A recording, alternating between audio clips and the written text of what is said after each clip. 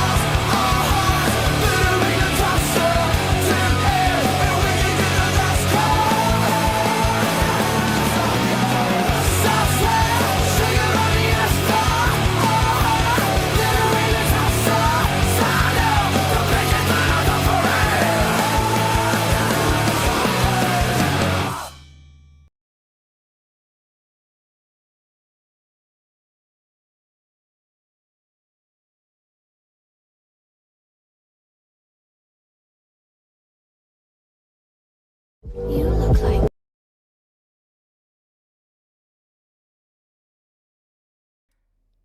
Oh no. Oh no. It was supposed to be a sew back, but unfortunately... unfortunately, I lost the dog. I lost the dog. Give me a sec, I'll fix this. I will fix this, goddammit. I know exactly where it is. There it is, there it is. Don't worry, I saved it, I saved it. Good morning, dog! You doing good? Wow, nice. You're doing good. Wow. I have something important to announce. Wow. I'm also doing good. Wow. Hell yeah, I saved it. I did it. Joeytron 9506, $5. Get paid, get paid, get paid, get paid. That's right, that's right. So, I managed. Where the hell did I put it? Wrong one, wrong one. There it is. Yeah. I managed to get my monetization back. We got monetization back. It's pretty good. It's pretty good. It's pretty good. We did it. We did it. Yeah, I managed to talk to like the one human being at the YouTube support, and like a few days ago, I was like, hey, I need to talk to the fucking moderation people because they screwed up and accidentally, flagged my shit when it didn't fall for it, Very, very reasonable, very reasonable. And they were like, all right, send us proof that this was appealed successfully before. So I sent them the proof, and after a few days, I got my monetization back. Yeah, Xander Dawson is now pretty cool guy for 14 months. You love to see it, bros. Indeed, indeed. Buddha personally show up to the YouTube office so he could fund donations to VTubers. Exactly, exactly. And can we get racist Fern? Let me see. I should still have it. Nigger death, kill niggers, behead niggers, roundhouse kick a nigger into the concrete, slam dunk a nigger baby into the trash. Mr. President, another trainee got groomed into being a mass shooter has hit the second building. Yeah. Yeah. Also, yeah, everyone's going to be flooding in with the member shit because they had memberships before and now it's been turned back on, so, Mark99 for $5. Loli will give you money now. Glad since PayPal limited my account. Seriously, fuck PayPal. PayPal's been gunning after a bunch of different people. Apparently they hit Milky, the cowgirl VTuber. They got her, which is like, fuck, okay. You enjoy the monetization from now till next year when the Warframe stream gets struck again. Oh, I nuked it. I just flat out deleted it as soon as I got the monetization back. I was sick of dealing with that shit.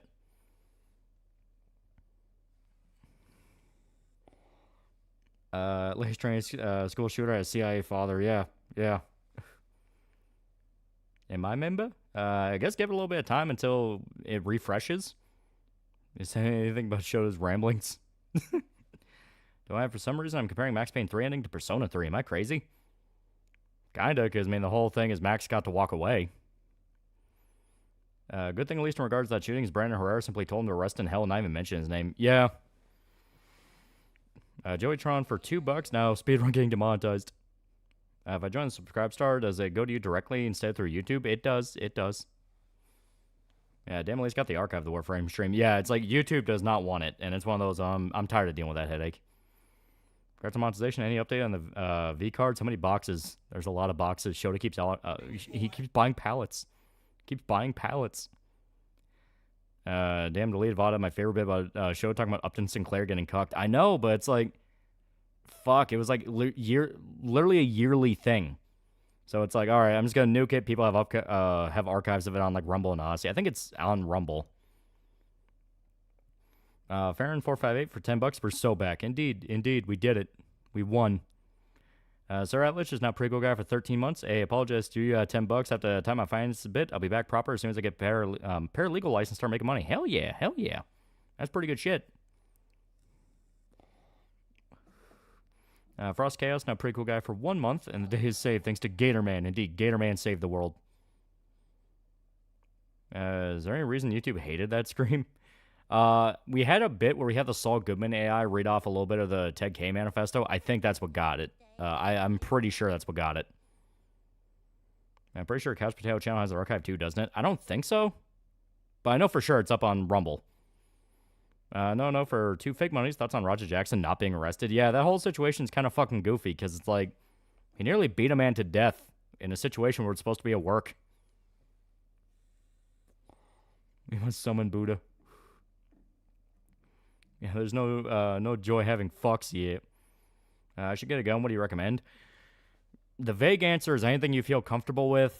The solid answer is I say look around and don't be afraid to ask. Because I'm assuming you're like in the mood for like a handgun. So get something that's comfortable and is easy for you to kind of use.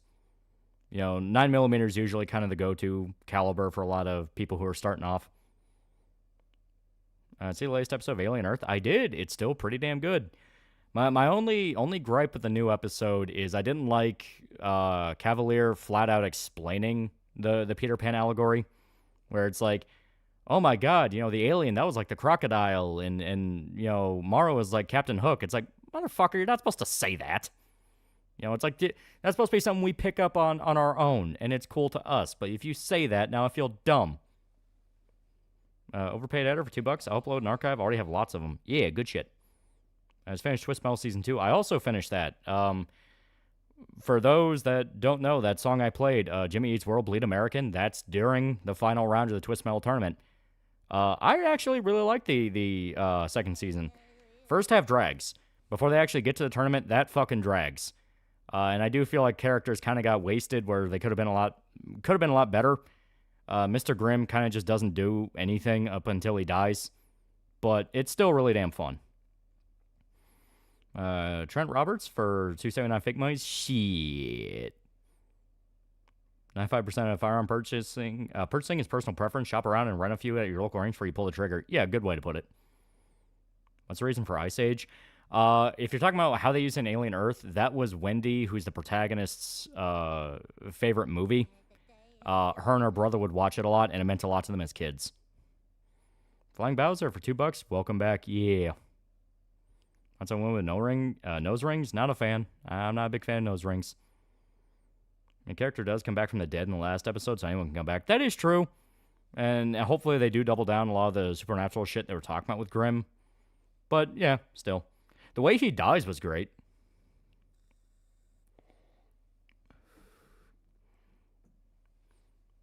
What stream are you tried buck-breaking chat with a scaly VN asking because I want to scar my girlfriend?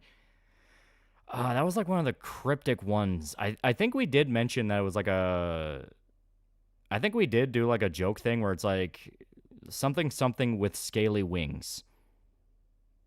Fuck. So you're just gonna have to like type in search the channel name and then scaly wings. Because I know it's a few years old. On those rings are just septums. It has to be really well done before I'm like on board with it. Releasing a Blu-ray of the Monster anime with a full dub next year. Might pick it up to watch my dad. Hell yeah. Yeah, I remember that. Angels with scaly wings. Yeah.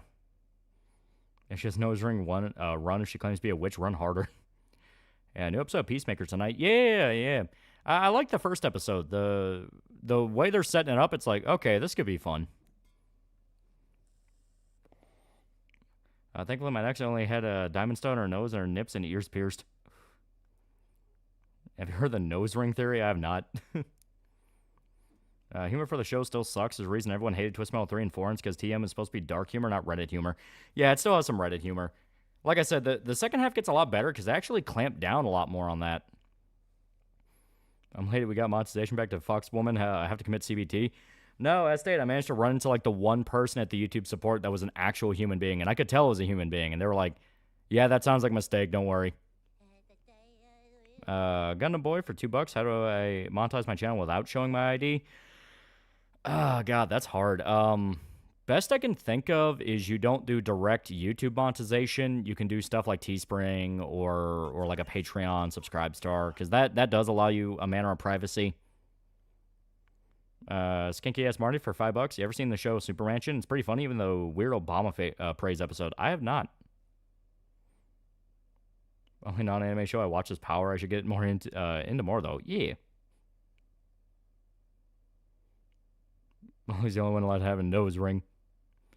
I'm fine with a woman as piercings, just as long as they don't look like they can make metal detectors explode by being near them. Does this mean we lose our terrorist discount? What happened to Joe Winko? I heard he live streamed a suicide.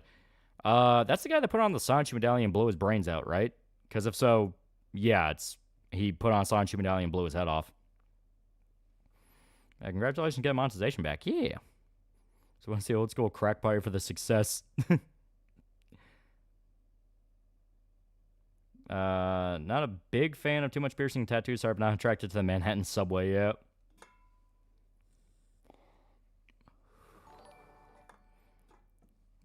Yeah, wait, what? Yeah, I heard about it earlier today. There was some guy where I guess he was like a lolcow or something like that. He put a Sanchi medallion around his neck and then blew his head off on a live stream. Yeah, dates confirmed. Smiling Friends returns October 5th. Yeah. Yeah, I'll say once more, even if you don't believe in supernatural, you do not want to fuck with the Sanchu. He didn't shoot him. He recorded his overdose. Oh, okay.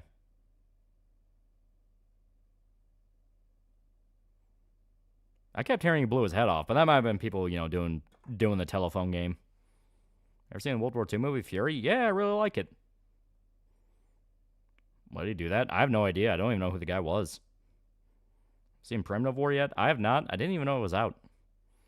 No, nose ring theory is as follows: anybody who wears a nose ring in the nostril cavity shall also always fornicate with a creature of the canine species. Oh, so yeah, fuck dogs. Okay. You got a picture of Ronnie McNutt. Oh, wow. Favorite Twist Metal ending? Mine's TM2 Sweet Tooth ending where he becomes a bug. I gotta give it to Twisted Metal Black's Sweet Tooth ending where he just murders Calypso, because if he wanted to get the curse removed, he would have had to stop killing. And he's like, well, where's the fun in that? And see that piece of shit shooter use Brandon Herrera's name in a shitty manifesto? Yeah, so it's actually something I kind of wanted to bring up and talk about a little bit. So obviously you just have we just had the Minneapolis shooter where it was some guy who went to a Catholic school and shot a bunch of people there.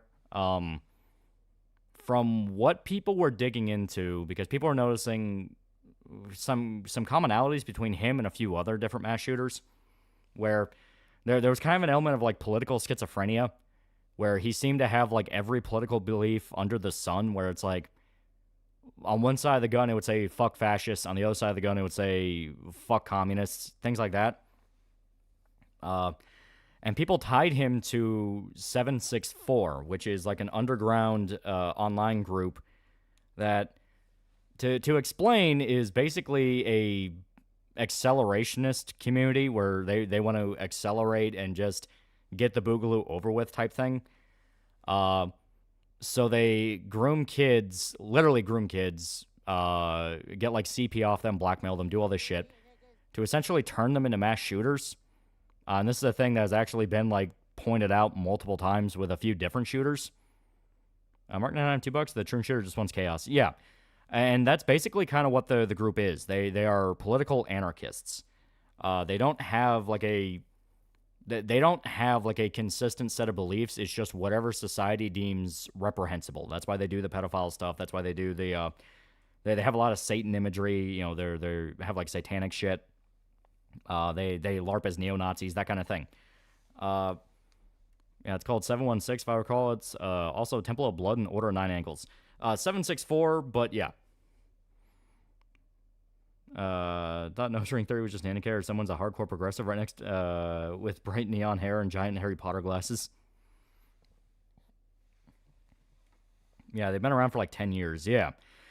So basically, the reason why they have so much conflicting stuff about who they were, because, I mean, this new shooter was like, you know, was tranny at one point, then apparently tried to get out of being tranny, and it's one of those where when you have the context of that group, you really start wondering, like, all right, what exactly here is, like, even true to what they actually were versus what is part of that LARP character? Because, like I said, they've tied this to a few different shooters. The black kid who shot up Nashville, that dude, apparently he was the exact same way. That's why people found, like, neo-Nazi shit with him. Because the whole idea is they want to stoke political tension and feed off this blame game where every side's going to be blaming each other until there's eventually, like, some kind of society-destroying civil war. That's the idea. Yeah, first question, why have they not been shut down yet? As well, a lot of people wonder. Yeah, the trainee also had a KMND shirt. Yeah. Also mentioned how convenient this mass shooting in the background of the shooter came out. At the same time, governments want to push online ID. The glowing is strong. Yeah, right? I saw Grum saying COD responsible for the shooting after being against censorship group saying games encourage abusing women. Yeah. Yeah, so anarchist. Yeah, they're explicitly anarchist. And it's this thing where, you know, people were digging into it and they found shit in his manifesto that lined up with what the group believes. Obviously, the political schizophrenia aspect, where because famously he name dropped Brandon Herrera, saying like, "Oh, I met Brandon at a panel and he seems like a great guy," and then Brandon came out and said, "I have no idea what the fuck he's talking about. I've never met him before." He also had an obscure reference to iDubbbz on his gun as well. And the idea was to name drop as many people as possible so they're all fighting amongst each other to go, well, it wasn't my fault, it was your fault, and this, that, and whatever. Yeah, isn't Brandon running for Congress again? Yeah, and people notice that. It's like, oh, how convenient that he name drops him right as he's, running for Congress. Yeah, Edubs. Yeah, that was the obscure Idubs nickname. Yeah, age 3 as well, yeah. Gun and Boy, $5, been posting videos, but they haven't been getting any views, so they're mostly gameplay. But do plan to make videos in the future. Any advice? Just keep trying. The more you do it, the more you realize little issues you can fix, and once you fix enough of them, you start gaining momentum. Wednesday school shooter, tell people to use GamerSubs code. Pray it won't be yours. People are already going after Brandon for this bullshit. Yeah, when the entire the shooter who had Pippa on their gun tied to that group, I think they were, because I think that was the Nashville guy. But yeah, people are noticing that this is becoming more of a thing where they're just name dropping these e-celebs and basically trying to drag them into their bullshit when they have no idea who any of these people are. Yeah, I wouldn't be shocked to CIA working with them. Well, apparently they tied 764 to another group called 09A. 09A was apparently a very obscure old neo-Nazi group back in like 90s, 2000s, that era time frame. And they did confirm with that one, that group had a history where the leader of it was a federal informant and was knowingly a federal informant. So after a period of time when the group was kind of falling apart, members of the group would then split off and do splinter groups, and it would just kind of weave out like a web from there. Yeah, 09A, Order of the Nine Ankles, yeah. There's so many accelerationist groups, not just trains, also sorts of groups with make a lot of violence justify a state like authoritarian fix, yeah. Yeah, 09A existed since like the 70s. It started in Britain and satanic in origin. Yeah. Like I said, it was like this old group that was monitored and filled with informants. And from there, because it was never broken up, you could have splinter groups that went off and did their own thing.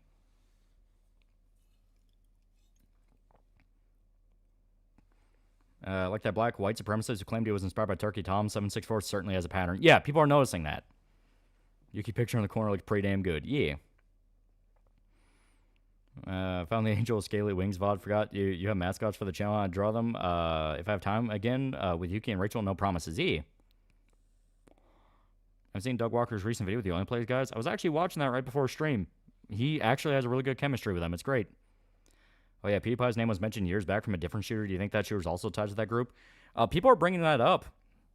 There was a dude who did a thread kind of doing like a big deep dive and going that this group has been active way longer than what people think. Because, yeah, Christchurch was another example of like a guy who was explicitly doing it, even mentioned in his manifesto he just wanted to stoke political chaos. And people from there used it as a cudgel to gun after different groups they didn't like. And Christchurch was especially weird, where there was that period of time on the internet where they were doing everything they could to wipe all footage of it off the internet in any way, shape, or form. So people do wonder if maybe there is a connection. So who knows? Getting the glowing is strong with this one. Sounds like the powers that be want people to still divide to distract people from their bullshit, push their own shit. Yeah. Yeah, first time I heard about it was through Wyatt X Him. It was his black metal iceberg, and he got to the level of National Socialist black metal, I think. Could be wrong, though. Might have been lower. 764 just apolitical, then? Yeah, they're anarchists. Basically, chaos is the point. Yeah, unsubbed at a podcast with a cop that killed the Nashville shooter. Interesting insight, yeah. At the time, no one was defending Felix, saying he caused it with his rhetoric and accidentally saying the N-word on stream. Yeah. It's one of those things where only now that it's happened multiple times are people catching on to the fact of, oh, right, this is all on purpose. Check Discord? I shall. Thread was saying that was a right-wing attack. I'm not buying it. It wasn't. It explicitly wasn't. Train shooter's gun looked exactly the same as Christchurch shooter. Trains on left, CC on the right. Yeah. Exact same thing where the gun is covered in different political messaging of like every different side. Once again, how do these mentally ill people that apparently can't hold down a job, how are they able to get all this expensive equipment? If you remember the Buffalo guy, The Buffalo guy that like live streamed shooting up the grocery store, that was another one where he apparently had like all these political beliefs and yet never seemed to go after the target that he kept claiming he wanted to go after. Had access to like thousands of dollars worth of equipment. Like, yeah, 764 is extremely political, but they will just say anything to get people mad and talking. Well, apolitical is their politics. Basically, they're full-blown in the nothing matters category. Like, trying to describe them by a side is not really how you do it. Because they don't have a side. Their side is just what they do. Yeah, the AR doesn't seem high-end.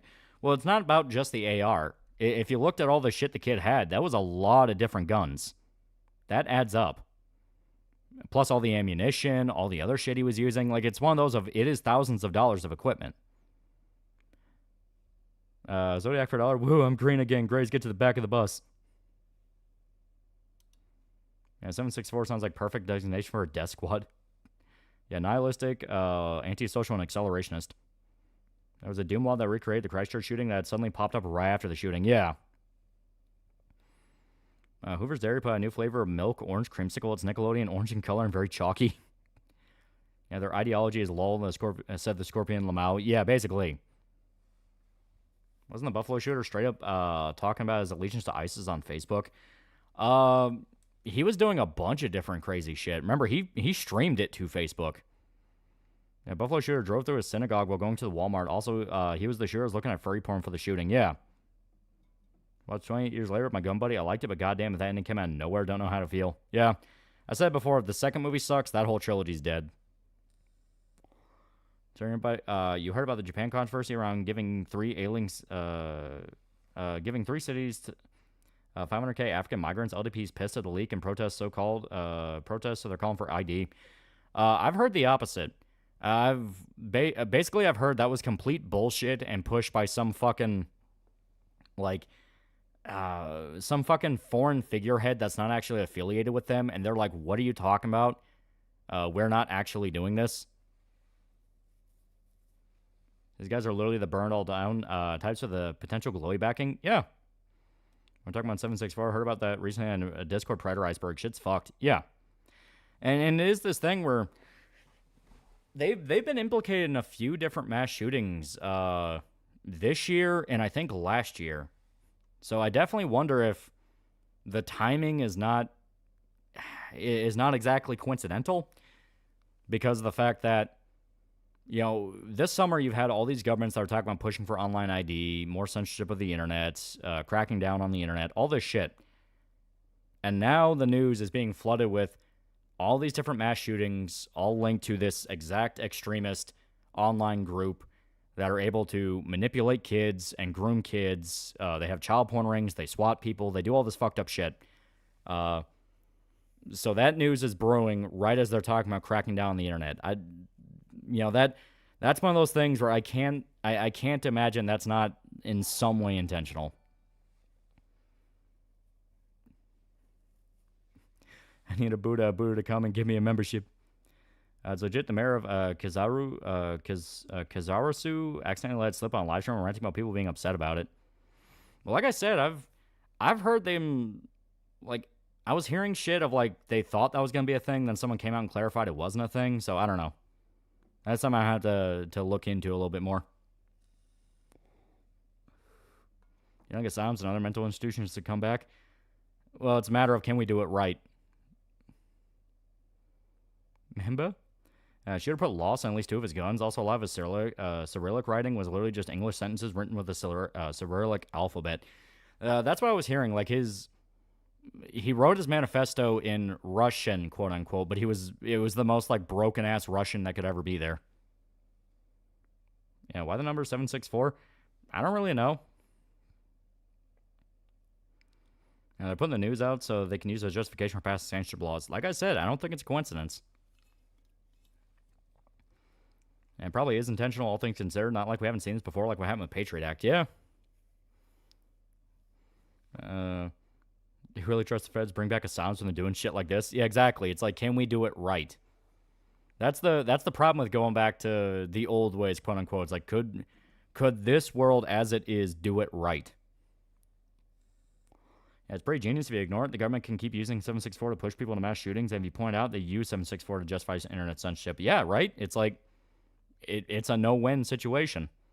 People should know about it, but it's also one of those of, goddamn, the deck is stacked. 764 is an area code in Texas. Ah, okay. Another shooting. Chat pull up Sonic talking about Stephen Paddock. Yeah, but why Russian? Didn't he know Russian? I don't fucking know.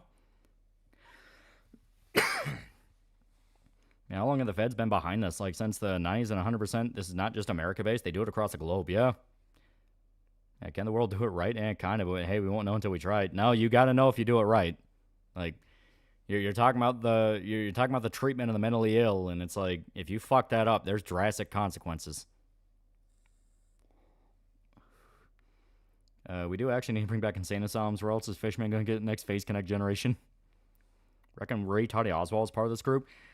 There's been grumblings about it, but nobody can find anything for sure. Because you got to remember, they locked down Retardy Oswald's shit very tight. People are speculating the Audrey Hale one might have been connected to it, because that was very similar, you know. But that's another one of, you need something solid. Yeah, Voldy shooter had 2 Daniel defense rifles with sights and ammo, at least 3,600 per AR, and he had 2. Someone's funding these shooters, yeah. And that's been the theory for a while. Like, how are all these kids who are mentally broken, have never had a job, and don't seem to ever come from a family that can afford this shit? At least not in a way where they're not asking major questions. Like, how are they able to buy all this stuff? You know what I mean? Like, Uvalde, they came out and said, well, yeah, credit cards. You know, he could buy his credit cards. Like, the usual limit on a credit card is like $3,000 a month. And the shit he was buying, it can be upwards of like 10 grand, you know? Crackbot thought about the Russian. Could it be because he was trying to associate Russia with his crimes, kind of like they're doing with the influencers? Maybe. Yesterday, when you factor in the whole philosophy being just fuck everybody, everyone gets hit by it, it would make sense. Yeah, even guns on the street, throw guns are expensive. Yeah. More positive news. I'm grinding and trying to find the best gear in Dragon Quest XI, preparing for the final confrontation. Gonna be sad when this game ends. Yeah. That's always the best part of Dragon Quest games. You feel sad when they're over. Do you expect Trump Shooter with a Demolition Rancher part of the group, especially since him and Brandon are friends? Like I said, it makes you wonder. Well, if you bring back asylums, all the leftists will go away and wokeism will die, starting America into a sling. Will be so base because I'll be the one cracking the whip.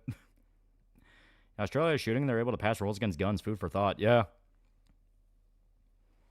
Yeah, I mean, my credit limit is like 5K a day. Yeah, but at the same time, you have a lot better history. I'm talking like mentally ill kids. Kids who don't get a fucking job. They're perpetual shut-ins. Like, it's a common story with all of them. They don't ever really seem to have any real employment history that would be able to explain how they get all this stuff. You know, they're like minimum wage workers at best. And considering the recent train shooter also brought Brandon Herrera during a shooting, Raptor announced second push for replacing Tony Gonzalez as well. Wouldn't be shocked if the timing isn't just coincidental. That's what I mean, you know? People immediately notice that of like, why would he name drop Brandon like that? That doesn't make any fucking sense. And it's because the whole idea is just name drop as many people as possible to fuck them over. Yeah, neats. Yeah. Yeah, no credit history. Yeah. Absolutely suspect Retardy was part of this nonsense. He fits the criteria: politically schizo, socially isolated, easily manipulating, government connections. Yeah. What we find when chars are over. I pointed out that the Trump executive order of the flag burning was stupid, because it's like, this feels like this could go bad very, very easily. And that basically amounted to, no, shut up, it'll be fine. And then guess what? It wasn't fine. There's already shit coming out about how a Jewish activist group already made a major landmark victory, saying it, literally announcing it will be used as precedent that if you set an Israeli flag on fire, they can sue you and have you arrested. What was it? The House just passed a resolution helping the ADL crack down on early life checks on Wikipedia, and they're going to be looking at Wikipedia for harmful and inciting information. So it's like, Hey, yeah, you stupid fucks. What'd you think was gonna happen? Yeah, Irish girl arrested for defending herself from a rapist and other trend shooter. What new madness is out there? Okay, correction. She was Scottish, not Irish. It's important to clarify. Yeah, Valdi Shooter was like 18 years old. No way they would have amazing credit for 7,500 in gear. You'd have to get multiple credit cards. Unrealistic. Exactly. Kids are too mentally disabled to hold a job and do nothing outside shit and play video games. This is not because America got rid of their gulags for tards. This is glowy. Yeah. See, RGG is apparently going to stop making Judgment games. Yeah, it's sad because I love Judgment. Yeah, the reincarnation of Boudica. The Scots or the Irish will gut you for that mistake.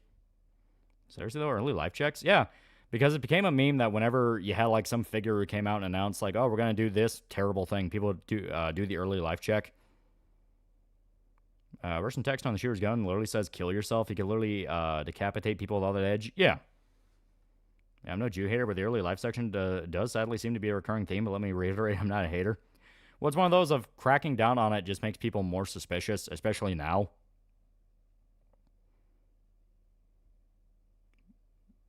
Even if they can't use Yagami, I'd be more than fine with Kaito taking over as protagonist. Yeah. Kind of based, actually, and now how groupers meant to know who they're supposed to hate. It's still pretty slow, and people defending it won't see that till we're over the edge. Was already seeing happen. Yeah. Yeah, what about early life checks? Yeah. The House and the ADL are going to be cracking down on Wikipedia because of the early life shit, where basically, as stated, you have someone who comes out with, like, a really bad article or has, like, one of those, like, baffling takes of, like, well, all white people should just die. People do the early life check and find out raised Jewish or something like that. And that became a meme for a while. Yeah, Columbine shooters got their guns to a proxy friend and they caught him. If these guys used a proxy, then they'd be all over the news. Glowy gave them the guns. Yeah. I like Judgment, but detective stuff isn't as good as L.A. Noire. Isn't because Yagami Seiyu's too expensive. Mainly his agency. The actual actor who plays him, like, loves it. He loves the character, but he just can't do it. And to give Brit Bong some good news, Purple Hockey's dead, and that's one less rapist for the thousands of migrants to deal with. Yeah, be how it be. Not a big fan of the government. I'm a firm believer those three Catholic mothers get into arguments with should not be trusted and are hiding shit. They always defend each other and accuse you of random shit. Yeah. Well, like I said, it's this thing where when it got to the point of splitting hairs over the Pam Bondi thing, where I'm like, no, I'm not going to trust the government because they're handing this authority over to Pam Bondi, who already fucked up the Epstein shit. They were like, well, Pam Bondi didn't personally release that Rickroll. It's like, who the fuck cares if she personally released it or not? It happened. They hyped up the release of the Epstein list just to literally come out and say, we never had anything the whole time, and you're an idiot for believing the list existed. And the most people got was a fucking Rickroll. So it's like, holy shit. One of the biggest issues with online politics or similar things, people have to gloat about how they beat someone. VPNs for the UK is an example, which then puts a target on that. That is true. That is very true. Yeah, Yagami wants to do more Judgment games, but his agency are assholes and hold him up for ransom to get somebody to pony up more cash for the rights. Yeah.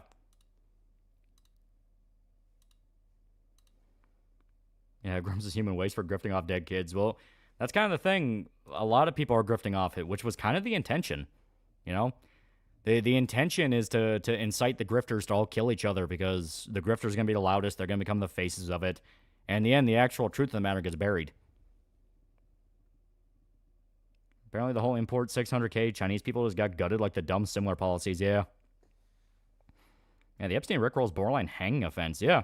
I've said before, you can still like Trump. He's still doing a lot of shit I like, but I'm never going to forget that. There's no possible way to forget that. Because that quite literally was them saying when the chips were down, they think you're stupid. VPN show be showed off in Fight Club rules and YouTube sponsorships. Yeah. Well, my neck hurts. Can you give me a personal massage? No. Go talk to a Filipino lady. They're pretty good. Try watching the Blue Man UN ads, and man, they're so funny. Your children are too happy. Beat them. Yeah, Gavin Newsom did it. Minnesota governor did it. Grums did it too. Yeah. The entire point is to incite the political grifters to hate each other and kill each other. Nobody can keep a secret on the internet. You can't understand that you keep your cards close to your chest. Yeah. Also, why the fuck did you publicly announce a list that has been have been unproven public secret for decades? Either you are giga retarded or intentionally giving an escape window. Yeah. Filipino ladies suck at neck massages. They keep trying to suck my dick. So that chick running like the kids in Weapons, I think she's autistic. I don't give a shit. Fuck Trump. Fat fucking cunt. Jobs are cool. Whatever. What about the pedophile surrounding you? Piece of shit. Fuck off. Very legitimate. You know? I don't blame anybody that's angry about that and can't forget that. Because, I mean, that wasn't like a small thing, you know? That was like a massive fucking failure. Not even failure. That was outright sabotage. That was intentional. Yeah, how was Asmongold anyway responsible for a shooter? Exactly. Also, apparently, Hassan threw his 2 cents in and called the term right wing, because of course he did. Yeah. Hassan's blaming Asmongold. Yeah, the entire point is these grifters will make it about each other. They'll warp everything around it. No one will mention the actual group responsible or the weird connections or the fact they had all these different conflicting beliefs. Anytime anyone would bring it up of like, well, they also said this and that, they would just go, well, they're crazy. What can you expect? It's like, that is the point, you know? The point is everyone gets addicted to the infighting and doesn't realize, hey, they want you to try to kill each other.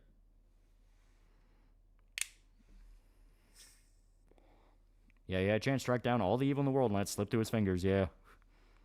Yeah, see the latest episode, Pain and Stockton did a musical, yeah. Trump did good, but he fucked up with Epstein shit. He was this close getting people his respect, and now it's going to be on his record, yeah. And as stated, it's something to where you can't just say, well, it's not that big a deal, because it wasn't. It was not just this small little thing. It was pretty fucking big. There we go. Try to make absolutely sure. There we go. For some reason, the audio output wasn't working right. Okay. I think Trump is doing an awesome job, but holy shit, Epstein list was a massive unforced error. Yeah. You'll find some of those guys on Twitter were like psychoanalyzing you. You got a weird group of detractors online. Well, like I said, it basically just amounts to the friend-enemy distinction shit, where it's like, no, they are friend, therefore they can do no wrong. And it's like, this is gonna fucking burn you. It's gonna burn you. You know? And something I even point out where it's like, the flag-burning EO is just cheap catharsis that doesn't mean anything. You know?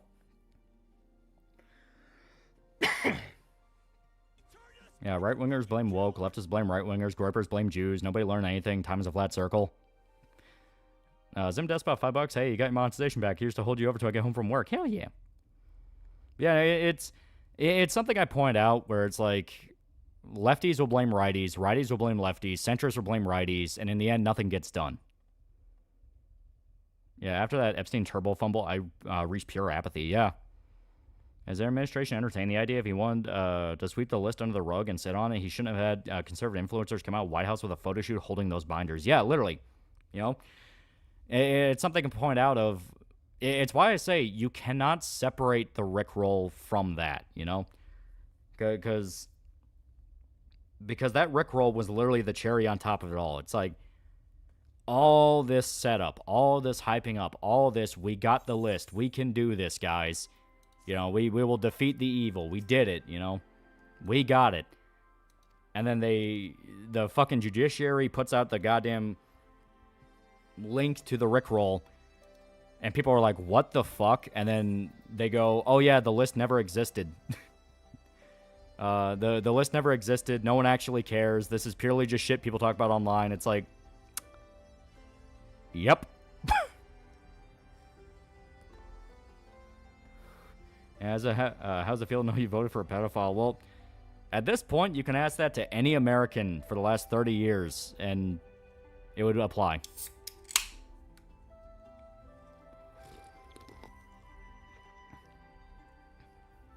A new VA for paying and stocking good? As far as I'm aware, it's only the English ones that got swapped over, and I haven't watched in English. I can please mass deportation illegals, but what's with a mass importation H-1Bs? Yeah. Don't forget those binders more censored than the leaks online. Yeah.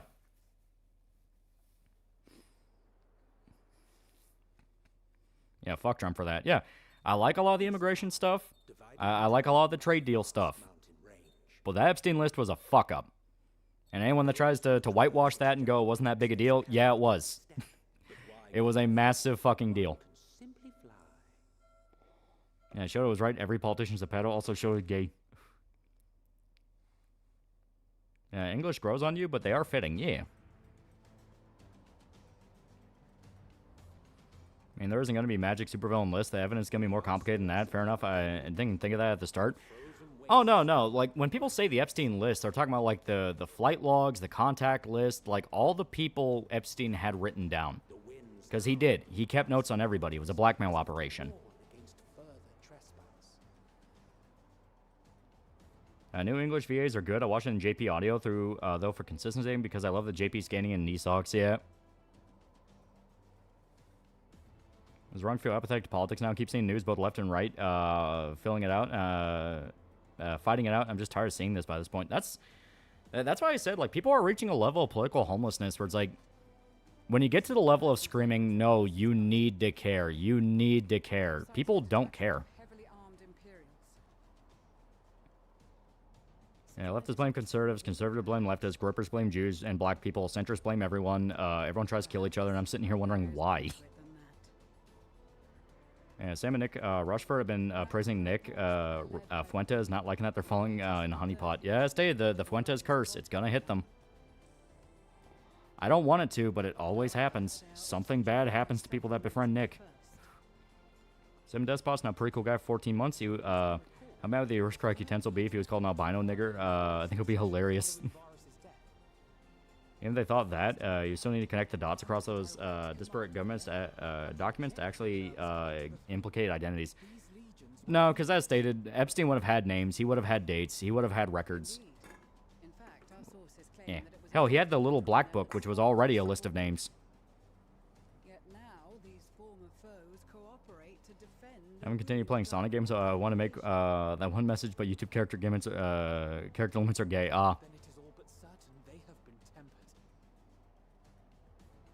Trump took a bullet to the head and got the whole country on his side overnight. Why'd he blow his goodwill? Yeah, right? Basically, people would rather play the blame game than actually do anything substantial. Yeah. And that's something that I point out where people get tired of kicking the can down the road, you know? And the issue we have now is Trump is doing a lot of good things. He is able to do things like crack down on illegal immigration. He's able to do the trade deal stuff. He's cracking down on Democrat gerrymandering. He's doing a lot of good things. The problem is the ultimate good thing is all the pedophiles that are in our government that are directly responsible for all the corruption, get rid of them. Invite politics in your stream, and now look, every stream is Thanksgiving. Worst thing we're seeing, as soon as the right gets a win, they immediately try to revert back to 2000s era repubs. Fuck you, this anti-Christian. Yeah.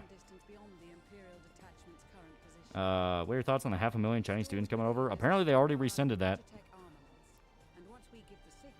Me personally, I think us Americans are messy when it comes to kicking the can down the road. Would you like more in pain stalking Angel Sisters or the Devil Sisters? I love stalking. She's great. I think we can address cost of living in this country. Everything's fucking ridiculously overpriced, damn near impossible to get ahead. You just gotta keep trying.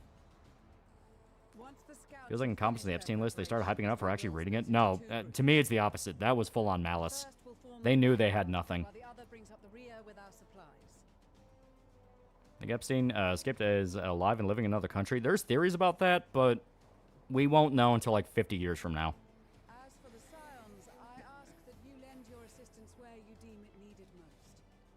And it's hard to put away money to take care of myself, and Social Security inevitably dies. The government actively suppresses upward mobility, and people want me to care about glove shito from nowhere. Holy gold ship twisted my dick. So why exactly should I listen to these people that claim to be on my side when their actions show they clearly aren't? Exactly. That's where a lot of people are getting to. They're like, there's a saying. Fuck, I'm trying to remember where it's at. I think it was like a post someone made. I think it's one of those that's just been copy and pasted over and over again. Where basically, something can start off as a movement, then it turns into a business, and then it's a racket. You know? I believe there was a rare list, a black book like every other pimp has, either for blackmail or repeat business or worse. Yeah. Left would have released a list they would celebrate, and a year later you would look it up and it's thrown out because they removed and added names to the list for political reasons. Yeah. Was well received. More specifically, they asked that we destroy the Imperial's toys in a spectacle. If allows me to escape the constant left versus the right, religious versus atheism, proxy war versus proxy war, then I'll take my chance with my hobbies by this point, political circus, and keep themselves. Over Ocelot, don't worry, Republicans will get those trains. Don't worry, Democrats will get those maggots. Don't worry, grippers will get the juice. Is it an Orant? So at the end of the day, I don't give a shit and just play video games, watch VTubers. Yeah. Also, congrats again, monetization back. Forgive me if I'm a bit resident. Hesitant on donating with how gay YouTube is. Oh yeah, no, it's all fine. I'm just happy to have it back. Yeah, most of us never expected there to be any consequence for the Epstein list, but at least we know who the perverts are. Yeah. He's a lady in armor. She's pretty, but I don't like short hair. I think Hitler survived. I know Argentina claimed they had documentation proving he was alive. And there were a lot of Nazis that ran to South America. His favorite villain for me, it's Mr. Sato from Ajin. Anime has problems, but the character's awesome. Plus, he's great in the manga. I like Griffith. Any plans to do a Dead Space retrospective? I get asked that a lot. My answer is always, yeah, I want to. Maybe you think that because your wiener's in retrograde. That's he Eddington? I have not, but I did hear it's good. It's just one of those of... I still need some time before I'm able to watch any COVID media, because it's like... That was such a retarded time. That was like probably still the most retarded time in our lifetimes.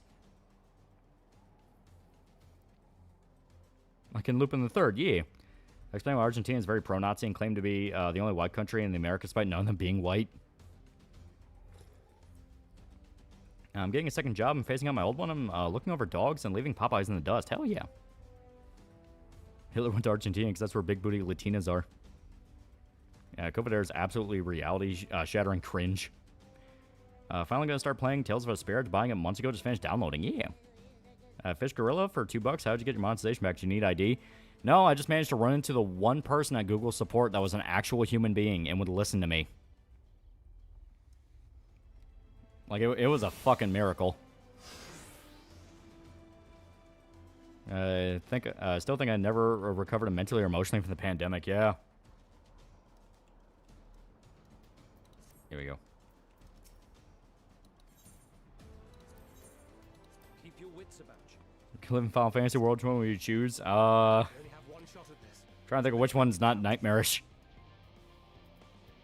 I mean, maybe 8s. I mean, once they kill Ultimecia, it's okay.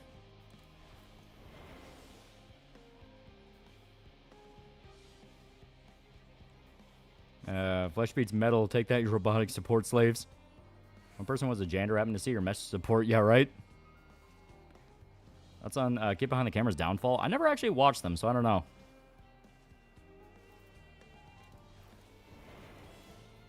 Okay.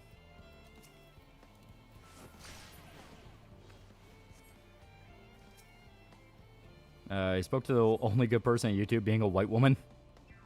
Sound like an exhausted IT guy or an Indian? It sounded like an IT guy.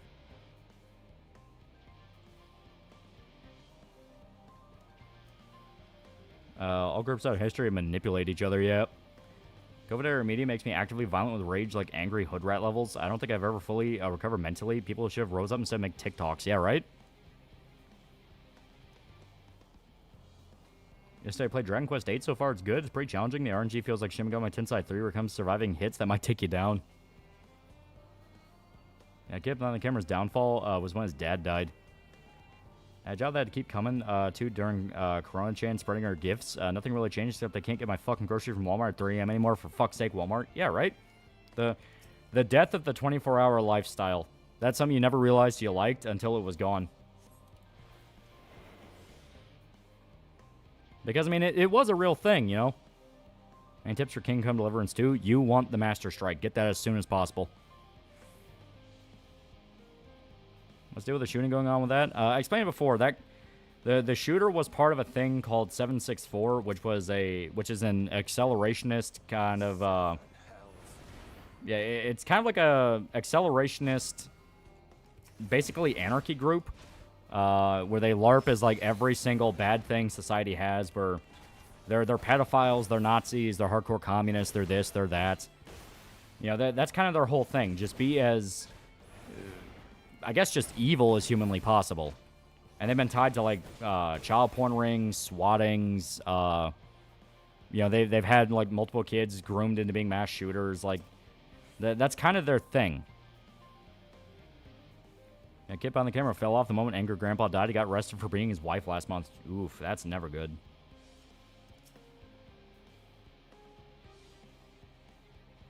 I wrote out Scary for a review, but I'm still kind of confused who Alejandro was really working for.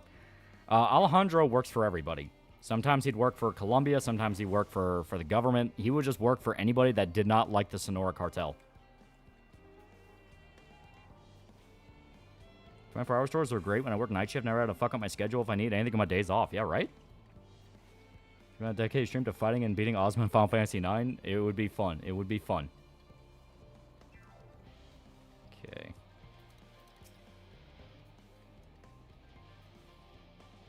Yeah, I was working at Publix during the pandemic. Man, that time was annoying. I swear the feds had a few anti-maskers just acting like dicks. Definitely think to some degree. You know, because there was a lot of that of, like,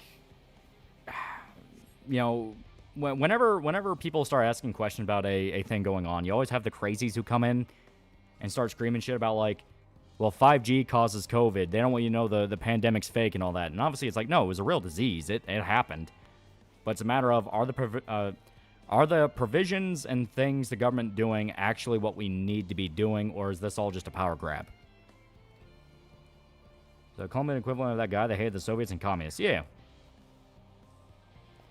And speaking of Walmart, they locked up the fucking Lego sets. How did Alejandro become a super badass dude? I've been a prosecutor, then graduated becoming Hispanic Frank Castle. Who trained that guy? He got in bed with the CIA. 24 hours drive-through would have been great back home across my stay after my Japan trip. Yeah. I lost my job during that time. My fiance, yeah. I remember a clip a few years ago of a guy being threatened and shot by his mom's schizo boyfriend. Turns out the guy who got shot, 6'4" member, B found out he was a pedo. Yeah, that's a really famous one. Kid got clipped in the ear. And then sometime later, fuck. Yeah, like sometime later, I think he ended up like killing his mom. And that ended up being like this whole thing. I was homeless during COVID lockdowns. It was literal hell.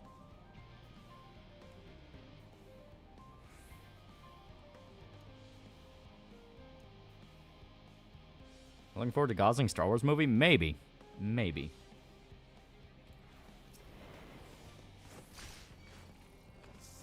Shit. Okay, so you really don't want to fight these. I wish there was a subclass from Monk that's all about using your key to use aspect to animals. I don't know how Dragon Quest XI is difficulty-wise compared to other games, but personally feels like it was a decent amount of challenge without being ball-crushing.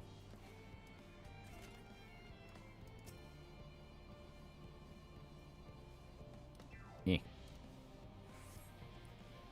Here we go.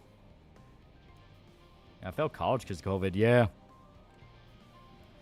Well, like I said, it really should be a thing where it's looked back on as the most ridiculous time we've ever had. Like, people were falling for fucking everything on both sides of it, you know? Where you had people who were full-blown, the pandemic's not real, it's all a lie, it's just, it's all a scam and this and that, and they're trying to change their DNA. To crack down on people that were actually asking good questions. You know, where it's like, hey, why are we doing any of this? None of this shit makes any goddamn sense. It should be to the northwest. And then you had people who were like, no, the government is telling the complete truth and we should lock people in camps. Like, it got ridiculous. Remember when Trump said to inject bleach? He didn't even say that. He was talking about bleach therapy, which is a real thing where they basically pump solution into your blood to clear out pathogens, and it has been linked as like a thing that can work. So I made some fan art through Twitter last night. It was pixel art of Rachel. Hope it was good. Hell yeah, hell yeah. Don't forget to DM it to me or what have you. Yeah, because I want to see it. I like a lot of the ones we're getting. 3-year mental break because of COVID. Check my head. Mental health. Taking mental health seriously. Yeah. I think fell apart in my personal life. College was miserable. My dad was out of a job. My town lost a shit ton of businesses, and I think my mom really started drinking hard. Yeah. Like I said, it fucked people up in ways we're still not really comprehending.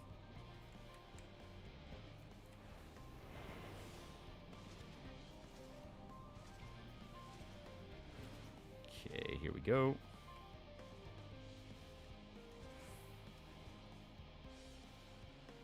I've already seen a couple people post fan art on Twitter. Hell yeah. Yeah, because remember, the deadline's tomorrow, and I'm all excited about it.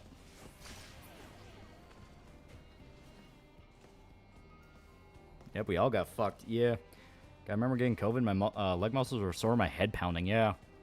Like I said, it was a real disease, and obviously, if you were like an old person or like a really little kid, it would really fuck you up. But at the end of the day, the shit that was done to crack down on it never needed to be a thing. That was all a complete lie. I cheated so much my sophomore year. Thank you, Quizlet. Fuck people in ways we still aren't comprehending. Yeah, and we never will. An adjunct to LARP having Chuck McGill century shit and basically gave me and other autistic students a hard time for using our digital assistive tech.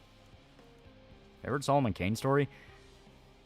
What was the one where it's like men will die for this as he's holding the woman in his arms? I love that one. That's like such a hardcore scene. Can't wait to see a little fan arts in the book. Yeah, I'm all excited. Am I trying to create COVID? Are they stupid? Yeah, caught COVID twice. No vaccine, still alive. I have still not caught it. To this day, I have never got COVID. Now, granted, it could just because my immune system's built like a fucking horse.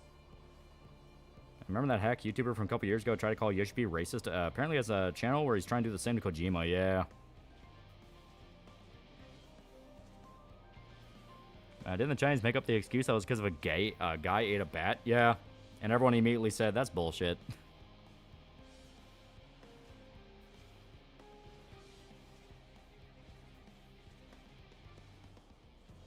Yeah, I never got COVID. Which might make me a target if I say that. Yeah, I got it from my dad who got it from a coworker who didn't stay home. Well, his immune system of a coked up hobo. COVID happened at the end of my middle school years. Never got to say bye to some of my friends or get their contacts. At least I never got COVID and found one of my old friends at high school. Saying COVID happened at the end of my middle school years is fucking with me so bad.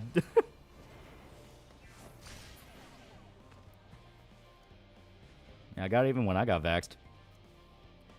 I think the test said I caught it, but it just felt like I ate something that was left out.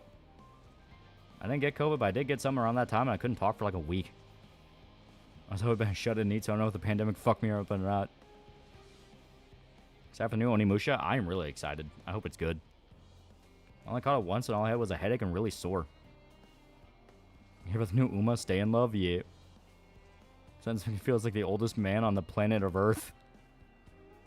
I like him always gone Super Saiyan. I know she's doing her, she's like, shilling like a protein powder thing, which, honestly, that makes sense, yeah. Her whole thing is being the workout horse. Fuck the pandemic, fuck the CDC, fuck the NIH. Yeah, 2020 was half a decade ago. Oh, God.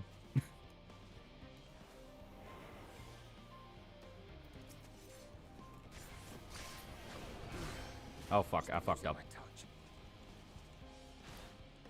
Here we go. Here we go. Kite him over here. Got COVID once and did fuck me up pretty bad. Worst diarrhea ever. I've had COVID 3 or 4 times, but the first time was admittedly pretty bad, but every time after it's basically been strep. Mr. Century's 5 fake monies. Have some shekel to celebrate the bureaucrats at YouTube getting bent. Yep. Check Discord. Give me one quick sec to get out of this. There we go. I live in Victoria, Australia, the place that got the world record for the longest lockdown. Not only were we locked down the longest, it came out the premier locked us down, not from medical advice, but just because people are still fucked up and, people are still fucked up and people lost family members, all because the premier locked us down based on his feelings. I'm still fucked up over COVID lockdowns. Fuck Dan Andrews. Yeah. Like I said, it's something to where, because I know that Eddington movie is specifically all about a town reacting to COVID.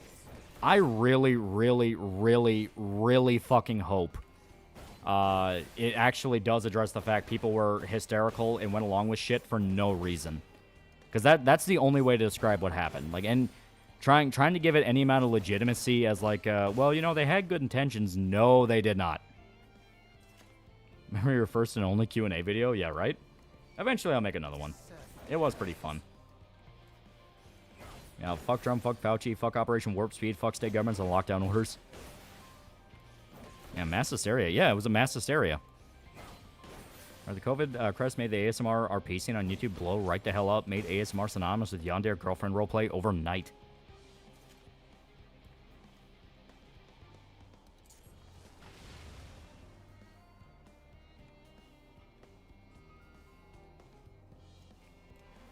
You know what? Yeah, should be.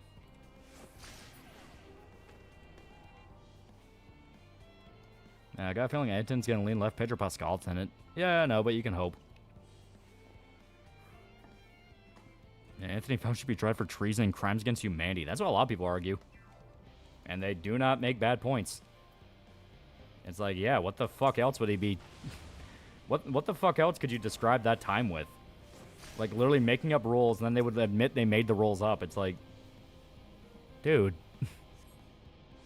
Thank God for Hololive, because they literally saved 2020. Do another Q&A video? Would you do it with Shota and the other bros just for lulz? That would be fun. No, it's not just Fauci, the whole NIH, yeah. I'm gonna say COVID actually improved my life. Got into a relationship with my now wife. Watched all of One Piece, read all of Berserk, rekindled my passion for drawing. When my test said I got it, but it was just a fever adrenaline dump from when I got my first tattoo. I have to stop Tomoe. She's chucking Humvees now. Don't forget the mayor of New York. The man should be in jail for what he did. Yeah, 2 years. I still got work at my package handling job and just still never got COVID. It's a joke in my family that I would have been the only one happy staying home because I have a lot of hobbies. I have a question. What's your favorite manga? Guess. During COVID, when I started listening to you. Yeah. I will say, COVID was when I kind of blew up a little bit, you know? I don't know if it was because everyone was locked in at home or what, but yeah, I managed to blow up a little bit during it.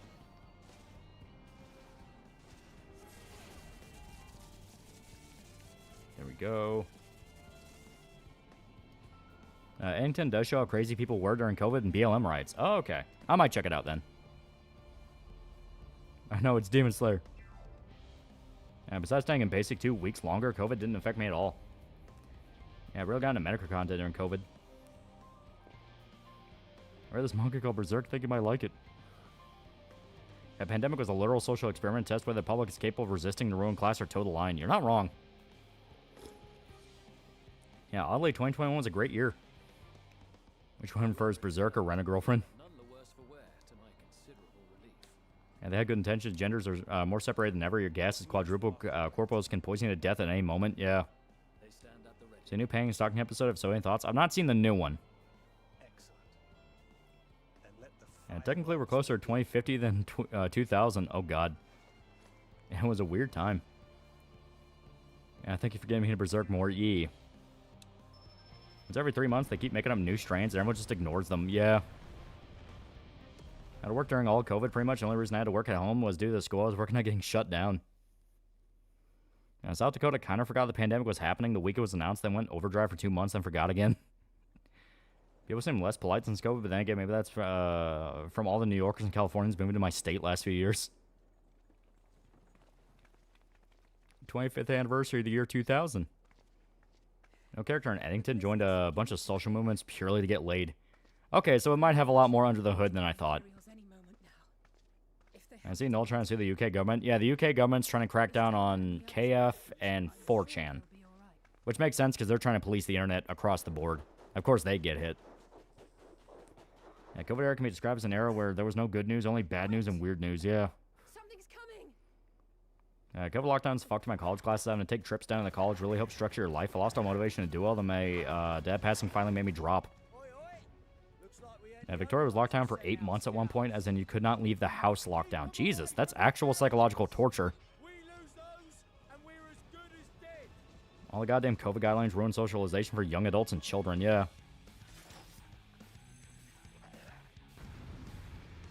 Yeah, Brits can't say shit but we also have freedom of speech, yeah. Like I said, the everything that happened this summer is a very, very big reminder to people of why you don't take freedom of speech for granted.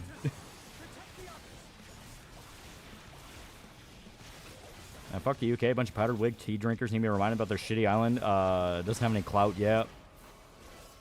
That's gonna do shit against COVID. Fauci should be locked up without a key. Yeah, that was a direct lie. Like, you know, I got family that works in medicine. You know, I have like direct family that works in like hospitals and shit like that. And we were talking about like the mask thing of like, there's no possible way those masks actually protect people, right? And my relative that works in medicine just looked me dead in the eye and say, there is no way because people just shove them in their fucking pockets. They shove them in their pockets and take them in and out. You had like reusable masks they were selling to people with like designs on them. It's like, these do not fucking work. And telling people they work is more harmful than just saying, wash your fucking hands. Oh, his theoretical wife is a doctor. COVID kind of gave me imposter syndrome when it came to my grades, and I think I struggle a bit with motivating myself to work. Yeah.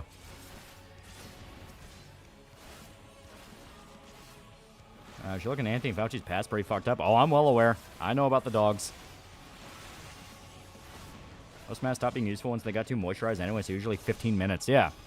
And they expect you to wear it for hours, and it's like, not even doctors wear it for hours. They swap in and out with disposable ones. And it's not meant to be a thing where it prevents disease transmission. It's meant to be a thing where it prevents, like, fluid transmission. So, you know, like a surgeon looking over a patient, they don't want to get spurt in the face with blood or have, like, fluid get on their face, or they don't want to drool in the patient for whatever reason. Like, it's physical fluid transfer. There's reports of COVID cases on the rise in my state. Fuck these people. Yeah, it's cold flu season. They're going to try to whip people up into a frenzy again. They're going to try. They're going to do whatever they can to keep it going. But most people at this point are like, dude, it's over. It's been over for years. Captain America for $2. Don't forget how he handled the AIDS crisis. Yeah. I understand not agreeing with an actor's politics. Come on, it's Peacemaker, musician, hero of guns, DC. What's that in reference to? Because, yeah, I'm liking Peacemaker so far. It's pretty good. Mask with a modern version of in case nukes just duck under desk. Yeah. Gotta keep party going, yeah.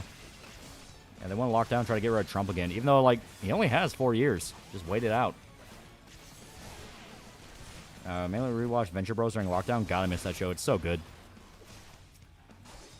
My old job, I had to wear a mask for like 10+ hour shifts while working outdoors for 2-3 hours. Not a fun time, yeah. This day, I don't wear a mask anymore after learning that fact, yeah. Remember everyone's spurting because of GigaChat monopolizing the hard hand sanitizer? Yeah, right? I'm going to short the hand sanitizer market. Zodiac for $2. We had 24-hour Walmart and $1.95 gas. Never forget. Yeah, never forget. One thing that can protect you from airborne disease is stuff like a gas mask. Yeah. What's around college walking around with that mask, only wearing one in main buildings, and everyone walking outside was wearing them. Still wore the mask regardless, even knocked chance down by 0.01%. I still wore it. That and it was better to wear that to go to the store than be kicked out. I was a prick. I just didn't wear it. I would get hollered at and I would even be told to leave for some places, but I just didn't wear it. Yeah, masks aren't illegal. Yeah, I mean, like, there's people in my town, you know, like old people or something like that still wear the mask, and I'm not a dick about it. It's like, whatever. At that point, I kind of view it as like the Japan thing of like, maybe they just unironically don't feel well and don't want other people to get sick. You know, I assume the best in that case. I'm not going to be a dick. No point to be. I'm funny when I see people wearing them in their cars alone, yeah. Saw real tweets and articles calling for the ostracization and death of the unvaccinated. Never forget that shit. Yeah. Modern day Nazis. Fauci gave AIDS medication to children resulting in deaths, yeah. And we have an expiration date. A fine display, but the other colors are still in danger. Go on ahead. We'll hold the line. Wore the mask when I went out to the store, but my own home mask comes off, yeah. During security for the Navy during COVID, and you could literally be standing out in the open away from everyone. Some asshole will come up and make it their problem, yeah. He's saying Vaxie, wear his masky when someone tries to force on you, yeah. And games you're looking forward to? New Onimusha looks really dope. I hope it is good. Also, RE9. I just get through it because a bunch of celebrities sang Imagine. Yeah, fast food without 21 plus check-ins or bulletproof surfaced employee transactions. On top of stuffing masks in pocket, there's no way the visible holes in the mask, visible holes in material could catch a microscopic virus. Yeah. Like, the way I describe a lot of the COVID hysteria is people legitimately forgot how medicine worked. Especially since I have a younger brother with ASD2 who was in school during Corona. He refused to wear a mask, and my mom had to sew him one so he could wear it. And family went on in public, but if you live with family, 99% chance you get it anyway.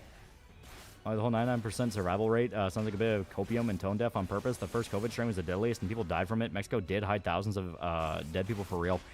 No, it's one of those things where COVID across the board did not do anything that crazy from just an aggressive flu strain. It really wasn't anything special in regards to just another strain of the flu. You know, people weren't puking up blood and turning into rage zombies. It was just a bad flu season. People even noticed that, like, the same year COVID became a thing and you had all these, like, COVID injuries and COVID deaths, all this shit, the amount of flu cases dropped off like a fucking rock. It was like 1.2 million cases last year to, like, 10,000 the next year. It didn't make any sense. So, once again, the disease was real and people died from it, but it's a matter of, so this is just basically the flu again.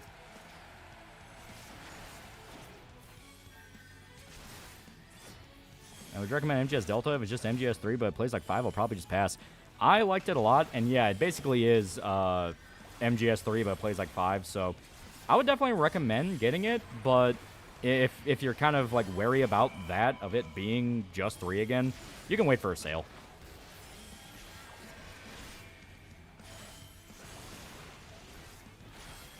I finally watched Thunderbolts, generally one of the best Marvel cape shit movies in years, top 5 in Marvel in general. Have you seen it? I did. It's pretty good. Yeah. I like that it was trying something different. It wasn't just Marvel's answer to the Suicide Squad, even though it did kind of feel like that in a few points.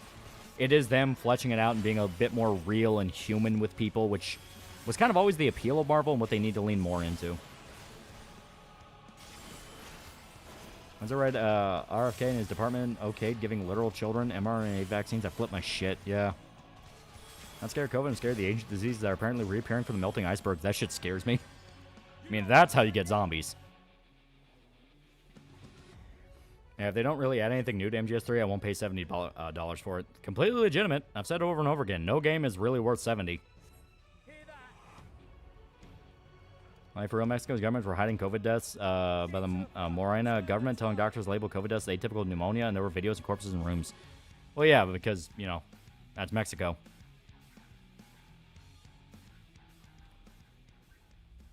I thought it was okay, kind of boring, but Red Guardian moment was pretty good. I thought Thunderbolts was just more slop. Fantastic Four was really good, though. I still need to see Fantastic Four. I know Art Bro really liked it. Yeah, one could argue no games are worth $60. Special Edition Rancagua Estival Versus was with 70. So John Carpenter's endorsing a game, Toxic Commando. Yeah, I want it to be good. You can't just forget it, Jack. It's Mexico that way. No, you kind of can, because that's Mexico. It's like, fudging numbers is kind of their game. I think American comics get a bad rap these days. Yeah, but it's deserved. There was a very solid period of time. It's still kind of there. Though it is slowly trying to piece itself back together, where it was just the worst of the worst came out from American comics. Can disease survive millions or even hundreds of millions of years inside ice? That work? Actually, yeah. Diseases can basically go into stasis. The thing about COVID is I made everyone apologize. Death Stranding, yeah. Rumors that we were fudging our numbers, but to overcome COVID deaths instead, yeah. Would you recommend Kingdom Hearts? I really like Kingdom Hearts. It's got a soft spot in my heart. I think Saber Interactive's a good developer. They're kind of another case of like a AA studio that would make... They would make flawed gems of, like, this isn't really the best, but it's trying to be something. And now they're, like, quickly reaching up level. Because they did, they did Space Marine 2, didn't they? I will say that I haven't quite felt the same the first time I got COVID or when I had my appendix out. I felt fucking weird ever since. I never really felt like MCU had that. Spider-Man 2 or Dark Knight. Most of the movies I felt were mediocre. Only occasionally had good movies. You're not wrong. All the best stuff was in, like, Phase 1 and Phase 2. And news on Berserk. We're getting a new chapter in September. Yeah, apparently also the KOTOR remake. Oh. They did Space Marine 2 and World War Z. Yeah. So they're not a bad developer. I actually kind of like the World War Z game. Obviously nothing like the book, but fuck it. It's fine. Whatever. I just trade it as a zombie game. As like a Left 4 Dead clone, it's actually pretty good. And Space Marine 2 is like probably their biggest game, and it gave them the most prestige. To argue Winter Soldier is when MCU peaked. Yeah, my brother agrees on that. He really liked Winter Soldier. And to be fair, Winter Soldier was pretty fucking good. Though I do like Guardians 1. I think Guardians 1 was pretty good. Didn't they can the KOTOR remake? Yeah. I was introduced to Kingdom Hearts at a very young age. The first time I played was Kingdom Hearts Recoded. I have a soft spot for the franchise.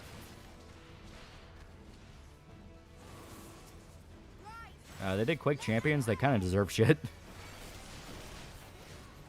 Virus can hibernate. That's why you need to properly cook your food even when they're in the refrigerator. Yeah. What's next for Guts? They keep saying, like, Koji Mori made a statement basically saying that the next few chapters coming out are basically equivalent to the Eclipse, and people are like, okay, what the fuck do you mean by that? Winter Soldier's good, but has the same problem most MCU movies have. The main villain's just terrible. Well, I think Winter Soldier's whole thing is you don't really find out who the main villain is until literally right before he dies.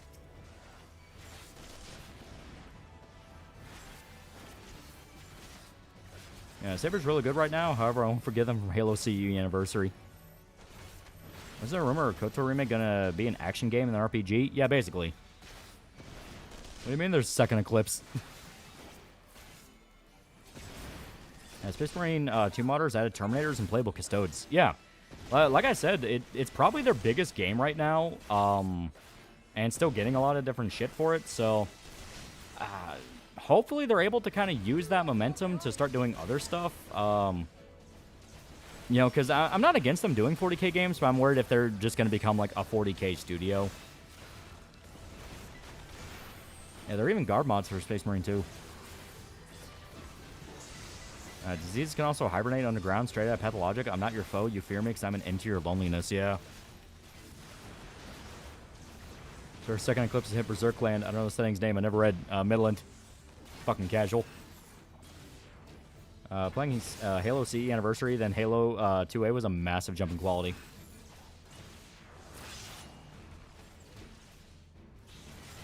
Anyone praises Winter Soldier but doesn't rate the first Avengers a poser.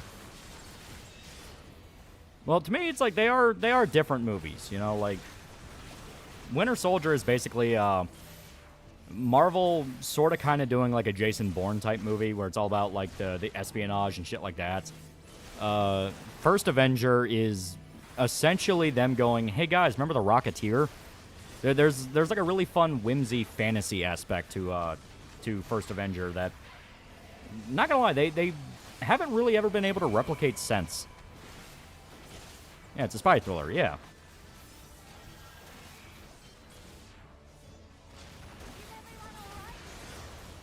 Scientists in Russia were thawing a sample of Siberian permafrost when they found something completely unexpected lurking inside a pair of living roundworms.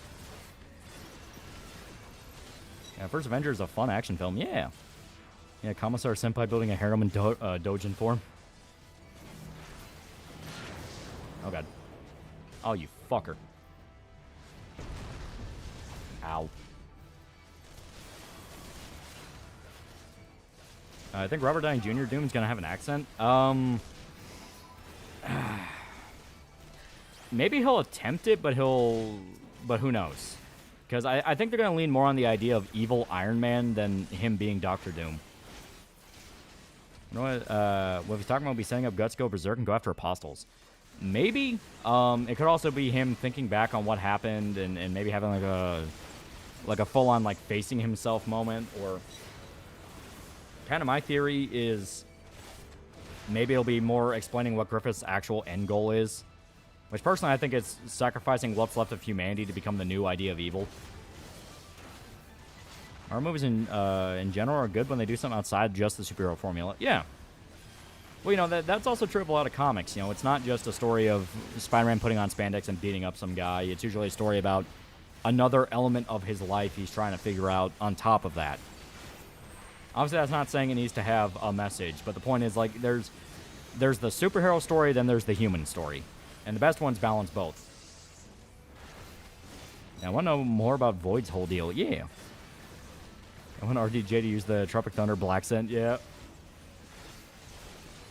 It'd be hilarious for RDJ to do an accent and try to cancel him over it. Yeah.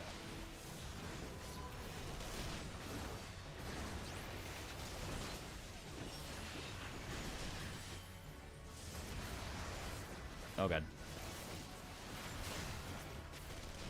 We're talking about Second Eclipse. Falconian's power kick full of demons and human sacrifices. I'm scared for Casca. Either Second Eclipse or maybe a flashback explaining how Geyseric's kingdom fell or something. It's gonna be something big.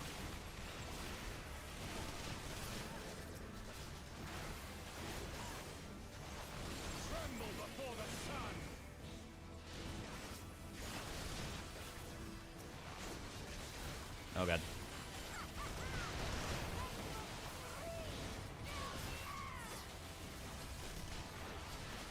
Oh.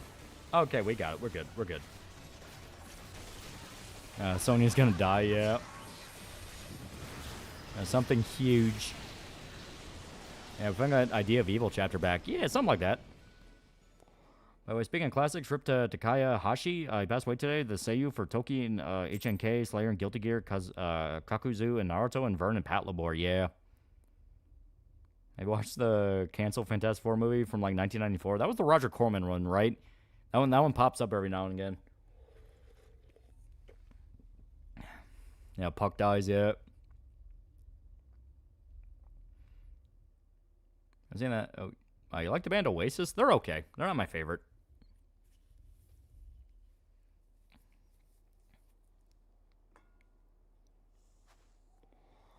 I don't know if I asked before, but you think Pulp characters can make good personas, or you think Pulp stuff can work as a theme for a persona cast? They would have to know what they're doing, but I'm not against it.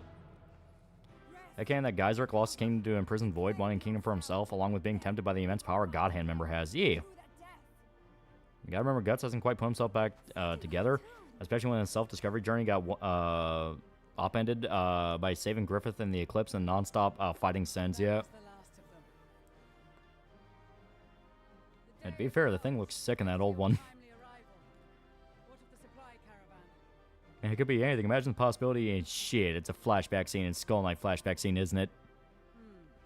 The Eclipse happens every 200 some odd years. We saw Skull Knight in front of a completely different apostle, aside from Void. Then what the fuck happened in the last 4 eclipses? Probably replacing the members of the God Hand Skull Knight killed, because I headcaned it, and he murdered them.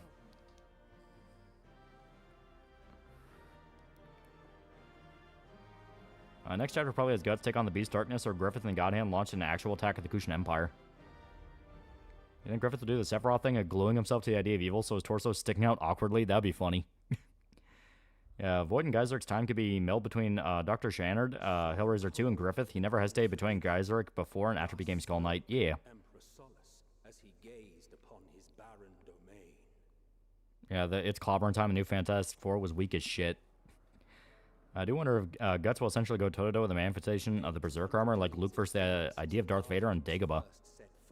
Well, Star Wars was a really big influence on Miura. My God, what if it pulls a Golden Age and just launched into a complete Skull Knight backstory?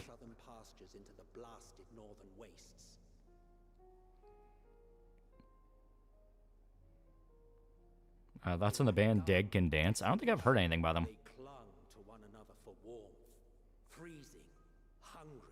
I start the story behind the God Hand, aka God Hand to high school years.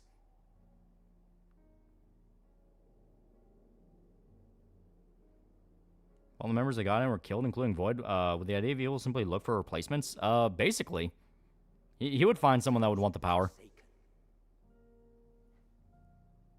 Might be a hot take, but I thought Incredible Hulk was the only time Hulk was done well in MCU. He wasn't terrible in Avengers, but he started to get more goofy. Yeah.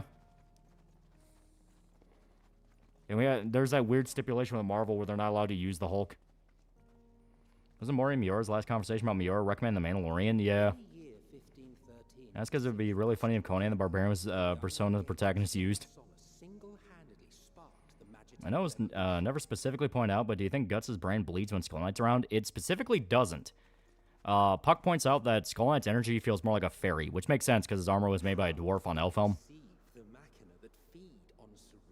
Also, theory that the God Hand aren't fearless. They just hide their fear with their power and endless supply of apostles. Maybe that and their scares Griffith right before the eclipse. How had he so quickly ascended through the ranks?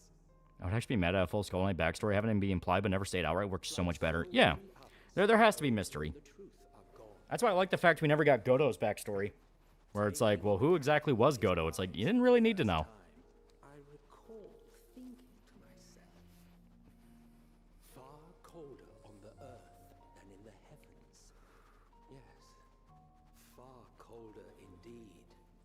Bitterly so. Yeah, they had to get RGJ back after the whole Jonathan Major Kang saga fell through, yeah. And hopefully get an update on Strike soon. Yeah, Skull Knight probably knows the true emotions of the God Hand. He's probably seen them without the bravado on the demonic battlefield.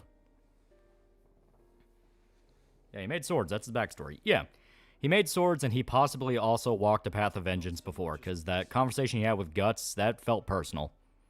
But I like the fact that we never knew what. Favorite Serpico moment? Mine is the Holy See when he's fighting Guts on the edge of the cliff. That one's really good. God.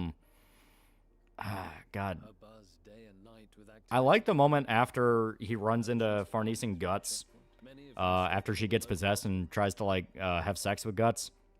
And Serpico just, like, immediately goes, I'm gonna fucking kill you next time I see you. Well, they're the God Hand, but they changed their look. Now fair is $5. Remember you liked Rogue Trader. Are you excited for Outcat's next 40k game based on Dark Heresy? It could be cool. Also, as I used to ship Isidro and Shrike, is it bad I still do? I know Isma and Isidro is the ship, but...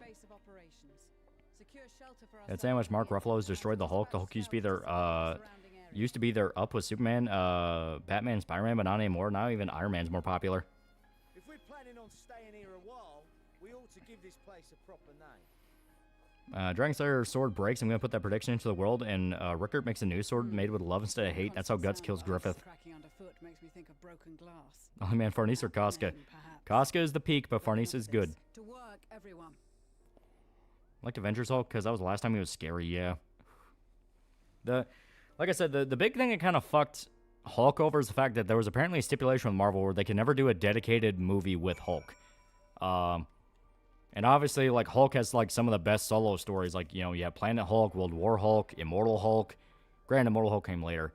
But it's this thing of, like, there's all this shit they could use, and they're just not able to. Either Charlotte dies or Griffith uses her for a nefarious reason. He wants to be a king. Never said he wanted to be. Never said he wanted a queen. Yeah. Okay, but how do we feel about Mordred? Mordred's pretty good. Not far from the ending, but you get the feeling Skull Knight will get killed in the inevitable final battle against God Hand. I think so. I think he'll die, and he'll kind of be... The way I think it is he'll sacrifice himself to give Guts a chance to get at maybe Void or someone like that. And when he dies, it's finally his chance to kind of rest. I understand that, but that doesn't excuse Thor Ragnarok. Oh yeah, no, like, flat out. That was them literally going, hey, you know all that stuff with Planet Hulk? Yeah, we're not going to do that.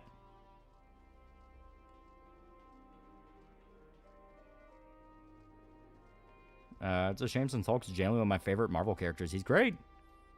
If I recall, it's because Hulk and the Incredible Hulk underperformed.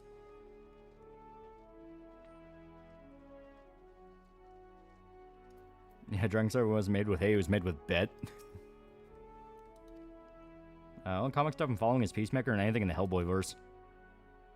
Yeah, no green scar on Sakaar, yeah. Yeah, Taika Waititi should have never been a director. Remember, Skull Knight is just the remnants of a vengeful spirit, yeah. Yeah, Universal still owns the rights, yeah. That's been the thing that held it all up. Universal still has the rights to Hulk. do you think is the plan for the idea of evil? Hard to say. It kind of just seems to want to perpetuate suffering.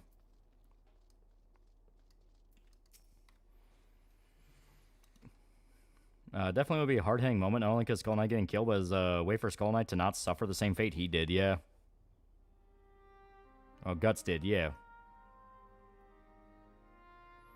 Yeah, they're making the trolls and berserk a species of rapists with the redundant decisions that the apostles are already rapists. No, it was good. You know, because, like, you got to have that fucked up sequence in the cave where it was, like, full-on alien. Like, that was great. I don't think the idea of evil is meant to be killed. Taika Waititi should never touch Hellboy. I'll summon the Ogdru Jihad myself without Rasputin if it becomes news. Right, but Miura said he revealed it too early, meaning there was a plan. Yeah, it's clearly meant to be the endgame thing. Charlotte's most definitely surviving. If anything, Serpico will die.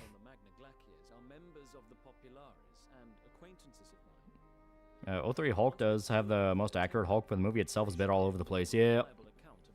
And Andrew Scar in the fucking She-Hulk show and went nowhere. No, we don't have to know everything about Berserk, but what is something you want answered that you don't think will by the end? Something I want answered? Probably once again, what was the idea of evil's, like, actual goal? Like, what did it want?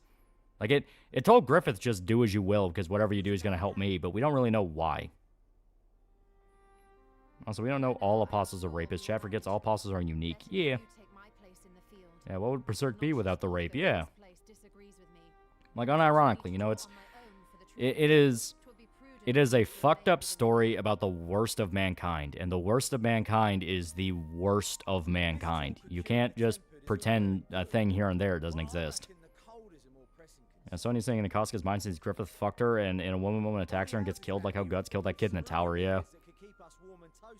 Scary Hulk is possible, like that Hulk vs. Wolverine animated movie. I still remember Hulk smash Little Man leave Hulk alone line, yeah. Scene where O3 Hulk fights the military, Kino. Have you seen Ridley Scott's making Gladiator 3? It's in the name, idea of evil. It spreads evil, yeah. Sloan can't rape after all. Can't, or just doesn't want to right now. The rest of us should either stand watch or survey the area. I told my friend every rape scene's plot critical and got into Berserk. Well, I don't even really describe it as that. It's like, it's a fucked up, brutal story, you know? Ripping Berserk isn't gratuitous. They take it very seriously. Hell, Casca went into full psychosis after it happened. Yeah. Also, have you seen Space King? It's pretty good. Yeah, as long as a headache right now. And do as thy will is enough. Day of Evil always persists as long as there is evil. Hellboy could survive in Berserk, though I bet the Godhand would make every chance at trying to get him to join them. In any event, we'll find no answers standing around here. Do you think they'll ever elaborate on the one snail with the legs apostle from the Eclipse? Yeah, Day of Evil just lets people do what they will, do what thou wilt, but what about it? What does it want to do? Yeah.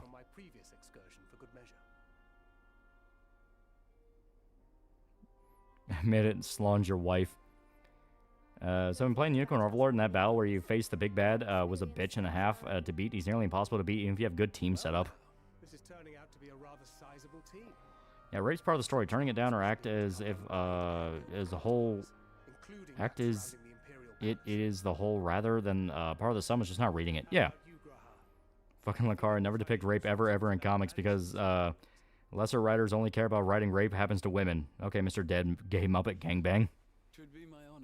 Well, like I said, it is this thing where Berserk makes its tone very apparent. This is a horror story. You know, it's about horror, and horror is exactly that. It's everything that makes you uncomfortable. And since the whole point of it is horror comes from humanity, every single human evil is displayed. You know, you have rape, you have pedophilia, you have even racism to a degree, sexism, like... It is all the negative traits of mankind that are on display, and everyone's guilty of it. Big Helen Carr, is he still seething about you? I highly doubt it. Fighter Conor McGregor's enough votes to run for president of Ireland. That's on Anne Rice's interview with a vampire. I remember watching the Tom Cruise movie and thought it was okay. Yeah, child killings are included. Remember the fairies? Yeah. Yeah, yeah, bloody scripture in his tower of torture. Yeah. Idea of a character, basically a body hoarder. She-Hulk. Thoughts? She-Hulk kind of gets into that as well, but yeah, that, you know, something that leans more into the horror. Allegan Rise Vampire Chronicles. And Lankara seeds about you at one point. Yeah, apparently that was a thing that was leaked out from his Discord where it was literally part of the rules that you couldn't mention the top the fourth wall video. If they don't want to be exposed to the dark side of people, they only want to see the good. That's why the betrayal of Griffith during the eclipse hurts the worst. Yeah, it's not Miura's fault that a story about humanity's greatest evils has rape in it. It's like having a documentary about birds never mentioning feathers and wind. Yeah. Yeah, Queen of the Damned movie is new metal trash. Yeah, Berserk is really intense, but that's the point. Humanity at its worst, but able to walk after that and keep moving. Yeah. You know, the fucked up horror parts are what makes the more heartfelt moments hit all the more. You know? Like that scene on the beach with Guts just getting Shrike's hat wouldn't hit near as hard if all the shit he went through didn't happen beforehand. You know, it's the suffering is what makes it worth it. The universe where Spider-Man's happy is where he and She-Hulk become fuck buddies. Those people who make videos about Ring Berserk tend to think Wylad went too far early on. No, I thought he was great, you know? That was Guts' first actual fight with an Apostle. You know, Zod just whooped his ass. You know, Zod, it was like fighting a 5-year-old. You know, it was nothing. Wild was the one where he could actually put up a fight. And it was this one that was just this complete irredeemable cocksucker.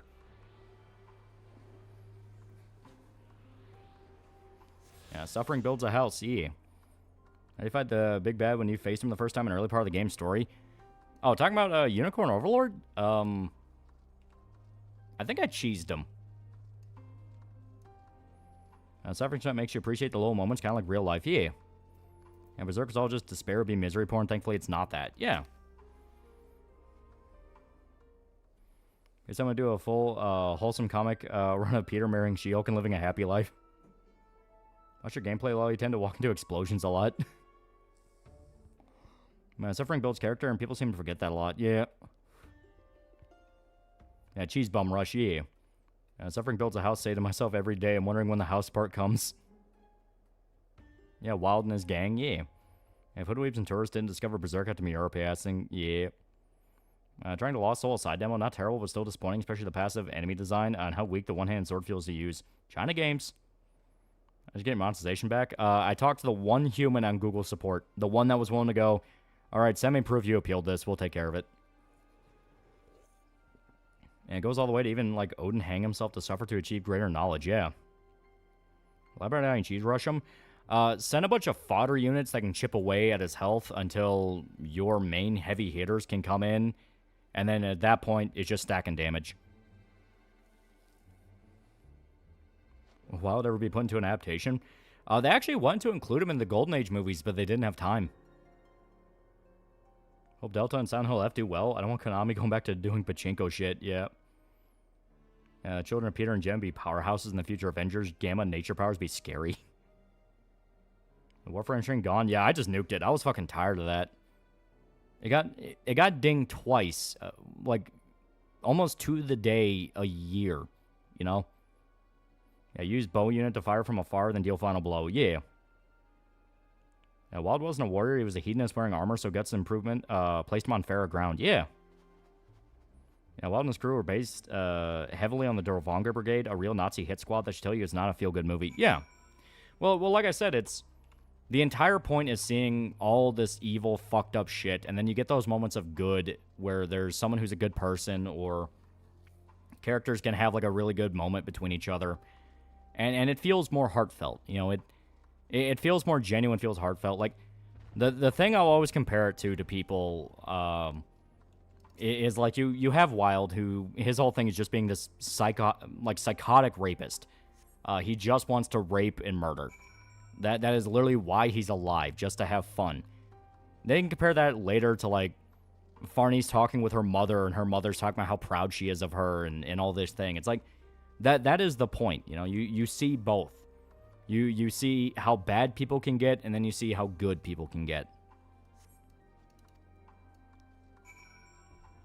Was Unicorn Overlord good? I only played 13 Sentinels. Unicorn Overlord was really good.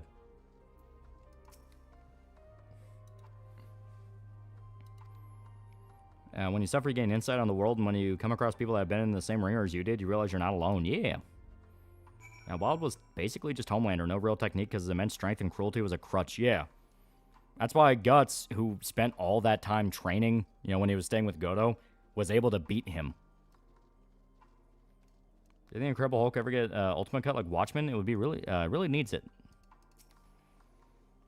Since MCU is allergic to royalties, how much you bet in RDJ Doctor Doom is in the former exiled child prince of Latveria, but instead Tony, one of those terrorists to suffer? Read the original Shoujo Tsubaki. What do you think of its content and story? It sounds familiar. I think someone asked this question before. Yeah. That's the... Yeah, that's the one that joins Freak Show. Yeah. It's a decent little horror thing. Honestly, considering Hellraiser would be the opposite of Berserk, it's fun while having some death, while Berserk had depth while being fun. Yeah.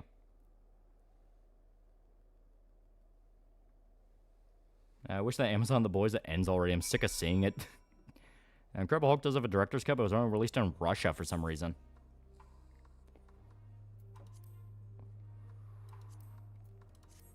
Okay.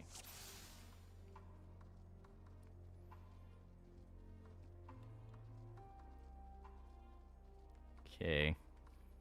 Heroes 1 and 2 are underrated horror piece when it comes to cosmic horror. Yeah, they're really good. Suffering Pilot's character was such a thing as too much suffering.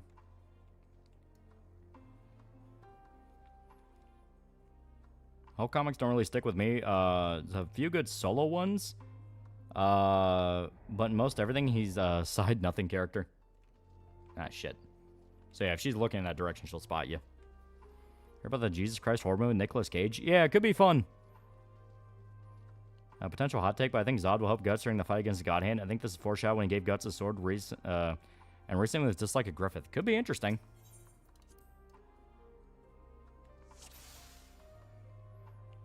Peter David's Hulk is really the stuff worth reading. Yeah, Dog Stew scene's pretty fucked. Nick Cage is Jesus. I think I'm pretty sure he's playing Joseph. Because it's like a horror version on the Nativity.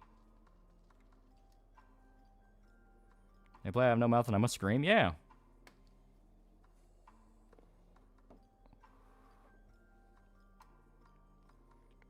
Shoujo Tsubaki was banned in Japan. Neither Violence Jack nor Toshio Maidai's bibliography were banned in that country. It's like that final quote from True Detective. Once there was only dark, you asked me, the light's winning. Yeah.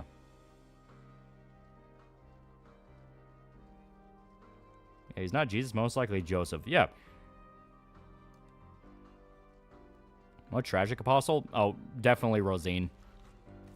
Like, very easily Rosine. She was just a kid.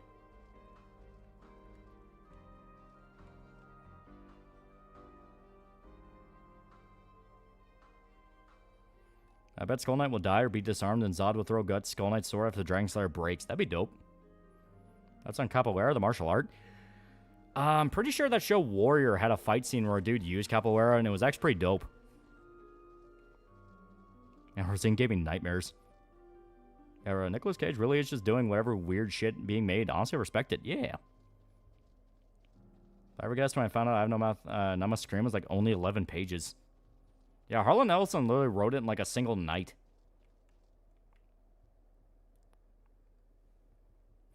Yeah, it's actually pretty effective.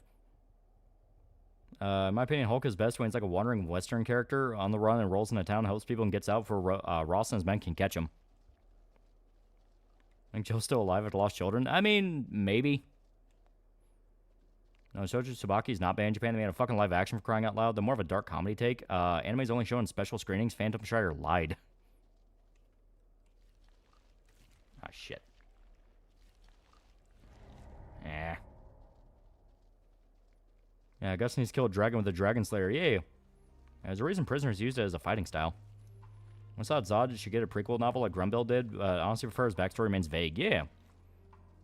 like I said, the Neo Band of the Hawk guys, I'm fine with them getting backstory dumps. Grumbuilds was actually kind of cool.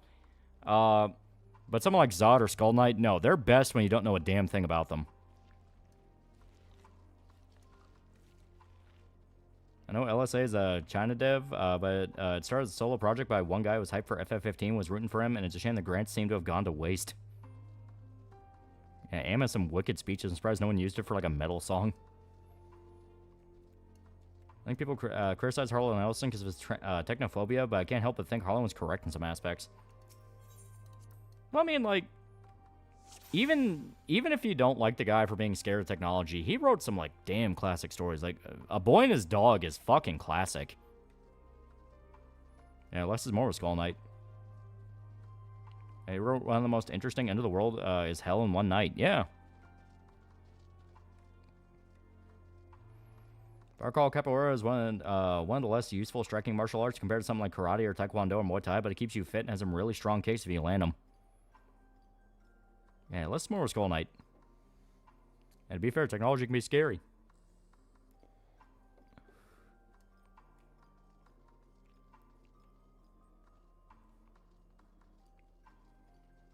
Here we go. It was also strongly pro-creative. I did write the script for the game, too. Yeah. Actually, 042 for $5. You got your monetization back? I did. Hey, man. One panel back. Backstory each for Skull Knight, Zod, and all the members of the God Hand. Over the end of Berserk, Zod will tell Guts to marry and reproduce so he can fight his descendants. Yeah, he was at least willing to get involved with I Have No Mouth game. Yeah. Hell, he played Am in the game. While you watching FNAF 2 or are you chicken? I mean, I'll check it out. Me and my friends went to go see the first one in theaters, and I thought it was decent for what it was. It works. It works as a good way of getting a kid into horror stuff. You know what I mean? How'd you get it resolved? I talked to the one human being at YouTube. Yeah, he's a technophobe and pretty extremely petty, but extremely creative. He threatened to sue James Cameron for the Terminator, saying it's a ripoff. Yeah, right? Yeah, Jill's living a healthy childhood, maybe. Her mom was probably burying her former husband, being railed by some proper husband, possibly Lolly or Shota.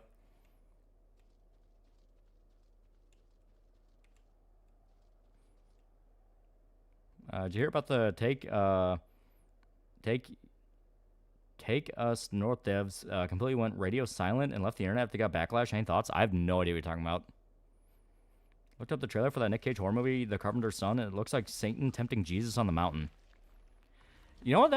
That could be cool. Yeah.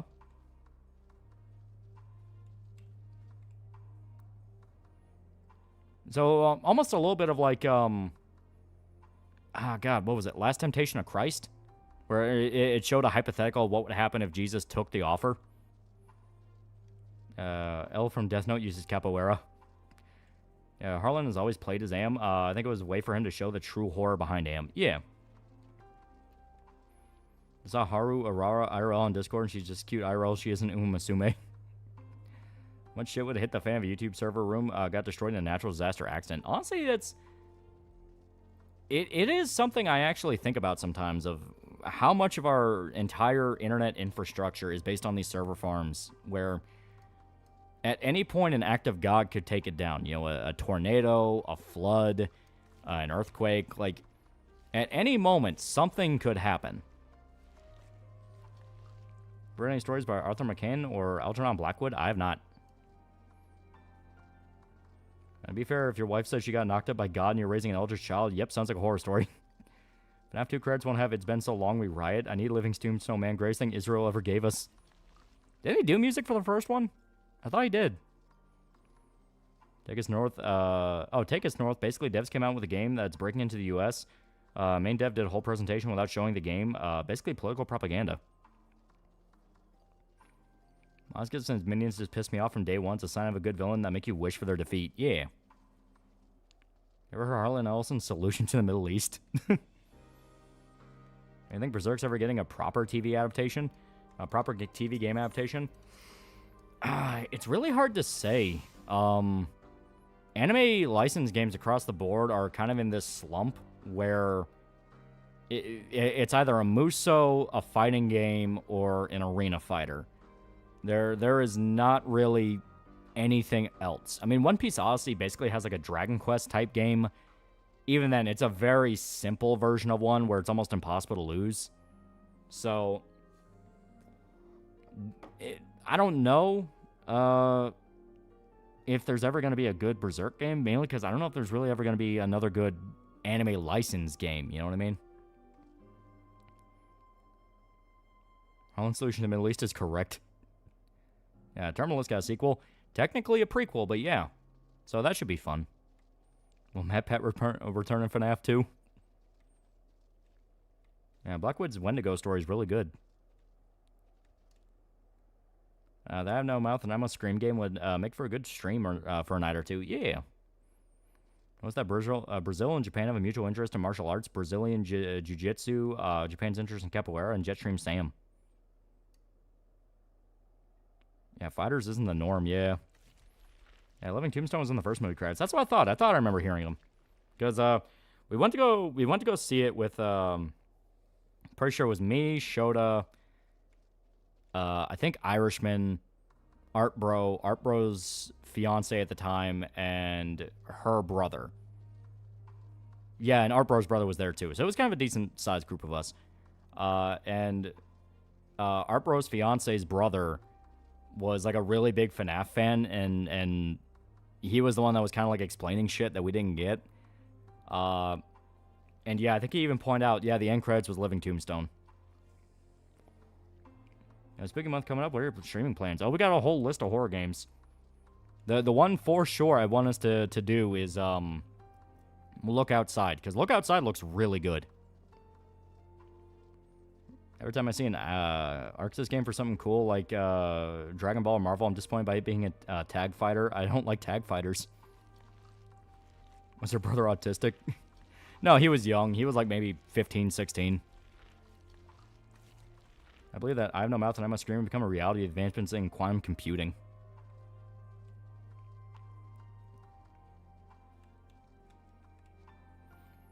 Let's say a Dojin series of Jen Walters and Moomin Rider. My bike boy needs his happiness by this point. We play Batman Arkham Gate in October. Like I said, we want to do a whole bunch of stuff. Yeah, stream mouthwashing. Unironically, not a bad idea. Mouthwashing's good. And it's what, like 2 hours long? It's really not long at all.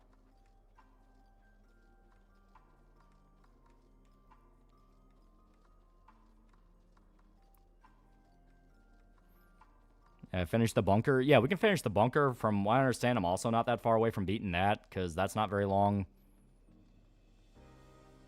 Harlan Ellison works for an old TV show back in the 60s called Strange Stories, and Harlan pointed out that the Terminator plot had the same plot as the story of the Metal Napoleon. Any plans to play Fear and Hunger? We played Fear and Hunger last year, but like maybe like a more complete playthrough would be fun. Let Moomin Rail Green Cheeks plot unluckiness be damned. Favorite zombie games not made by Capcom? I mean, Left 4 Dead's an obvious one. Dying Light 1's really good. There's some pretty damn good ones out there. I love Stubbs the Zombie, even as flawed as it is. Make sure to stream Huntsman again. I need to hear Lolly scream. They play Fear, yeah. Yeah, Take Us North is definitely, from what I heard, propaganda game, and the internet roasted it. Then the game and dev disappeared from the face of the internet. Yeah, stream mouthwashing and had 360 revolver shot in the graveyard segment. And Moomin Rider deserves a hero of his caliber. He gets Mirko. Yeah, Fear 2, maybe, yeah. And would Evil Within be considered a zombie game? That's kind of where you ride the line between, are they even technically zombies? But I would kind of count it. Maybe. Yelpatero was funny. So on Anya plush from mouthwashing today, a wet hot topic. Can I understand why Jimmy did what he did? She was cute. Linda cute for Spooky Month. Yeah, Kill C Slayers or Tenchi Muyo video game. Anyone remember those series? Yeah, House of the Dead, Undead Nightmare. Yeah, Dead Space. We began Dying Light the Beast. Intended to be DLC, but became a full game. I want to see how it comes out, because Dying Light 2 had some issues. I like Dying Light 2, but yeah, it definitely had some issues. Yeah, Prototype. Prototype is technically a zombie game. People do turn into zombies. What do you think of Days Gone? In my opinion, was a bit mid, but the hordes were impressive. Yeah, I agree. Days Gone's kind of mid. The best part about it is Sam Witwer. Both his performance and the character.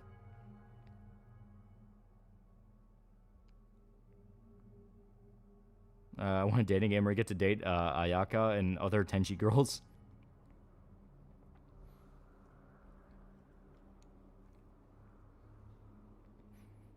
Yeah, Dying Light 2 ending depressed me. Yeah, Plants vs. Zombies, yeah. Since superhero movies seem to be dying out when westerns make a return. Check out the fan animators to do animations on mouthwashing. They're pretty funny. Days Gone was a neat little game. Had the usual PlayStation exclusive checklists, yeah. Yeah, Dying Light 2 was after the studio fired Chris Avellone, yeah. So, like, half the script is really good, and then the other half is like, oh, yeah, this is where they fired him.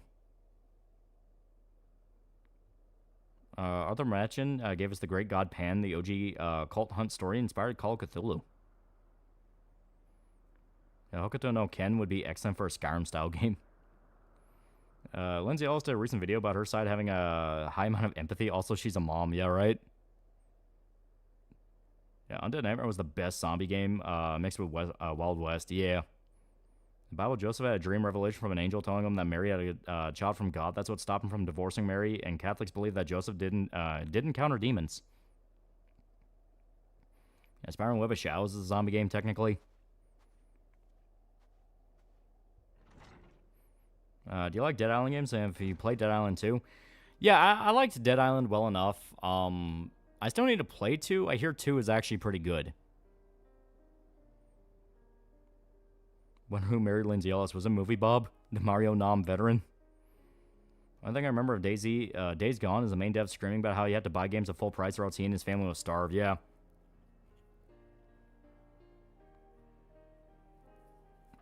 Yeah, Lindsay Ellis is a child now. Pray for that kid not grow up fucked up and miserable. Yeah, Dead Island 2, Dead Island 1 is not good. It sucks to play. 2 is good, though. Yeah. Well, I mean, like, Dead Island 1 across the board was kind of a little cult game of, it was absolutely flawed, but it had a vibe that had people coming back to it, which is how Techland was able to fix a lot of the issues with Dying Light, where Dying Light is fun to play.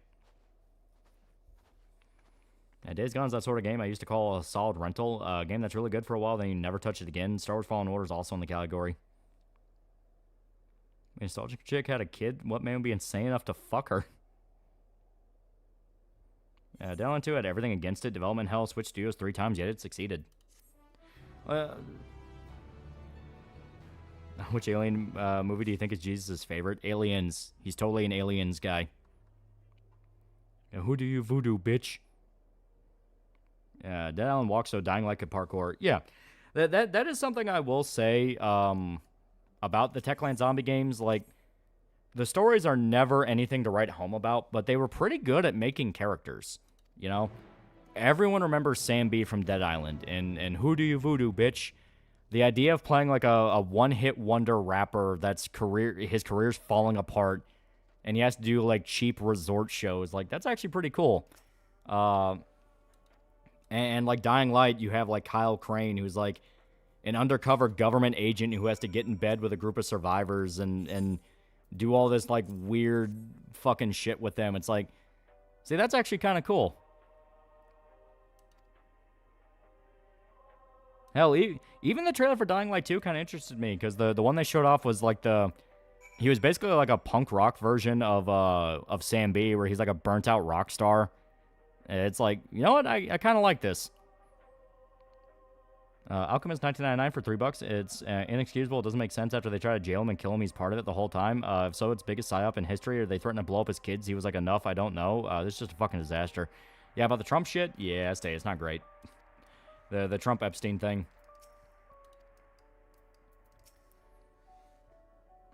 Yep, so I was reading my Darkness comics from is still crashed. I think bringing Kyle Crane back somehow. Yeah, it's going to be Dying Light the Beast. I'm so surprised we got Dead Island 2, yeah. For a while, wasn't Jaeger doing it? The, like, fucking Spec Ops: The Line devs? Yeah, Roger Craig Smith put his all in his performance as Cal Crane. He was good. Yeah, Dying Light 2 is a disappointment. Yeah, as stated, it's flawed. There's parts of it I really like, then there's other parts where I'm like, eh.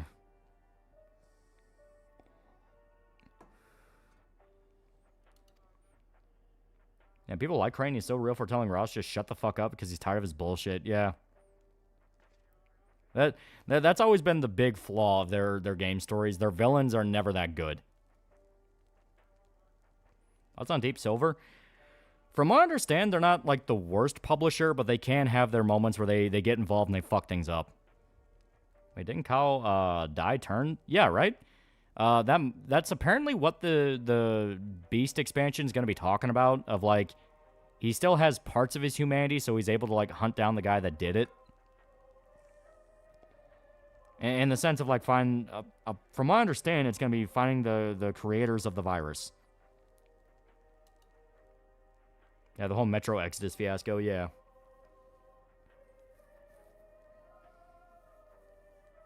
Yeah, Dallin 2 is really fun, especially when he plays Jacob. Yeah, once again, I heard the poster guy is kind of the one you want to play as. Yeah, Roger Craig also voiced Chris Redfield in Resident Evil 5, and he's like one of the better Chris voice actors. If not the best one. Super Chat allowed an extension for character counts. It's still set at 200. I'm pretty sure it's 200 no matter what.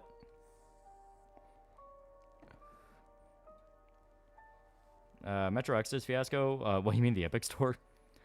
Yeah, Deep Silver publishes generally good games. They make a lot of really weird marketing development choices. They completely squandered the talent of Dam Buster Free Radical too. Yeah. Yeah, Dallin 2 is legit mindless zombie slaying fun. Gore's great too. That's what I heard. It has like a really good gore system.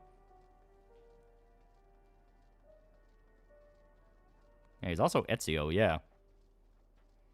I'll take Hellboy 2 as a creative film when it comes to world building and monsters. Story on the other hand could have used more input from Magnola, as there are moments that kind of killed it. Call of Peace for $2. Apparently Lost Soul Side's out. Yeah, and I'm hearing it's not great. Deep Soul remembers Saints Row, remembers the pain of them having to sell Volition. Pain. And go back in time and give younger me some comics and tell that little nigga to draw.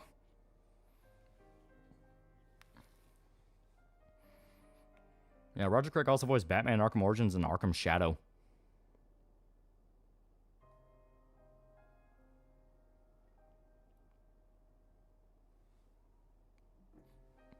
Yeah, didn't the voice actor for Chris in RE5 also voice Batman? Yeah, Roger Craig Smith.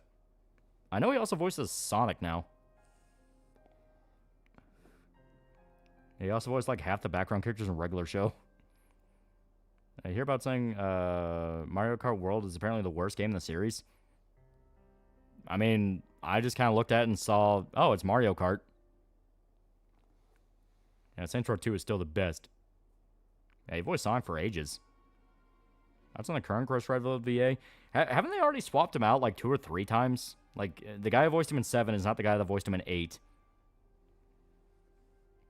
Yeah, he got replaced as Sonic. Oh, okay. Just watched The Wicker Man and Christopher Lee. My thoughts were, this is a surprisingly musical horror film. God, Fanblade Zero better not suck. Yeah, I still miss Jason Griffith, man. He was the best. That's when Blue Oyster Cult. I like their songs. As we came over the fact the voice of Sonic same as Batman and Ezio. He's a good voice actor. Although, to be fair, if I recall, the Volatile and Dying Light, the following is supposed to retain her personality during the day. Yeah. Yeah, Kyle was one unlucky son of a bitch, yeah. Yeah, Roger Craig Smith's been voicing Sonic since Unleashed. Yeah, he loves voicing Sonic the Hedgehog. There was a time he tweeted that he wouldn't be returning and then tweeted, wait, never mind, I'm still Sonic.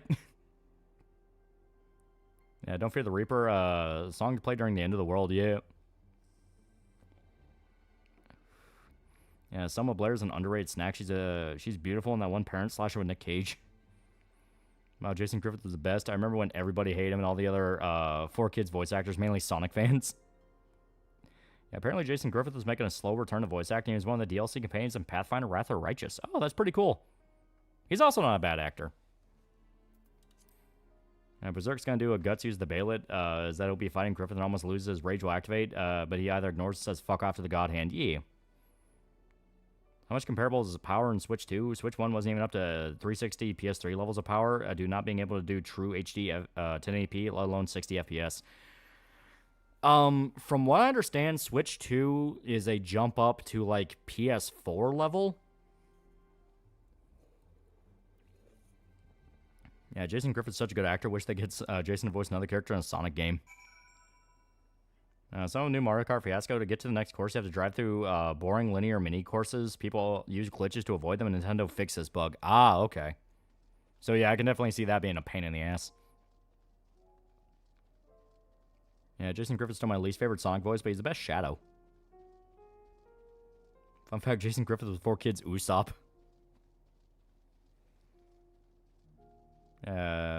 Jason was very good in 009, very good 009 and our Re-Cyborg 009. Just doesn't get sent to hell. I'm not trapped in here with you. You're trapped in here with me. Not kidding, just the very name Jason Griffith would make Sonic fans about 10 to 15 years ago froth the mouth. There was a sect of fans that, for whatever reason, put voice acting above all. Yeah, wasn't there, I'm pretty sure Magic Mush made a video about it, but there was, like, some schizo reviewer dude that would, like, actually send the dude, like, death threats. Yeah, David Humphrey's my favorite Shadow.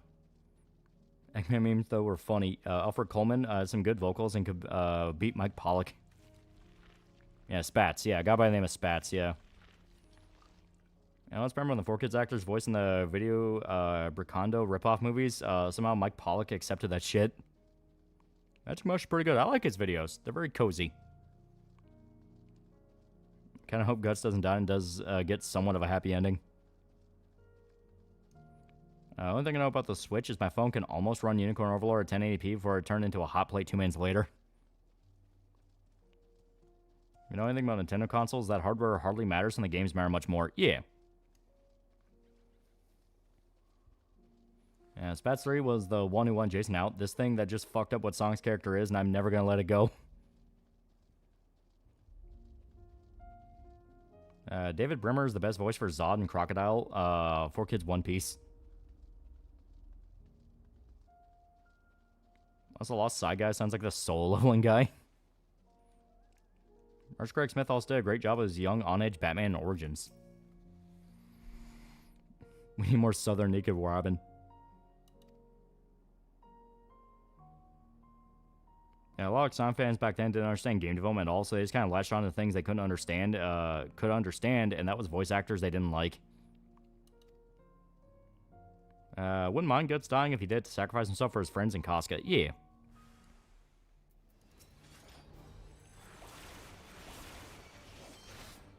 Here we go. Speaking of Mush, KF has suddenly flipped their opinion on Mush. Now he's the same as commentary YouTubers them. They really want to burn every bridge. Yeah, like, Mush is a good dude. He does what he can to keep his judgment of a situation out of it. I see Destiny, the game, released a mobile version. The regular version is barely optimized. If I ran on my phone, it would become a mini nuclear bomb. Also forgot, 10 to 15 years ago, it was like 2015 to 2010. I forgot how fast time has flown. It's more about like 2005, 2010. Spec sent like multiple copies of sent Beagle multiple copies of Dragon Ball Evolution. I'm old and a historian, by the way. I can tell you stories about the Archfiend, Beagle, Winger Dingers, SPAC, Censorship, IRA Gamer, how websites used to work. I know shit. I remember bits and pieces of the Archfiend. Isn't he still around? Doesn't he still do stuff? Sucks Roger won't come back as Chris. He was the best voice for him, and it really did fit him. He was great as Chris. Oh god, 2015 was 10 years ago. And we had Hellboy fighting a luchador werewolf instead of CGI vampire.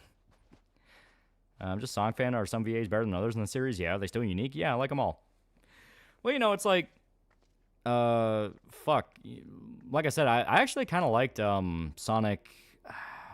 What was it? Sonic Frontier? The open world one, where it was basically them trying to do Breath of the Wild. I actually liked that one a lot. And Roger Craig Smith voiced him in that, and I was like, you know, this is pretty damn good. He's Archfiend. He's like an old vlogger. Capcom's been getting real cheap with their voice actors, yeah. Some dude on Twitter got into an argument, thought Solo Leveling was Japanese. Yeah, no, it's Korean. It's a webtoon. Just find a line from Boom. Let's act out my Sonic fanfiction. I'll pick something family-friendly. Rummaging, not that one. Oh, definitely not that one.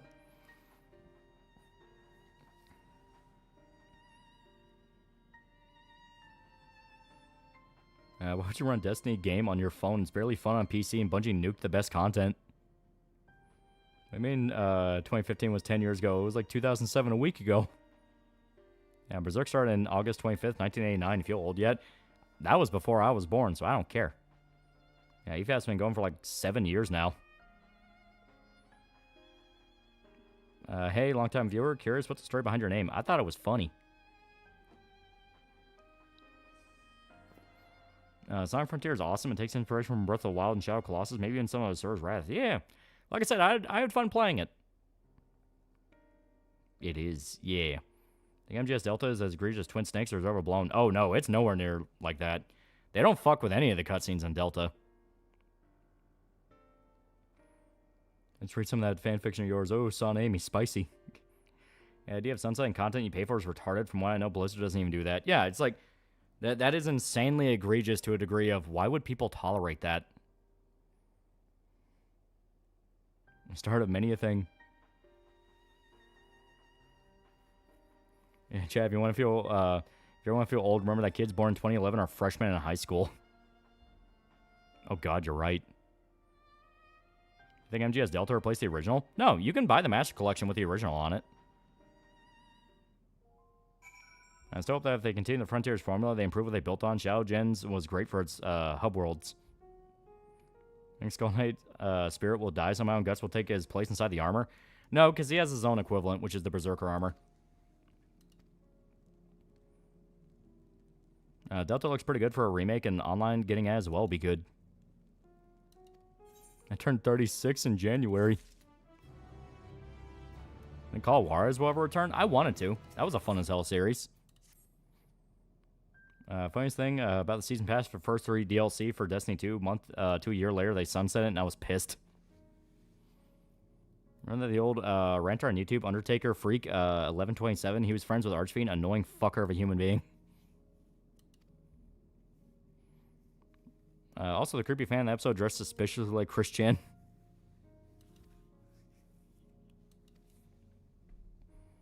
I start to feel old when I had students in my first year as a teacher asked me what it was like to live through 9/11. I turned 30 next month. Literally went, it's fucking Korean, dumbass. The anime was made by a Japanese studio, but it's based off a Korean comic. You would think the names would give it away, because it takes place in Korea. Whole chat's a year away from the old folks' home. UTF 1127 was plagued by autism similar to Enter. Also, have you beat Simon Expedition? It was a pain in the ass, but yeah. You really gotta beat him in like as little turns as possible, because once he gets to half health, he just does that, alright, fuck you, nuke your party.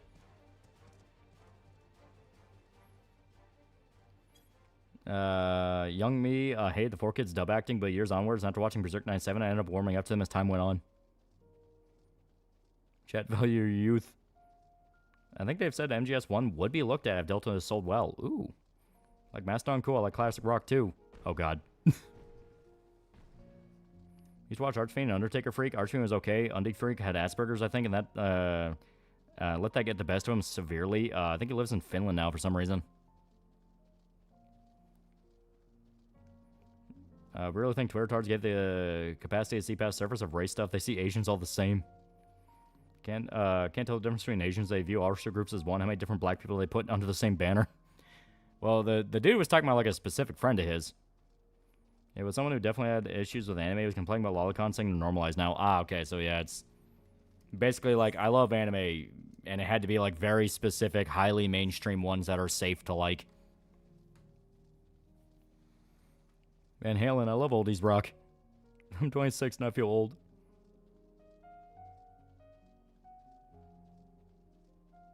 Got there at level 81 to see. Terrifying to walk to, an amazing setup. 11k damage in one hit. Golgar doesn't even kick that hard. Yeah, there's a shootout in Walton, Kentucky right now. Yeah, it makes sense for Walton.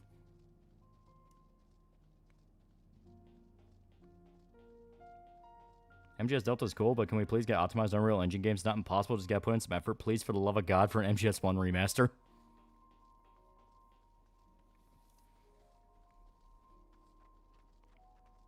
Here we go.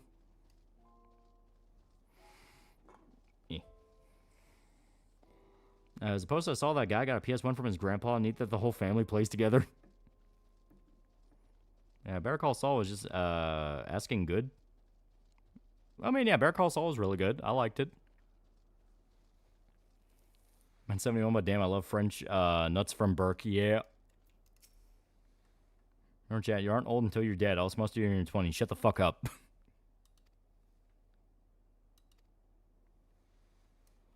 Here we go. Ron, considering they're usually about diversity and inclusion, had some of the most racist pricks. I mean, yeah. That's been a phenomenon we're well acquainted to. Performative morality.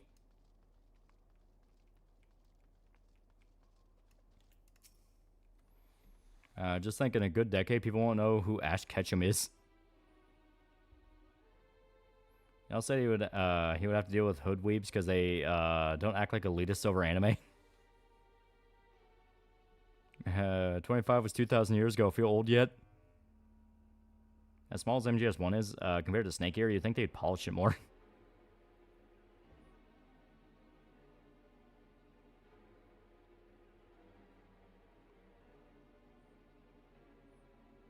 I'll be 25 next month. I'm basically peer-to-peer with hags. It's Jover. Silent Rob became a meth addict. Yeah, puts on classic song playlist. California Girl starts playing. Yeah, just remaster the Fox engine or something. Be a shame for Survive to be the last game to use it. Yeah. And 2005 was 20 years ago, and 2015 was 10 years ago. I'm 26 next month. It's Jover. Yeah.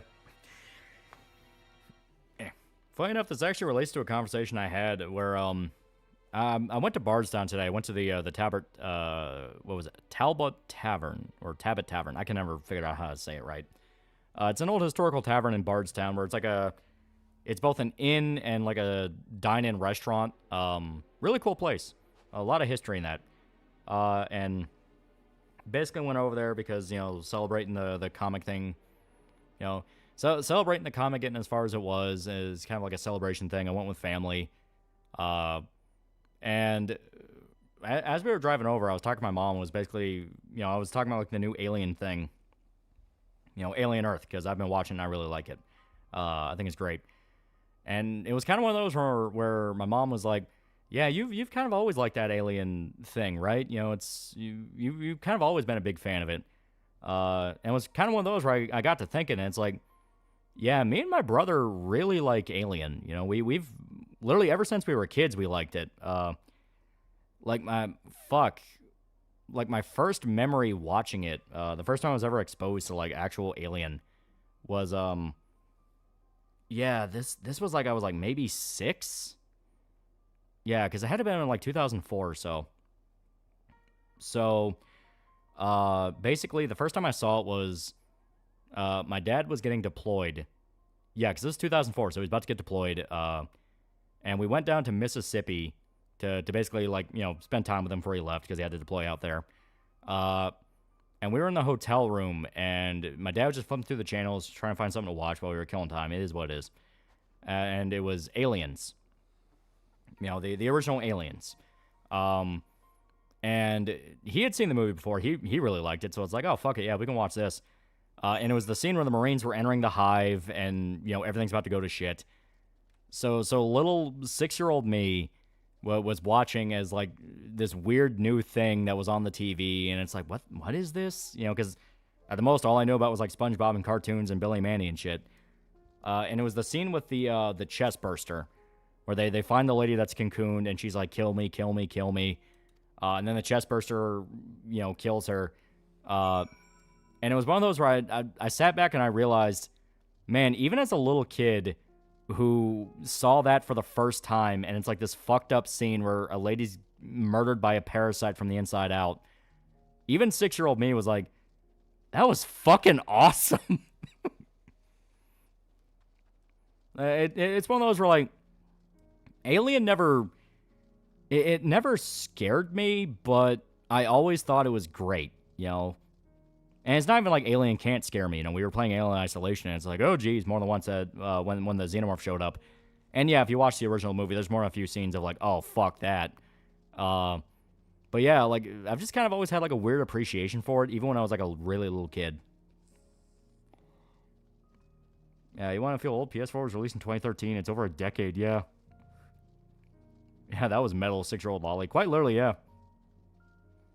And, you know, right after that, you know, you have the whole fight scene where the Marines are getting jumped by the Xenomorphs, and they're trying to fight as they're getting out, and I was like, this is the coolest thing ever. Holy shit.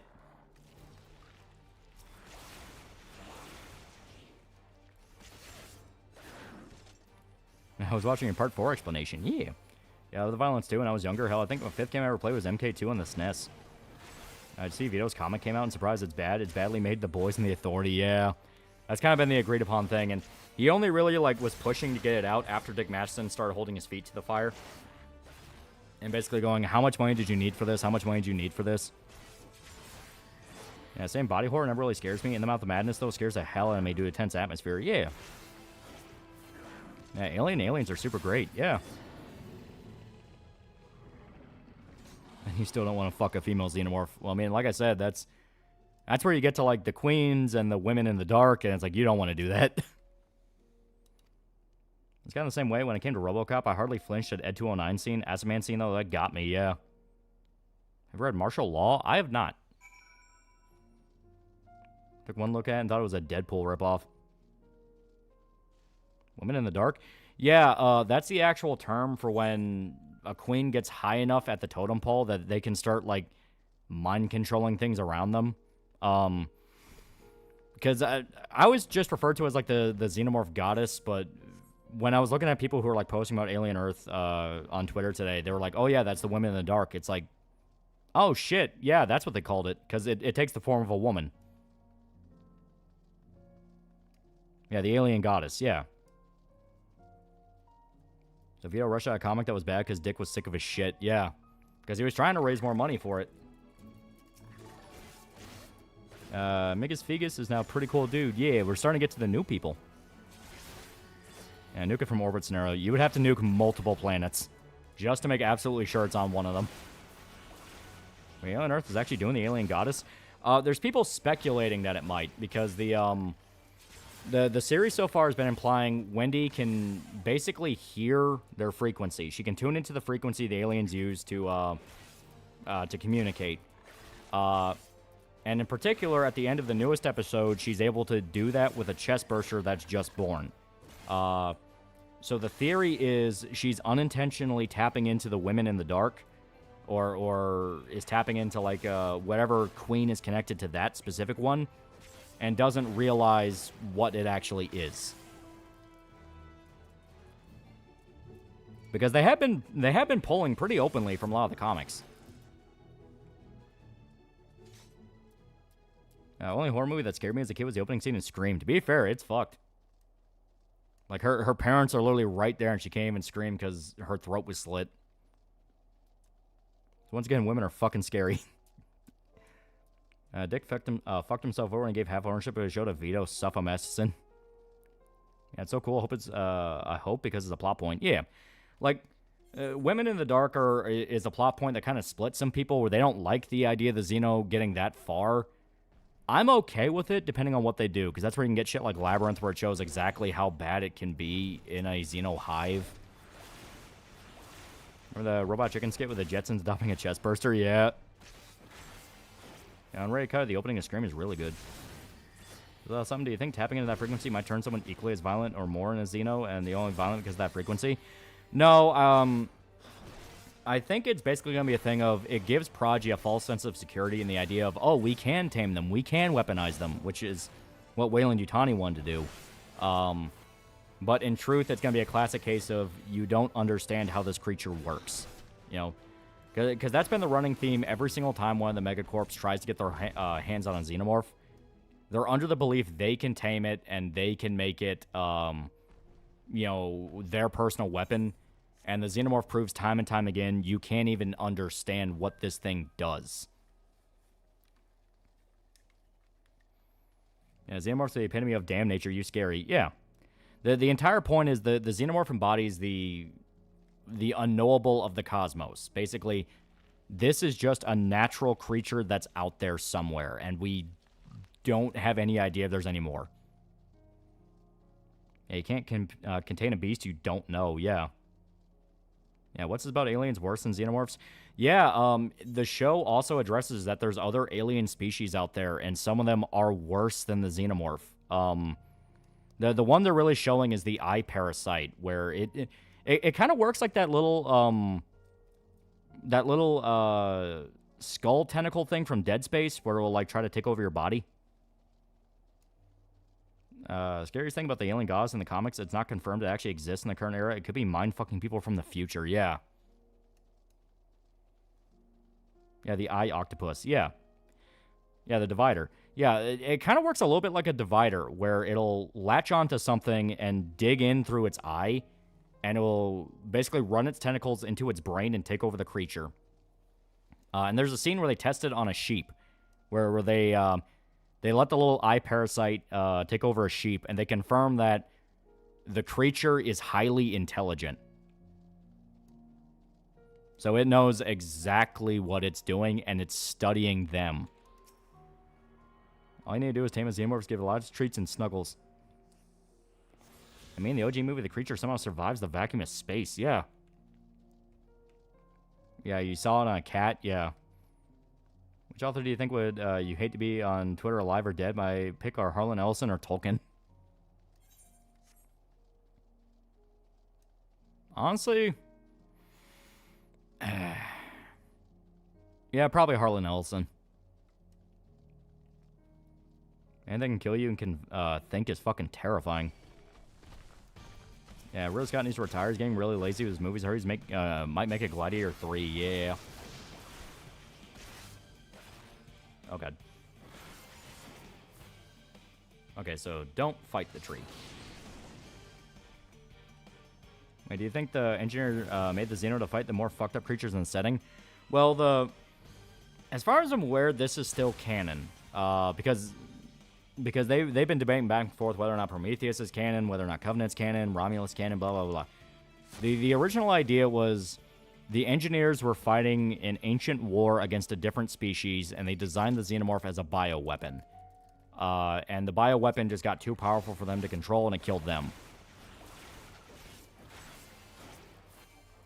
One of the Alien series introduced the synth Xenos. Yeah, not an author, but John Lennon easily, yeah. Wait, tame xenomorphs to somehow send a human mixed with Queen DNA into a Lady of Night. Even then, I think that'd be a really bad idea. I think someone like Ridley Scott can just retire. I think he'll go till he's dead, yeah. So Aliens, Resident Evil in space? Sorta, kinda, in the sense of this one megacorp just keeps causing problems. Yeah, staring Jerry again would be neat. Oh, what the fuck were they fighting to need those as bioweapons? That's kind of the point. It's like, wait a minute, if this is part of, like, some war this other species was fighting, what the hell were they fighting? I think Resident Evil needs sentient virus like the many from System Shock 2. They kind of had that with Las Plagas, but yeah, doubling down on it a bit more could be cool. Get some cool body horror. Yeah, doesn't EFAB not like Alien Earth? Yeah, no. They don't like it, but I really like the show so far. To me, it's really good. Yeah, before they're fighting humans. Yeah, it turns out Xenomorphs just chihuahuas compared to other aliens. Yeah, it does sound like Resident Evil. You put the evil corporations to account. Yeah. Hey, stop that. Stop weaponizing unknowable horrors. Stop it. Yeah, Umbrella would absolutely whoop Wayland's ass. They would find out how to not only conquer more, but fucking improve. That is true. The fucked up thing to think about is a lot of the time, Umbrella's experiments work. Oh yes, Earth. Let's check in on Earth. Why do our xenomorphs have large mammary glands? Very confused. Xenomorph goddess. Yeah, to be fair, what is EFAP like? Yeah. The one I saw was the heel versus babyface guy. He was ranting about Alien Earth and was like, God, this show sucks so bad. I'm going to go watch Peacemaker. And, like, as soon as he saw the season premiere of Peacemaker, he's like, God, this is so bad. It makes me wish I was watching Alien Earth. And it's like, dear sweet God, what the fuck?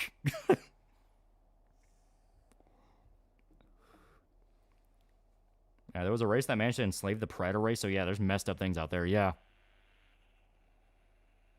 As long as you can make that a noble horror, fuckable, and breedable, we're gonna be fine. Yeah, didn't Wesker basically turn into a sentient virus? Yeah, the show doesn't suck. It's actually good. Yeah. Yeah, they get money for it, so why stop? Yeah, because, like, you cannot like Peacemaker. It definitely has a lot of Reddit humor to it at times. Personally, I liked it. I thought it was a lot of fun. But I can get when someone goes like, that's just not what I want. Alien Earth, to me, is like, this is easily one of the best alien things we've had in a very long time. Xenomorph memory claims are strictly necessary. Sorry, not sorry.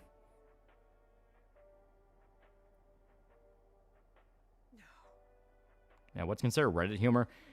Tangents that go on too long, everyone talking like some dumbass 20-year-old, pop culture references that don't really land. It is a thing you can quantify. Why are people cynical? Because money. There's money in riding a train. Yeah, I hope we get a second Alien Isolation. Agreed, that would be cool. Yeah, Albert Wesker himself would probably personally give every single man a breedable xenomorph girlfriend. Yeah, MCU dialogue, pretty much. Late phase MCU dialogue at that point. Yeah, have fun, you joyless fucks. Yeah. Probably exaggerating with how evil, with how they've built themselves. They can't just be like, I didn't care for it. Yeah. Because, no, like I said, I'm really enjoying it so far. Like, I really like a lot of what they're doing. They're obviously pulling a lot from the comics and trying to build up more of the actual world. Very obviously, they're trying to lead into, like, AVP, like Alien vs. Predator. I'm curious if they're going to sneak in a Predator reference, because Predator Badlands is coming out, and Badlands is confirmed to take place in the same universe.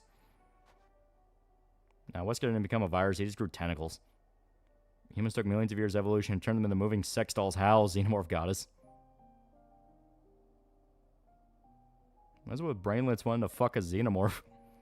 Yeah, Reddit humor example. All right, guys, let's do this. Whoa, wait. Whoa, what? Do you just, like, say what I think you just said? Like, what? Huh, bro? Do you know how cheesy you sound? Cringe. Yeah, that. Of course, I didn't believe it. I'm personally a bit wary on the Elden Ring movie. On one hand, your director wrote 20 days later and 28 years later. On the other hand, he wrote DMC Devil May Cry. Yeah, it's like...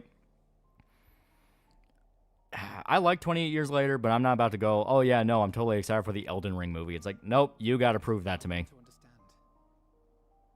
The next part of the Persona review coming out, it's gonna take a little bit, because I gotta get Dead Rising 3 out. You had every reason not to trust us. We came as trespassers. Yeah, don't tell me that with a plasma caster at the end of Alien Earth. I don't think anything like that, but I think there's gonna be references. How about Wesker Global Lactation? Is Wayland Yutani an English company in the Alien canon only because Wayland's a Welsh god?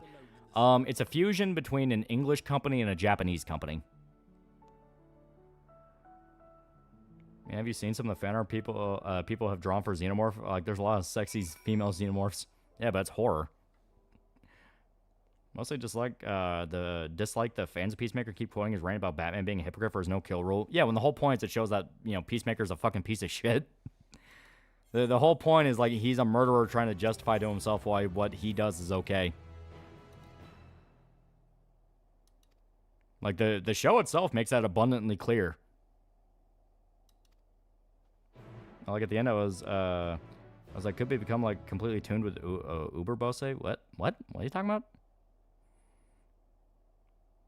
about? Catching those free adult games GOG was giving out. Now I'm getting nothing but porn game recommendations. Worth it. And request reviews on a Subscribestar. That's the main way to do it. Subscribestar, or if you're on the Discord, we have a channel for it. Predator comes and kills everything collected so far. It stays contained and doesn't spread. Yeah, Reddit humor is trying too hard to be funny and admitting it's cringe even when you're trying to be funny. Yeah. Does fuckers say your personal iconic line, Lolly man? You know which one? Say it for old time's sake. I don't remember which one you're talking about.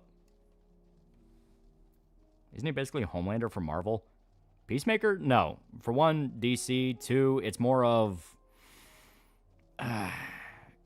like Punisher if he was more of like a man-child and outwardly crazy.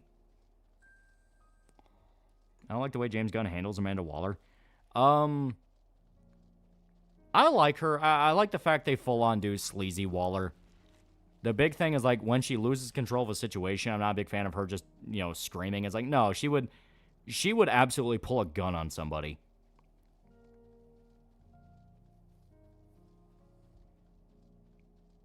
Yeah, it's I think you need to meet God. I think you need to meet God personally and how it ends.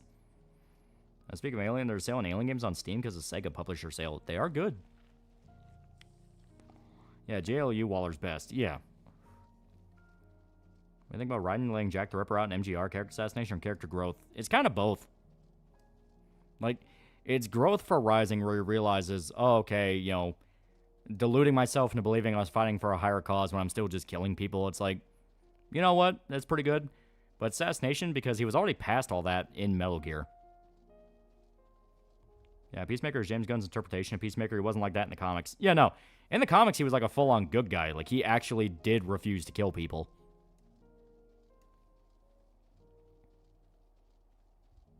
Man, Cecil was like the better, not corny version of Waller. I don't know which one came first. Well, Cecil's less of like a full-on bad guy. Waller, when she shows up, is meant to be like a full-on bad guy. I left the ending for Alien Earth to be Wei Yu being the more saner choice than Prodigy. Well, they kind of already set that up with the fact that Prodigy's doing like horribly unethical experiments. Like, as soon as they got their hands on the alien samples, they also were doing fucked up experiments with them. Your next video about Dead Rising 3 or Sicario? Sicario, but I'm building up to Dead Rising 3. Yeah, Peacemaker in the comics is a lot more like Captain America. Yeah. Did I say a catchphrase? What? What? An alien. I never said that word in my life. And Peacemaker used to be a politician and became a vigilante because he was such a hardline peace advocate. They would rather fight over other adversary nations than sending boys to die in foreign wars. Yeah. Like, he was full-on a good guy.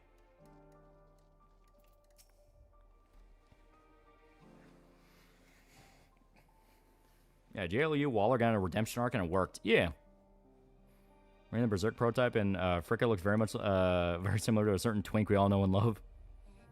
I got marker for $2. Best Waller's Just League Unlimited Waller. Hey, you, stop that. Stop doing experiments on alien samples. Thank you for your report. Have you played Don't Starve? I'm horrible. I keep dying to frogs or Sandy and starving. Yeah, it's pretty good. Apparently getting another Bendy and the Ink Machine game. A fan of Butcher Yu's art? I have no idea who that is. Cecil's the bright gray when it comes to morality, and smooth-brained when it comes to certain choices he makes in the comics. Yeah. Yeah, Raiden felt more of a character assassination for me, because, yeah, he already found his conclusion in Sons of Liberty and Guns of Patriots. Yeah.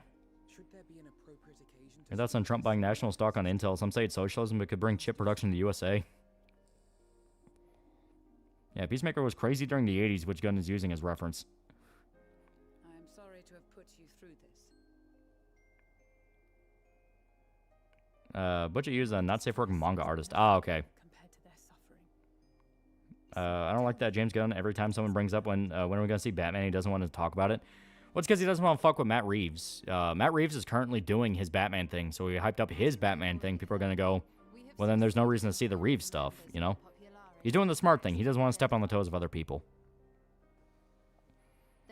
Captain Sork and JLU is so good. Captains were mostly right about the League being unaccountable. They just shouldn't have trusted Luthor. Yeah. Do you like Peacemaker show, but I just can't agree with the mindset of Gunn. Just forget everything in the comics because they go south, so face it. They go south, so face it. I'm not sure what you mean by that. But I mean, yeah, he does have a lot of, like, radical changes to people. Like I said, Peacemaker himself, you know. Also, the White Dragon ended up being pretty disappointing where he was just kind of a redneck. Meanwhile, in the comics, White Dragon's like a full-on actual worked for Hitler Nazi. Cat Lady is still cute. Yeah. To be fair, from what I've seen of Bendy in the Dark Revival, the second game, it's actually good. Apparently taking a lot of influence from Bioshock. Currently going through your streams whenever I'm at work. I'm on Oops All Materia. When are you planning to update the playlist at the streams I got taken down? Well, the streams that got taken down, like in regards to music and all that, I just gotta make a day where I do it. I will say for sure, like I said, the Warframe one we cannot pull up. That one just pissed YouTube off too bad. Check Discord. All right, give me a sec. Planet Earth is now off limits. Why, my gosh? Every time we go to that place, they keep turning us more and more sexual. Now they managed to inflate us into spheres, blue spheres. Reason I'm unsure about. I've sent many queens, and they come back carrying human life inside them. They're fucking with us, literally and figuratively. If another xenomorph queen or not comes back pregnant, I'm lose my shit. Queen, don't look down. Queen's not pregnant. Oh, God, no. Humanity laughs. They've domesticated the xenomorphs into sex objects. I'll never understand the fetishization of the xenomorph, but at the same time, people jerk off to anything. You know, the Batman villain named Orca? Not off the top of my head. Also, we haven't seen the Wild West version of Vigilante, but instead we got the government-approved Vigilante. Yeah. To be fair, he's not bad, even if he can kind of feel like Deadpool a little too many times. When they make him more of like an actual scary psychopath is when I like that version of Vigilante. Still prefer Guns DC Universe over the old? Oh, fuck yeah. It is leagues better. In that case, should have just waited until Reeves finished his trilogy and then rebooted. Slowing down for a bit would have helped. Well, no, because Batman is doing its own thing, and they need to set up the universe. And there's a lot of characters they can do that are not Batman, you know? Like, hell, we needed that Superman reboot, you know? The First Legion claims the assassination was part of a coup d'etat orchestrated by Titus and Nerva. Finish Twist Metal TV show tomorrow, but do you think it leaves the door open for a third season? Because I still want to see Yellow Jacket or Thumper. Oh, yeah, no. Season 2 ends on a cliffhanger. There's something about that, but I love a humanoid bugman and a sentient alien robot. Did you and Shona enjoy your time in Delta? Yeah, it's really good. Vigilante just sniping that family, even though technically they're already dead, says a lot. Yeah. I'd heard House Brutus had been filling the Third Legion's coffers, but the first as well. Is the Rawhead Rex novella pretty good? It's Clive Barker, so yeah, it's not bad. No, reflect if we make first contact. No, the first question is, can we fuck it? Maybe, but I just don't know how many people care to see a Supergirl movie. Well, I mean, you know, that's one of those where that's just character preference at that point. Because, yeah, I don't really give too much of a shit about Supergirl. I prefer her being in, like, I prefer her being a side character, but they gotta get a new roster off the ground.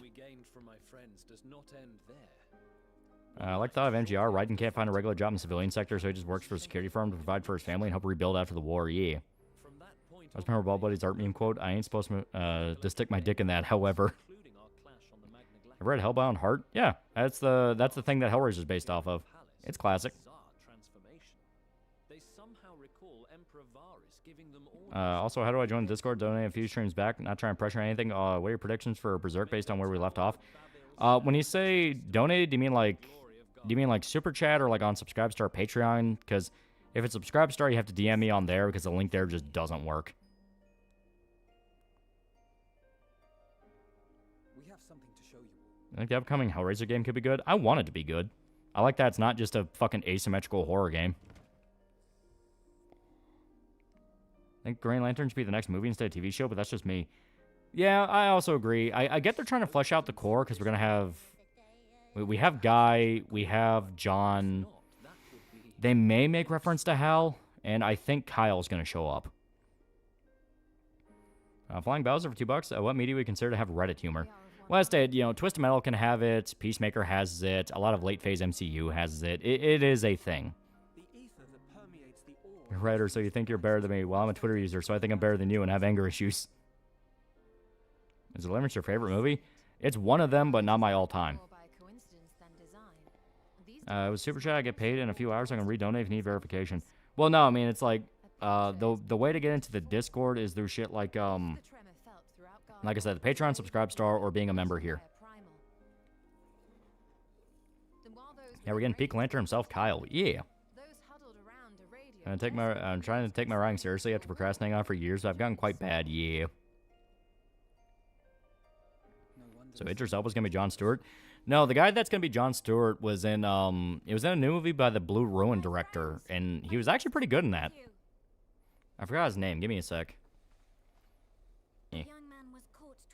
Necron $50. I'm wondering, is with superheroes still being a part of the media zeitgeist? When is Ken When is Kevin Levi gonna get his head out of Bioshock's ass and give us a new Freedom Force game? Didn't sell well, motherfucker. Even a mid game without sell current slop. Stranger is outside if you wish to ask him questions. What characters will you want in James Gunn's DCU? I want Swamp Thing. We got fucked when the Swamp Thing show got canceled. Yeah, he's also gonna be in that new Star Wars movie with Ryan Gosling. Yeah. Can you connect YouTube members to Discord or not? No, you can. Yeah. You just have to do it through your Discord. Garleans? Traitors to your homeland! Have you no shame? Yeah, Aaron Pierre. That's the guy that's gonna play Jon Stewart in the Lantern show.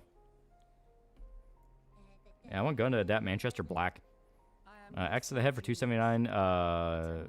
Fake monies. Who do I have to talk to and to threaten to make a happy Spider-Man one that gets with She-Hulk? I don't fucking know. That's one of those where I never really thought about that angle.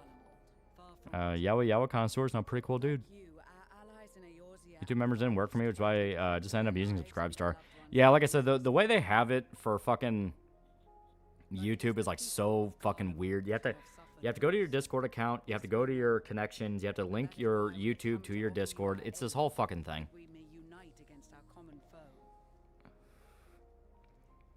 Yeah, it's been a long time since they ever do a Swamp Thing. They should bring him back, yeah. Yeah, Borderlands 2's humor was already lame back then. Nothing much has changed since then. Even I knew that. I'm worried about how much they're going to tone down Punisher and Spider-Man Brand New Day. I'm also a little bit worried about it, especially since they say they say Punisher has like a really big role in the movie, so I believe Red Lantern should get a movie similar to Venom, but very somber like Punisher. And considering Gunn is trying to get the authority in the new DCU, we might get Manchester Black. Should live-action Batman have the white eyes from the comic? No, I'm fine seeing the actor's eyes. A new Twist Metal show, the actor who plays Calypso doesn't really give me that threatening vibe Calypso had in Twist Metal Black. He gets better later. Also, Twist Metal Black, that's like one of the worst Calypsos. At least say reboot. I don't much like the sound of that. But if we do accept his proposal, I suggest the two of us... Looking back, Borderlands 2, humor is carried hard by Jack, yeah. I think John Bernthal was the best Punisher. He has the worst look. He's definitely not bad. It definitely helps that a lot of the material he worked with was really good, you know. Daredevil Season 2 was a really good introduction. Punisher Season 1, while flawed, all the Frank stuff was very good.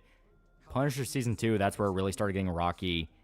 And Daredevil Born Again, he was the best part of it. Yeah, what about Adam Savage for a DC movie? That would be cool. I know Gunn is talking about doing a Booster Gold movie, which that could be cool. Yeah, Twist Metal 2 Calypso is still best Calypso. That is a good one.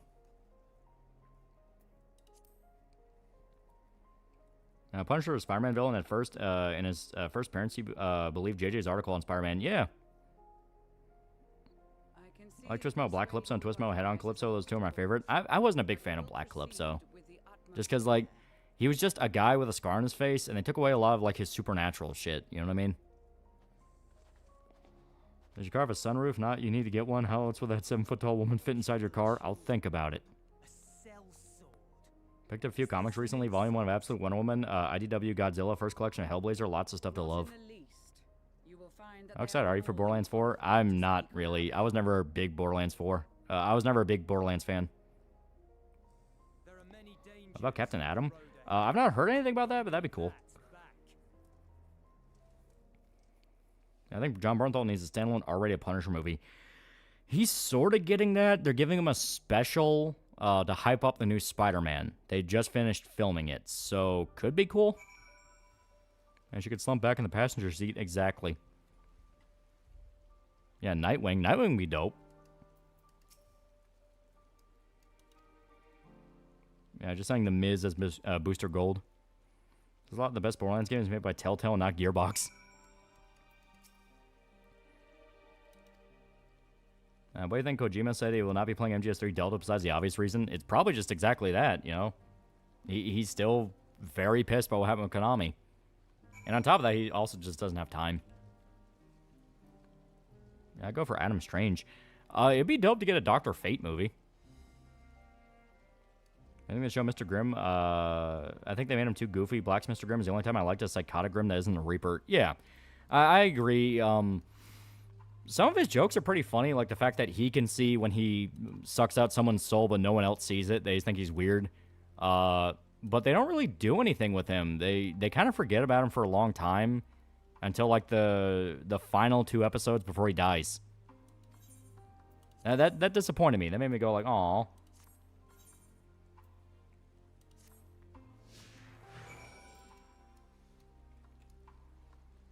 I think Griffith was a good person for the eclipse. No, they made it clear he was very flawed. We see Robert Pattinson Batman get a Robin, become the disaster parent he is in the comics. From what I understand, Batman 2 is going to include Robin. Channel recommendation, Crystal Blitz. Recommend their series, My Eldritch Girlfriend. He knew Howard the Duck movie. Ben Kojima made Lune an expedition for the obvious reasons. Hope James Gunn DCU makes the Teen Titans like the 2000s cartoon. How's Hulk going to fit in the new Spider-Man movie? Is he still going to be Professor Hulk? That's a good question. Apparently it is supposed to be Savage Hulk. The problem is, well then how the hell are they going to do that? Critical Jenkins just dropped a video that's taking the piss out of The Rock. He always seemed like a cool celeb. Hearing about some of the stuff he pulled is disappointing. Yeah, the Rock's biggest problem has always been his ego. If he got out of his own way, he is not a bad actor. But his ego kept getting in the way. And Sweet Tooth was supposed to have his own game, but got canceled halfway through production, which sucks because Sweet Tooth is like the best Twist Metal character. Yeah. All people I ever met, you're the only one who made me forget my dream. Jack Griffith was never good. Yeah, I'm sick of Hollywood sideline Dick Grayson. As stated, Nightwing is pretty damn good. He's a character all on his own that can make money. Hell, a lot of people say Nightwing is like one of their favorite DC characters.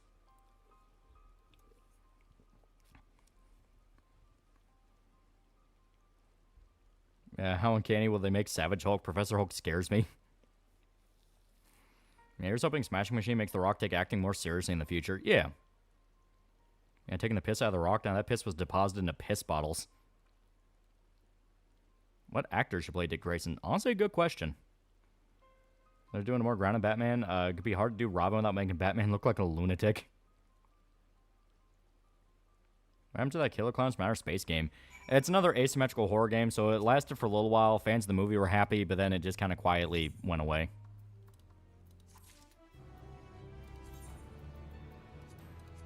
Here we go.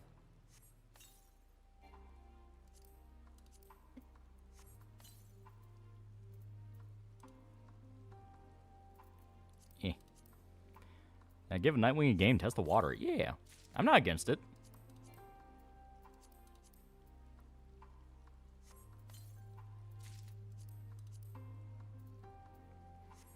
Never forget The Rock's not allowed to lose in movies. Yeah.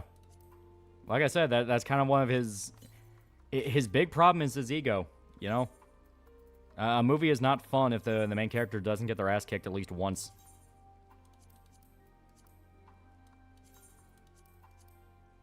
There's so much shit I need to drop.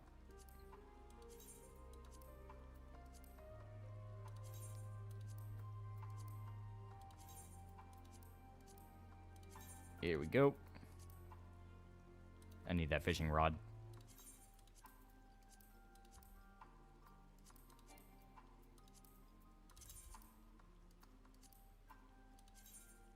Eh.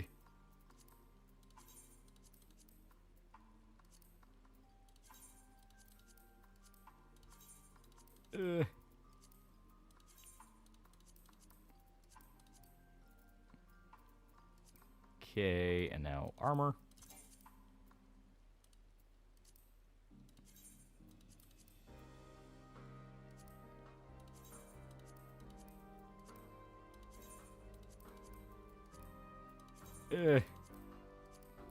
So much clicking. There.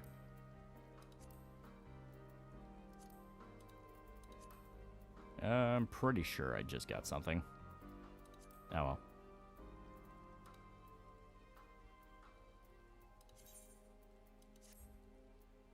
There we go. Now who shows up in more movies, The Rock or the Perdo? I assume you meant Pedro, like Pedro Pascal. Definitely Pedro right now. Ever read Batman, The Doom That Came to Gotham? Was thinking of making that next Pac-Man comic. It's a pretty good Elseworld story, yeah. I was just watching a Berserk Trilogy video. Hell yeah. It's like the movie Faster. It's the only movie The Rock gets messed up. Yeah. Like I said, the Rock is genuinely not a bad actor if he's able to control his ego. There's movies he's genuinely good in. Is The Rock one of the former wrestler actors who stipulates in contracts he can't lose? Yeah, one of them. At least Pedro can act when given a good script. Yeah. The problem with The Rock's that he's in everything. He was in cricket ad announcing it's time for India versus Pakistan. Yeah.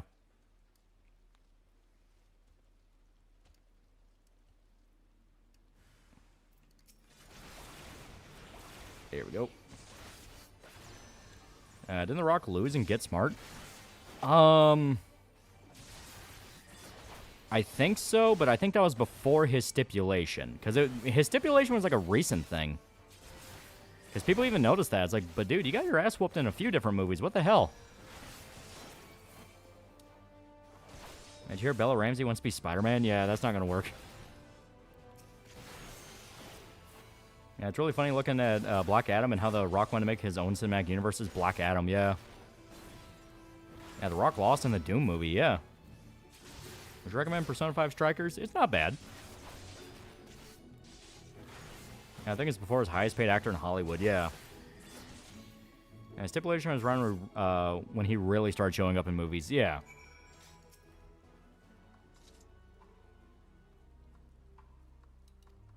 Yeah, it's been like since 2013, yeah. So yeah, those first few movies he was in the 2000s, he would lose, he would get his ass whooped. Then, like, yeah, 2013 was the time period where it's like, no, he can't lose. He has to be the main character of everything. Like, even fucking Dick Bro will get tired of that because he started doing it in WWE as well. It's like, I'll come in and I'll be the main character. And it's like, dude, fuck off. So when are you going to take that cruise beyond the ice wall? Oh, we already did the cruise. And my plan was after the summer video, so after Sicario and then Man on Fire and then Dead Rising 3, I was going to do a video about the Alaska cruise because it would be fitting because the times are getting colder. Static Shock or Miles Morales? Static Shock. Static is an actual fucking character. Miles is just, what would Peter do? Meanwhile, Static actually had, like, to figure problems out on his own. Started playing Yakuza 0 again, and man, so fun, and spent the last few days grinding the businesses. Yeah, The Rock probably hated John Cena being the face of WWE, yeah. Well, like, people even noticed that where, since Peacemaker's come out, people are even comparing the two, where it's like, John Cena was unafraid to humiliate himself more than once for his roles, you know? Peacemaker, he's a big man-child who is a fucking moron. And he loses multiple times, not just in Suicide Squad, but, like, in the show, like his actual show where he's the main character, he loses and fucks up and screws things up, you know? Those videos come out after Persona 4 Part 2. No, Persona 4 Part 2 is going to be after a bunch of stuff. I warn people, these sagas take a while. I could see Lolly teach a whale how to jump out of its tail. Really sad how Marvel treats Miles nothing more than the black one. He was fine in the Ultimate Comics when he was first introduced. Yeah. A good director can work with stipulations, like how Steven Seagal totally could have killed Machete, but he chose to die because he didn't want to meet him in hell. Yeah.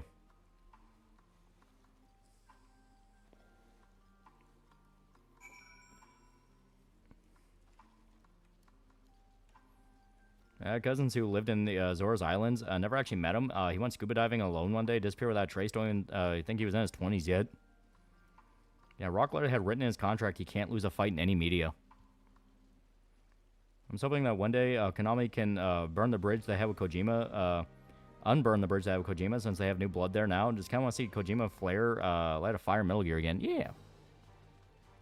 Drinker EFAP crowd shits on The Rock for having a big ego, but they also shit on Cena for letting himself get humiliated in movies. Niggas, what do you even want? Yeah.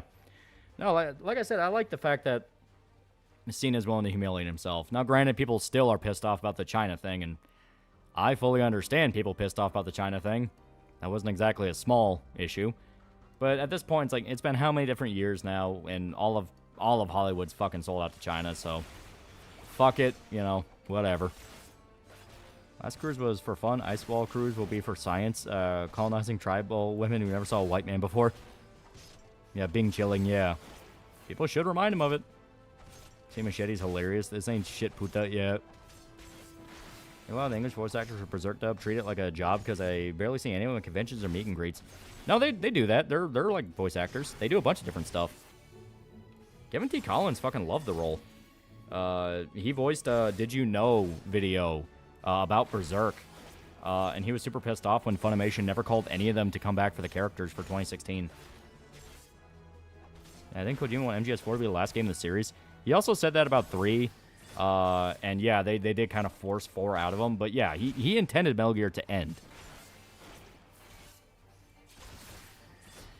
Generally don't get people who say Batista's some great actor. He's just a gruff, tough dude in all his films. Say what you will about Cena. Peacemaker proves he can act.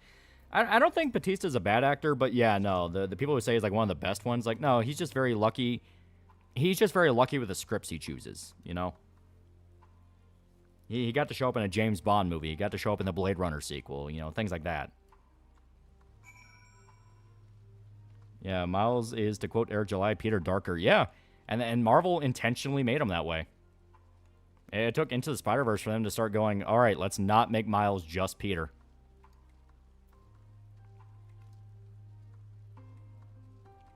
And Peacemaker gets ripped apart in Mortal Kombat. Yeah. Yeah, he also intended to end it after Metal Gear Solid 2. Yeah.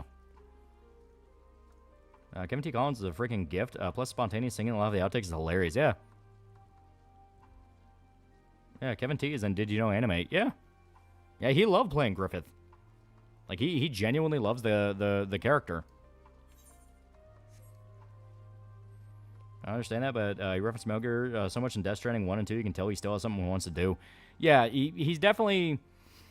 I definitely feel like he wants to come back to it just in the sense of he doesn't want Metal Gear Survive to be the last game with the franchise name on it, you know? Obviously, it's not anymore because of Delta, but like the first new game, or the last new game with it. And Across Spider-Verse had a character assassinate every Spider-Man in the multiverse prop Miles up. Ever played Batman Vengeance? That's a pretty fun Batman game in the PS2 and GameCube era. I have not. That could be fun. And John Cena is just trying to make that money, so I don't mind the China thing. But then again, I don't look at actors for morals. That is true. Yeah, was the totally not Solid Snake and Death Stranding 2 not obvious? Yeah. Yeah, Kojima never planned to reveal who the Patriots were. He wanted to leave it open. I was blessing in disguise Berserk 2016 being what it was. Yeah, and I feel bad for Kaiji Tang, the guy who voiced Guts, because he's also just a really cool dude.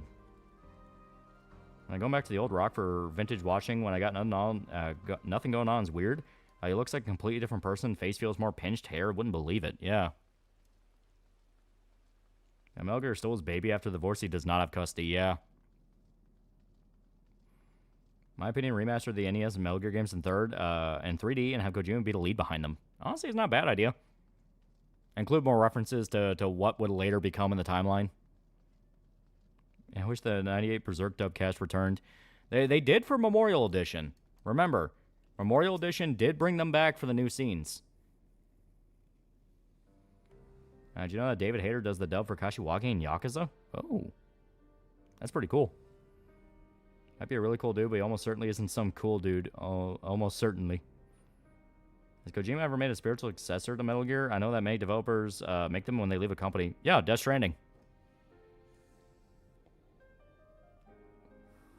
Yeah, 97 Berserk, I made a good dub. Yeah, we're going through 97 Berserk for Anime Night because Dick Bro had never seen it.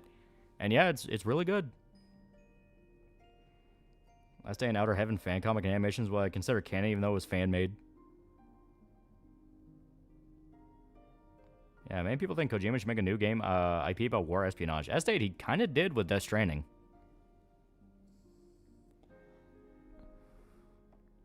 Everyone was the Patriots. We were the Patriots.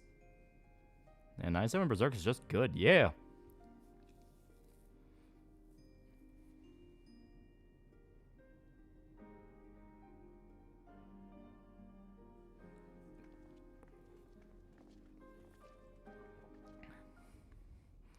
Eco191 for $10. I hate Spider-Verse, I hate Miles Morales, and I hate Spider-Gwen. I like what they did in Marvel Rivals. They implied Penny's from the future as opposed to being another alternate Peter. Yeah, I'm not against that. Favorite Gorilla song? Cliche, but Clint Eastwood. I like Feel Good Inc. It's not called Death Stranding, it's called Amazon Delivery Walking Feet Scanning Simulator. Kojima's making a game called Fizzant. It's meant to be a stealth action game.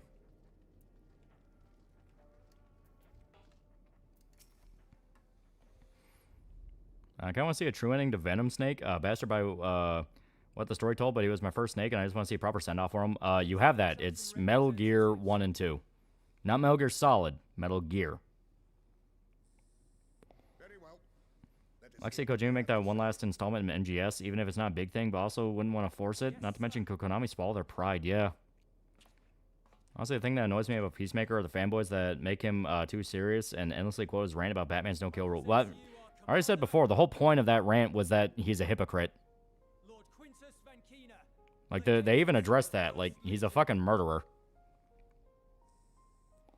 Do you think will always be a personal favorite? That one's not bad. You like John Wayne movies? Yeah.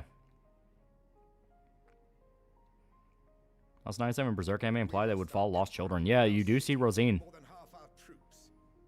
want to see more 4Kids actors being in Berserk. It'd be great to hear them being something like Jason Griffith voices Isidro. Well, they were legit anime voice actors. It's just the fact that 4Kids picked them, and it was just kind of eh. Because, I mean, you know, Mark Dorizen was in, yeah, he was in, like, Oh My Goddess. He played Zoro in One Piece, the 4Kids dub. And he's been in a few different things. Carrie Karenin, very similar story, did a bunch of different things. She voiced a character in the Bastard remake not too long ago. They went the remake to MG1, that 5 setup. Imagine David Hayter's Solid Snake going up against Kiefer Sutherland's Venom. Yeah. I was saying fan on Twitter, and for some reason, it was just Link instead of a picture. I asked to DM it to me. Starring comic 007, Your Cold Heart, written by Garth Ennis. Fun story thus far. Ennis writes Bond's a cold-blooded killer. Honestly, a lighter Frank Castle in the story. Yeah, he's closer to how Bond is in the actual books. Yeah, Carrie Karenin, Satsuki, and Kill la Kill, yeah. So on 3D remaster them and Kojima's the lead dev. Yeah. Yeah, Wild and Lost Children are the plot elements in Berserk that will never truly be adapted. Playing Delta, I gotta say, it feels so good to hear David Hayter again after MGS5. He's really good.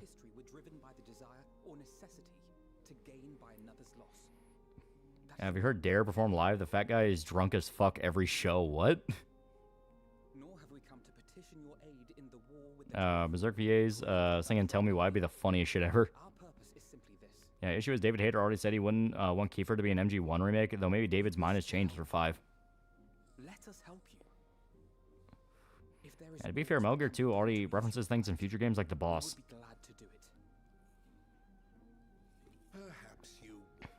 Yeah, I want to see a proper send-off for Venom in 3D. Skanky ass Marty, 220 for $5. Next Spider-Verse movie is gonna be awkward after Miles VA acting like a fool to Gwen VA for Spider-Man to get a restraining order. Yeah, Dare's a gorilla song. It was meant to be It's There, but the dude couldn't pronounce it right, and it sounds like Dare.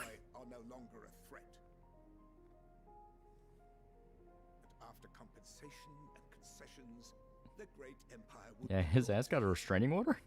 Enemies rejoice at her downfall. Our third eye, a mark of shame. Should Konami remake the original Metal Gear from the NES? People have been asking about it, yeah. It'd be cool. Just to see them get any kind of attention. We only want to make a difference, to make this world of ours better. Surely you can understand that.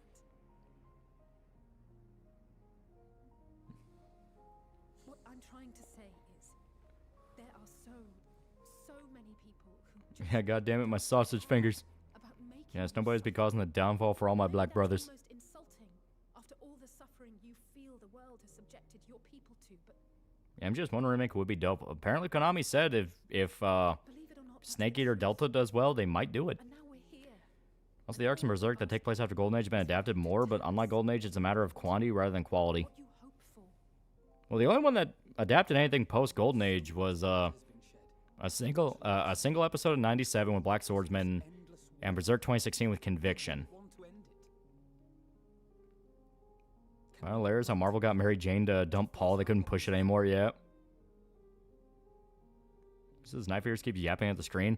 This is Alphanod and his sister. They are basically the main character without being the main character. We're just kind of their lackey. I see a young Snake trying not to comb his pants around the pretty soldier lady in MG2. Do you like Insomniac Miles VA or Spider-Verse Miles VA? In terms of performance, I think the Insomniac one's actually a bit better. Saber Interactive announced a year or two on Space Marine 2 roadmap. Any thoughts?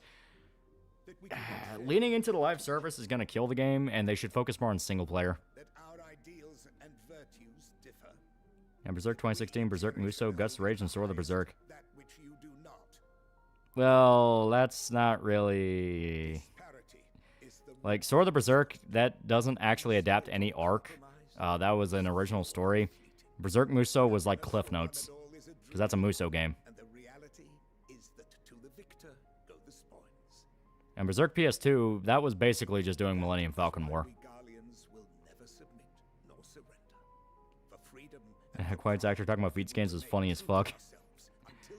All new Venom writer has said he wants to make Paul and MJ work. He might get back with MJ. Oh, Jesus.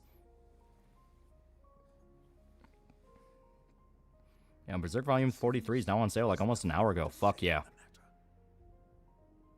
Yeah, I'm pretty sure Gwen VA for Spider-Verse is Filipino and Jewish. Yeah, Berserk Sword of the Berserk deserves its own manga adaptation. It is pretty good. Miura did write that story, and it's not a bad story. Decent little Monster of the Week tale. Which, considering the whole idea is just introducing the elements of Berserk, makes sense.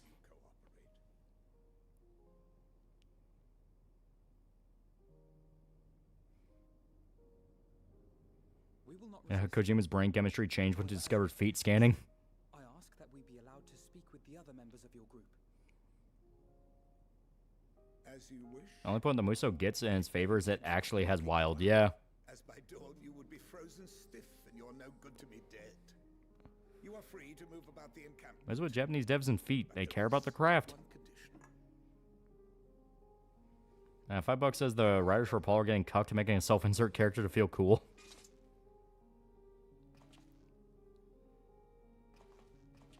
Eco191 for $5. Wish they had the balls to pick Paul being raped to death in an alleyway by the Hulk. So in Space Marine 2, what's your favorite chapter to play your make your Space Marine? I freaking love the Black Templar and Salamanders. I also like Black Templar.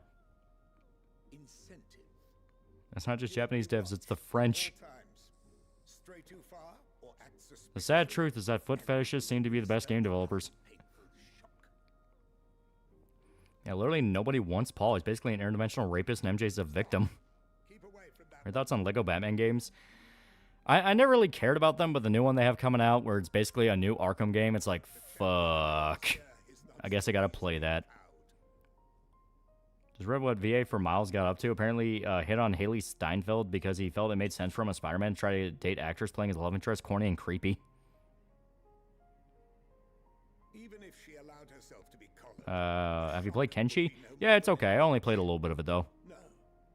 If she refuses to obey, we will activate the twins' restraints instead. For sure, Gwen's VA is married to Josh Allen, the QB of the Bills, so what was Miles thinking he could compete? You needn't worry about us. Practice Dick Chopicus Offertorium Fleekazoid. Guys with fetishes in general make good games. Remember the Citadel? Would you recommend the 40k book, Oaths of Damnation? I haven't read any of them, so I don't know. I'm only like a passive 40k enjoyer. Japanese spam is he stupid all through Lolly's Lego Batman stream? Like how Toby, Andrew, and Tom date love interests? Yeah. I imagine what would happen if Miyazaki, Kojima, and Yoshinori Ono made a game. It'd just be feet. Yeah, if he just hit on her, that's alright, but he got pushy, and that's an issue, yeah. So can Quentin Tarantino make a good game? We haven't seen him try.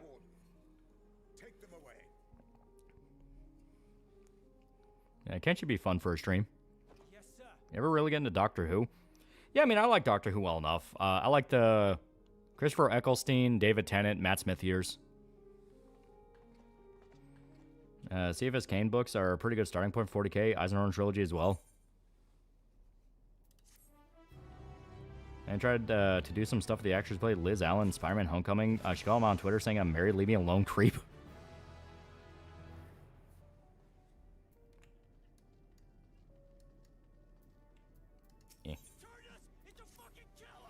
XC042, $5. I think there's a correlation between foot fetishes and being a good artist. I don't know why. What do you think about Lil Boo Boos? How much rage do they fill you with? I still don't understand a lot of the shit around Lil Boo Boos because I look at them, I'm just like, they're plushies. William Hartnell's my favorite doctor. Trader Parmarks were right. The Great Good is superior to the Emperor, and the Aldari were right to create Slaanesh. 4th War, 9th, 10th, 11th, and 12th Doctor is my favorite. And we said start with Horus Heresy, stupid and wrong.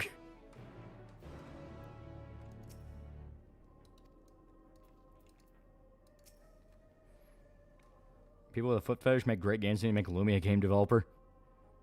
Mouse VA, will you let me hit that? It's for the brand synergy. The paparazzi would love it. Why are you running?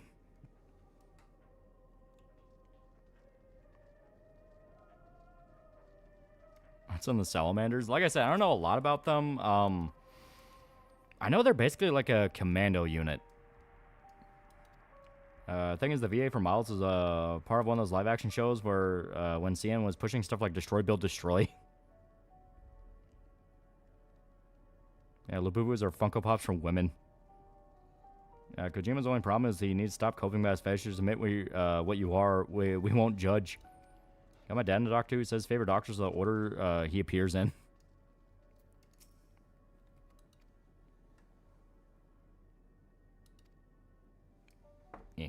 Ow.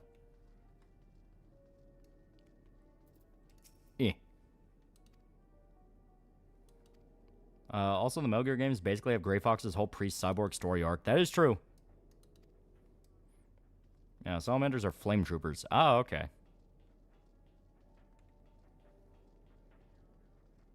I just don't know what a little boo-boo, whatever the fuck is.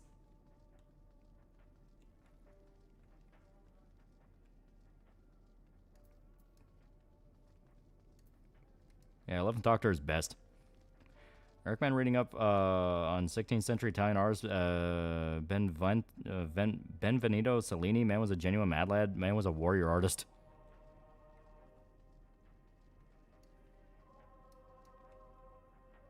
The Labubus are basically modern-day Beanie Babies. Give Miyazaki full unrestrained creativity. That man would make a game where you walk barefoot through poison swamps.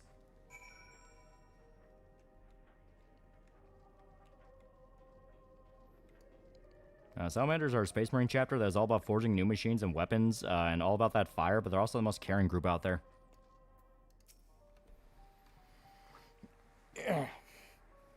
I think they flaunt feet in their work because feet are hard to draw. I learned how to draw hands before I learned feet.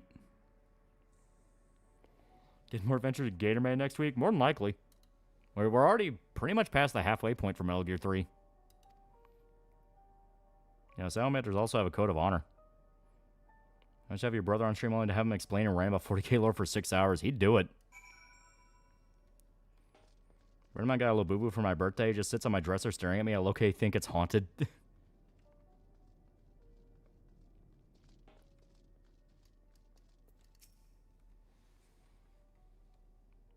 Yeah, Labubus have cameras in them, totally not fake or clickbait.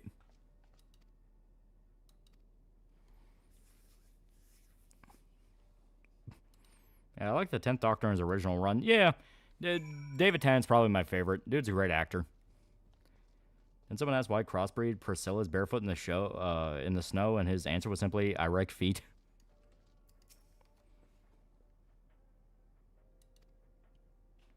Hands are way harder to draw. Those anatomy for things are easy to fuck up.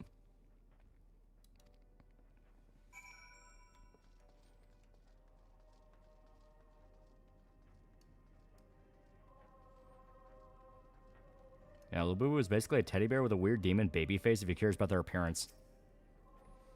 Yeah, don't forget to do the DSP cliff fall when you get to the part where you're in the mountains after meeting Eva. Ninth Doctor should have been given a longer run, but then again, BBC gotta be dumb. Yeah. That was Eccleston, right? Yeah, he was also a pretty damn good one.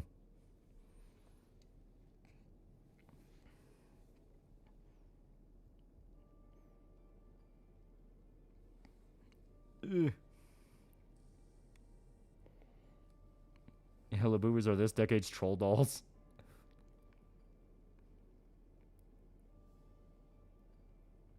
Yeah, Salamanders also all black. Yeah, Salamanders also are the Space Marines that are willing to help everyone human out there, even going straight into the line of fire to help a child find their lost teddy bear. Apparently they censored the cave scene in MG Delta. No, they didn't.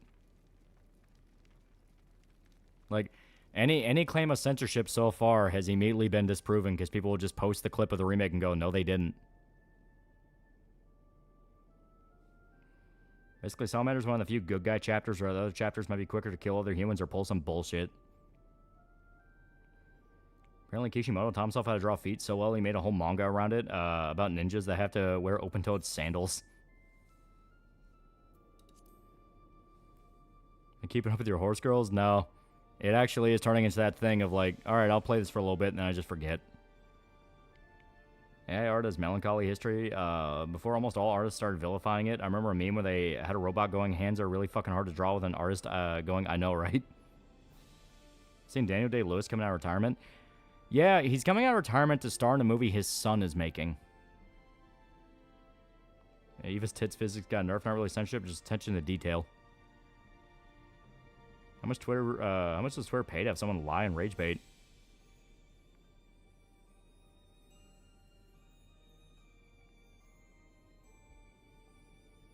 Yeah, Daniel Day-Lewis is coming out of retirement. Yeah. Favorite arthropods, insects, arachnids, myriapods? Man, mine is the wheel bug. I like bumblebees. There's cute little guys. I think it's odd how Big Boss powder around with commies for all their talk of supporting anyone who needed them. MSF seemed to cozy up to the Reds. They just didn't really like any group. Their whole idea was just endless war.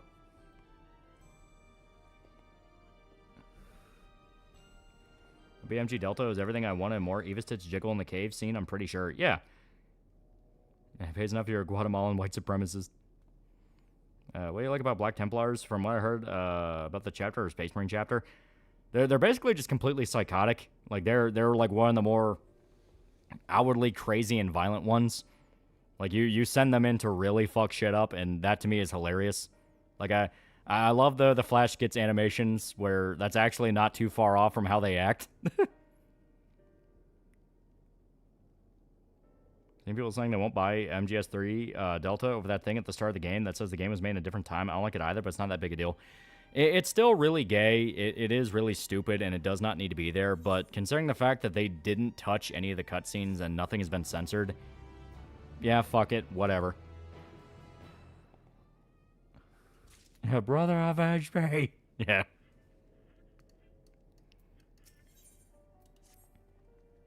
MGS5, I defied against the Soviets in Afghanistan. Yeah. Hello, German boy, don't join the Black Templars. BBC keeps fucking up Doctor Who ever since day one. I refuse to die until every single one of the 97 are recovered.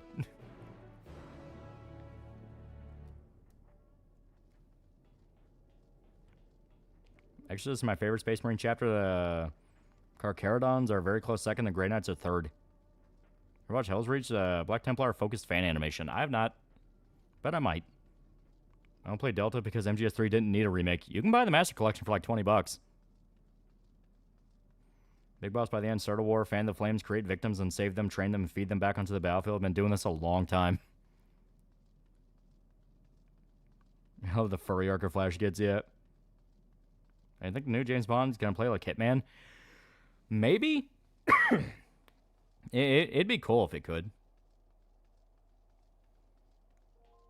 I mean, the furry hunters that will stop at nothing to wipe out all furries yet.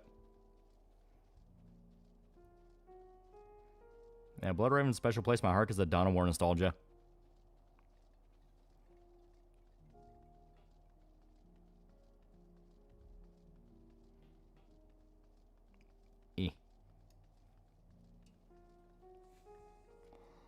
I recommend a book called Agent Storm about a Danish dude who converted to Islam, got acquainted with Al Qaeda, and betrayed them to Western intelligence. Fascinating look at how jihadists operate.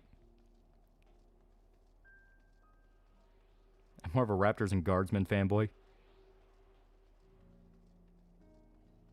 Yeah, it's not. It's going to be a linear action game.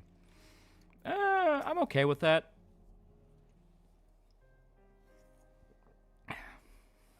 I went from Konami's The Remake of Portal Ops, seeing Campbell snorting lines of drugs cures malaria. Yeah, Flash gets historically accurate Disney cartoons are funny. Yeah.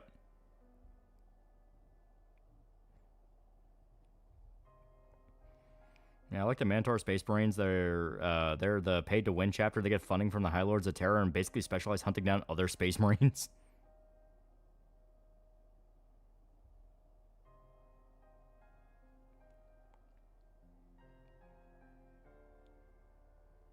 Speaking of Flash Kids, you watch 40K inspired series Space King? Yeah, it's pretty good.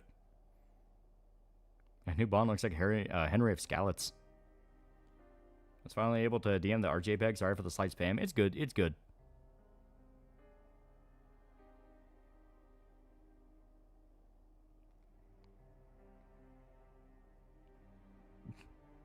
Uh, 007 Night Fire is my favorite Bond game. I'm still pretty simple. I like GoldenEye. MGS3 Delta, the MGS4 teaser, and Secret Theater. I think it does. I wonder what Big Boss upbringing was like. He enlisted when he was like only 15. Wonder if he was an orphan or if his parents sucked and what drew him to the military life. He was raised by the boss. Have you finished KST2? I have. It's pretty good. It is still consistently pretty damn good. Me and Dick Bro have had fun talking about it. I like the Space Wolves. They're basically space Vikings that can randomly turn to werewolves.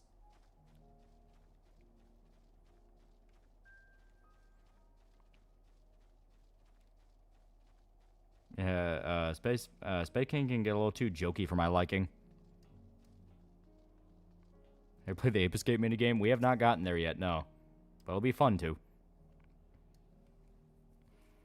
I'm a fan of dad media stuff that's specifically made for your dad, like James Bond, stuff like that. See, I like stuff like that a lot. I'm simple. I like my action pulp stuff.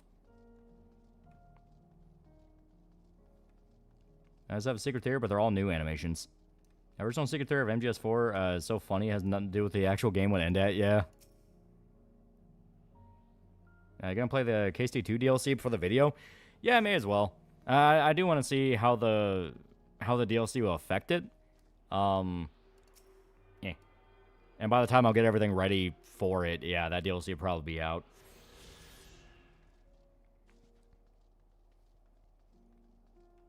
Boss apparently fought the Normandy while pregnant. None of the other soldiers look at that and go, why is there a woman here? Why is she heavily pregnant? Would you want to mouth off to her?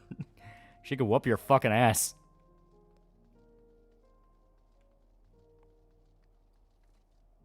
And Chaos factions, any favorite Chaos faction? Personally, I like the Korn faction. Slanesh can get pretty fucked up, but I think hands down it has to go to Nurgle. Nurgle stuff is like really fucked up.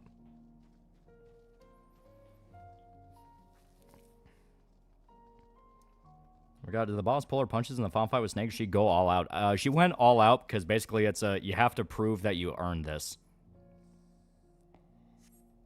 And by the time that, Big Boss got to her, he was ready. He killed the rest of the Cobras. Probably pay more attention to the guy who makes the rain turn to blood than the pregnant woman. Yeah, Sam, just give me a good but simple story of a good guy fighting a bad guy, just bad and I'm good. Yeah. I'm trying to hate on my dad, loves the shit out of James Bond, I'm just not a fan. Nope, you never ask Leia if she's pregnant. Man, rule number 31. None of the men want to break that rule. Simple. I'll take some substance. Delta? I don't know. We haven't got there.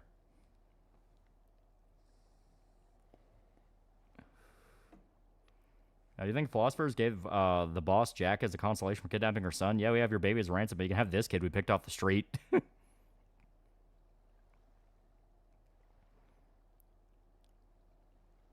We don't get how the Patriots became so powerful is that they all just seem like a bunch of grunts and military support folk. How those people end up running everything? Because that's who runs everything. It's the people in the background that do all the boring shit. And once they're in a position, you can't get rid of them. Who the fuck thinks a globetrotting chick magnet spy badass is just for your dad? What kind of fucking fag do you have to be? Also, the boss was literally that important to the mission, yeah.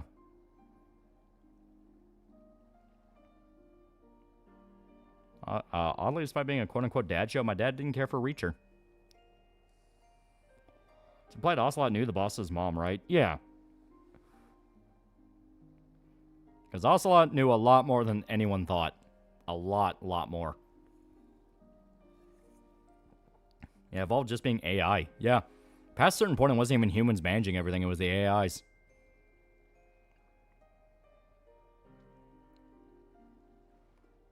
So Naked Snake and Ocelot are the same age. I think Ocelot's a little bit younger. Because, yeah, in MGS3, he's constantly calling Ocelot like a kid. I'm still risking ass boss. So she want. Do you want to rest first? Because you look like you're about to pass out. Even though I'm not a huge fan of pulp, I love Hellboy. Like you can tell, Mike Mignola was a huge fan of stuff like Conan and Lovecraft. You trust Ocelot to have your back? Fuck no. Even if he was on my side, I wouldn't trust him. Aristo was a title Snake used for basically the perfect soldier. It was just a code name, so they wouldn't have to use his real name. And also, there was kind of a running theme that Snake was essentially the influence killing the world. You know, Adam, Eve, Snake. Why did this guy return to Snake symbolism? Nanomachines? Yeah, Domska was born on D-Day, so he's that old. Yeah. Also, I knew so much that he gaslit himself and think he was a different person twice. Use a revolver, dumbass. I was born that day. Yeehaw, I'm a cowboy in heat, revolver, Ocelot.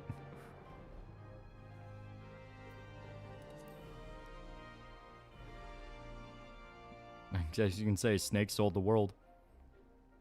Explain the plot of the Metal Gear series in the next 5 minutes. A bunch of government people decided to create AI. Said AI became so powerful, it tapped into the idea of controlling information in a way that it could warp how people viewed things like war and conflict. And then eventually you had a guy who was born in war and conflict go, I don't want to do that. So him and his philanthropist friends took them down.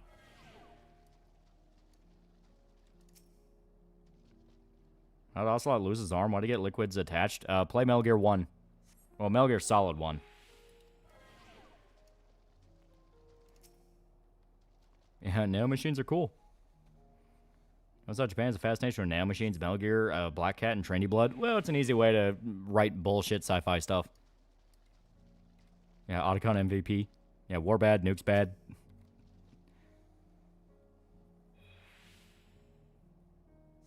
And damn, he actually did it. People said it was impossible. Yeah, surprisingly straightforward. Also, I knew a lot more than he let on, like the fact he double-crossed himself. Like, there's a literal algorithm trying to kill my ass. How old is Snake during Metal Gear Solid 3? 30? I think he's, like, on the dot 30.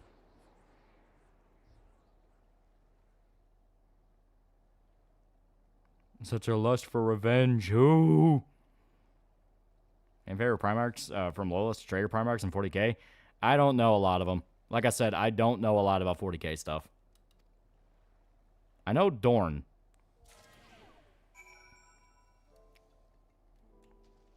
Yeah, Snake's like 29, yeah.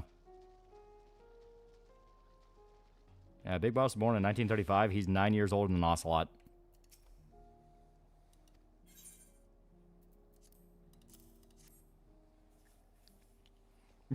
I don't trust anybody, not even myself. When Dokes find out Light's Kira, he would know. For some reason I always thought Snake is 24 during Snake Eater. Yeah, Snake's around like 30 during MGS3. His date of birth was like 1935.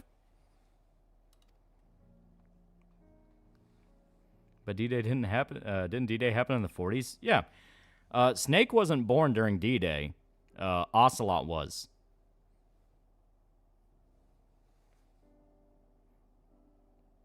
Yeah, so Snake and MGS3 is around the same age as Loli. Yeah, right? About Snake and Ocon's friendship subverts the usual trope of Stoke Edgelord being annoyed by his nerdy friend. No, these two are bros with a secret handshake.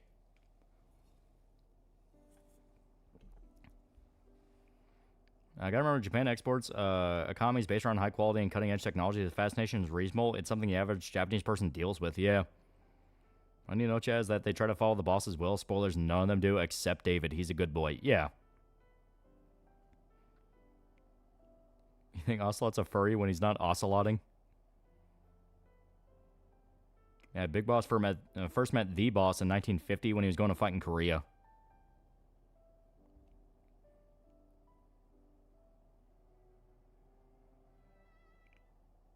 Which, if Shota died, would you transplant his arm onto your body and brainwash yourself into becoming Shota?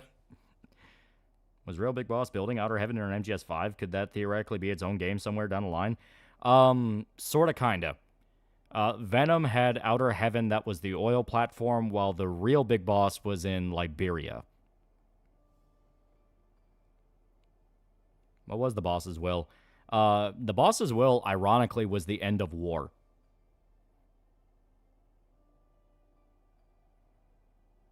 What do you think about Venom Snake? Yeah, actually a pretty cool character. Yeah, congratulations, David. You followed the boss's will. Who? Yeah, always Liberia. Yeah, Real Big Boss was in America training Foxhound. I thought he was already in Liberia by the time that Venom died. Because, you know, he was raising, he was raising Raiden around that time. Yeah, Real Big Boss had Zanzibar land. How old is the boss? Like in her 40s during MGS3? 40s to 50s, yeah.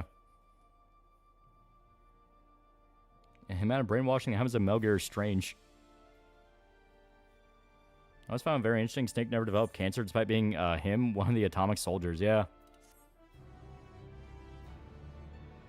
Yeah, Solidus is the one who trained Raiden. Oh, shit, you're right, yeah. Yeah, that was actually Solidus. Yeah, the boss was 42.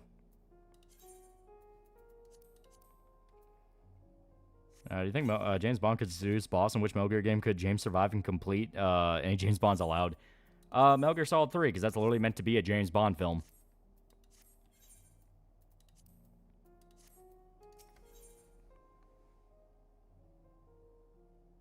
I think people just don't pay attention. I tried watching Sheena play Delta, and she was already stimming on the first semi-long cutscene. Yeah, boss went to space, saw the planet as one place free of borders. That was her will. Unite a world free of war and conflict where soldiers wouldn't be needed anymore. Yeah. Yeah, Venom Snake Twist annoyed me at first, but it grew on me. It's cool that some random dude managed to build himself up to the big boss level. Yeah. Well, to be fair, he was already part of the inner circle. He was the medic. Yeah, Solid was training Raiden, Big Boss was training Foxhound, Solid Snake. Yeah. And Snake didn't get cancer, but he did become infertile because of nuclear tests. Yeah. Ready for a Steel Ball Run trailer next month? Fuck yeah. That's going to be great. Major Zero likes 007, right? Yeah, Major Zero's like a massive James Bond fan. Wait, so how old was the boss when she had Ocelot? Well, she's 42. Yeah, she's 42 in MGS3. And that's 1967, I believe? Give me a sec. So, MGS3.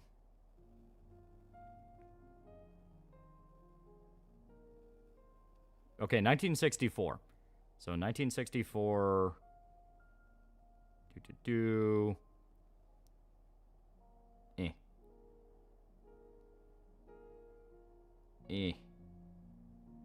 That's about 19 years, so 42 minus 19. Yeah, she was like 23.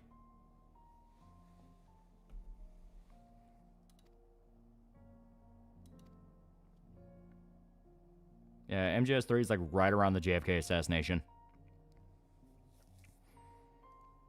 Confirmed Afterlife Metal Gear. Imagine when Big Boss passes, he meets up with the boss and says, "Yeah, that was some crazy shit you did back there, Jack." And never explicitly state when the boss was born. Her tombstone just says 1920X. Yeah. But it's genuinely agreed upon in her 40s. So I think 23 would make the most sense. Yeah, she was in her 20s when it happened. Yeah. Because she would have to have founded the Cobras, met the Sorrow, fell in love with the Sorrow, and then killed him.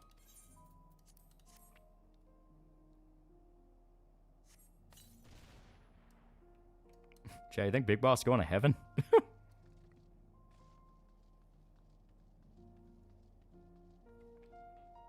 Why do the U.S. have a woman in frontline combat during World War II? Because she was really, really good at the job. Yeah, Nippon really like X, don't they? Well, it gives them enough leeway to work with. And Big Boss gets to the afterlife, Boss gonna slap the shit out of him and call him an idiot. He learned his lesson at the end. Big Boss going to outer heaven. Looking forward to the Life and Suffering of Sir Bronte sequel. I'm curious what they could do. I mean, granted, the first one was literally just a visual novel, but still. So that doesn't make any sense. Well, it's magical realism. You're not supposed to think about it that deeply. Like, Metal Gear's not trying to be the most realistic thing in the world. The whole point is showing that she's a legendary soldier. How is every important Metal Gear character a child soldier? Because that's kind of the point. You know, you have people where their entire life has just been war and conflict. MGS says vampires. Literal fucking vampires and ghosts. Yeah, first was Naked Snake. Then there was Solid and Liquid. Venom was born in 1984. Solidus came out sometime afterwards. And technically Raiden was also a snake.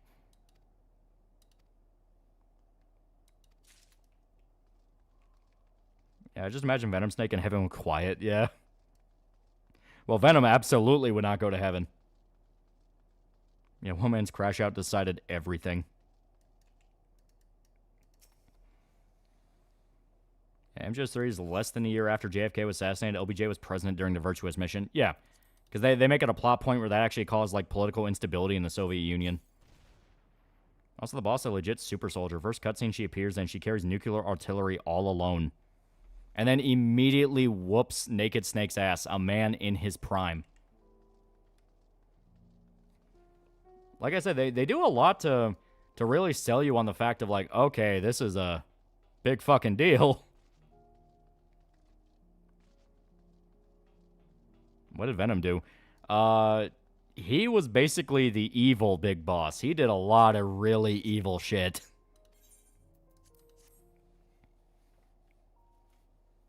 I'd be scared out of my mind if I was a soldier seeing a pregnant woman fighting on D-Day.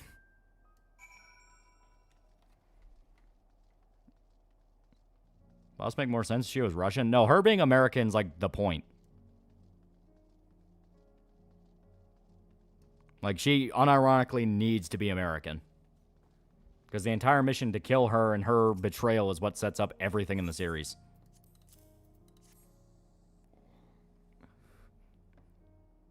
And why the army let a 15-year-old in the Green Berets? You have to be 21, because they're really fucking good. I didn't realize Metal Gear was fantastic. I always thought the walking cow tanks from 4 were legit possible. Yeah, Venom was supposed to be the public face of Big Boss. That's how he defeated the Patriots. Yeah. Why's your character in London? We're in a new expansion. Honestly, the Cobra unit on D-Day would be terrifying. In every cutscene, see the boss just owning the MC and the villain. Yeah. As a reason for the whole, she was a true patriot part in Eva's speech at the end of 3. Yeah.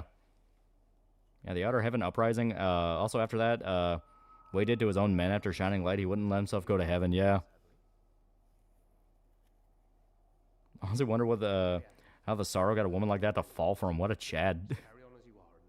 Yeah, bees. Yeah, Big Boss John or Venom became the world's enemy for the sake of unifying the world. Yeah. Now let's say Saving Private Ryan, but with bees. Thought the idea was that Venom was Big Boss effectively pushing all his dirty work on someone else to help ease his consciousness. Because that basically is what happened. Yeah, Venom didn't really do anything evil during MGS5. Matter of fact, he's the voice of reason a lot of the time and spares a bunch of people he'd be justified in killing. Yeah.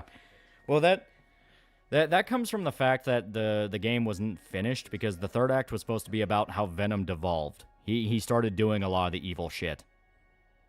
See, Arlen brought back Mr. Plinkett, and about a third of the video was spent them saying Acolyte was just like the prequels. Yeah. I have completely tuned out of Star Wars shit where I'm like, I don't care. Andor was good, but I don't care about anything. Because Sorrow kind of has the Golden Retriever vibe. Now, Sorrow was very handsome in his 20s, like Ocelot was.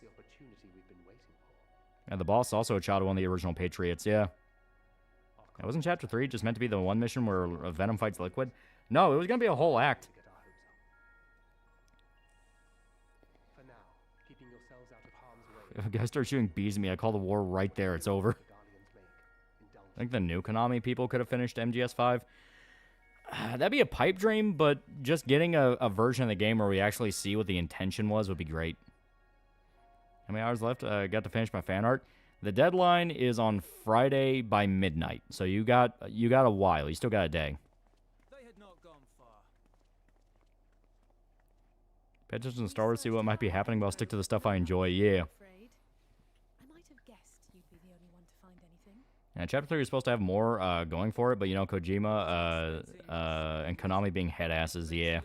Yeah, the Kojima cut. I think Chapter 3 is Venom at the worst, but even then, he tried to save Liquid, and when Liquid refused, he threw Liquid a gun saying, blame me, and more or less told, kill yourself or kill me, yeah. That's what people said when 5 came out, it ended right when it was beginning, yeah. Because the whole idea is the beginning would have tricked you. You would have completely been on Venom's side and went like, well, wait a minute, they're being reasonable, like, child soldiers, they're rescuing kids from a war-torn country, what the fuck?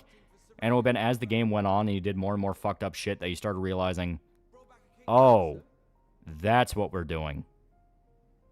Yeah, Venom Snake is to the boss, as to Big Boss is to philosophers, a loyal soldier sent to die by someone he would give his life for. Yeah.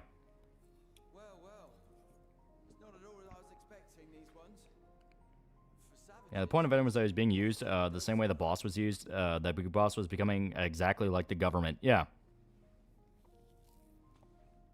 I always got the vibe that when Venom realized the truth, he went full war criminal for the sake of Big Boss, become the enemy of the world. That's basically what happened, yeah. Is Quiet dead or still alive? She's super dead. Why'd the lolly explode? Talking about Paz? Skullface's unit planted bombs in her. I trust your expedition was fruitful. What do you think is the worst David Cage game from his entire work? What do you consider as the most tolerable? From what I understand, Detroit Become Human is probably his best one. His absolute worst has still got to be Indigo Prophecy. Yeah, explain Solid Snake. Why was a third clone of Big Boss made? Was Big Boss aware of him? Do we know how he was brought up and what made him who he was?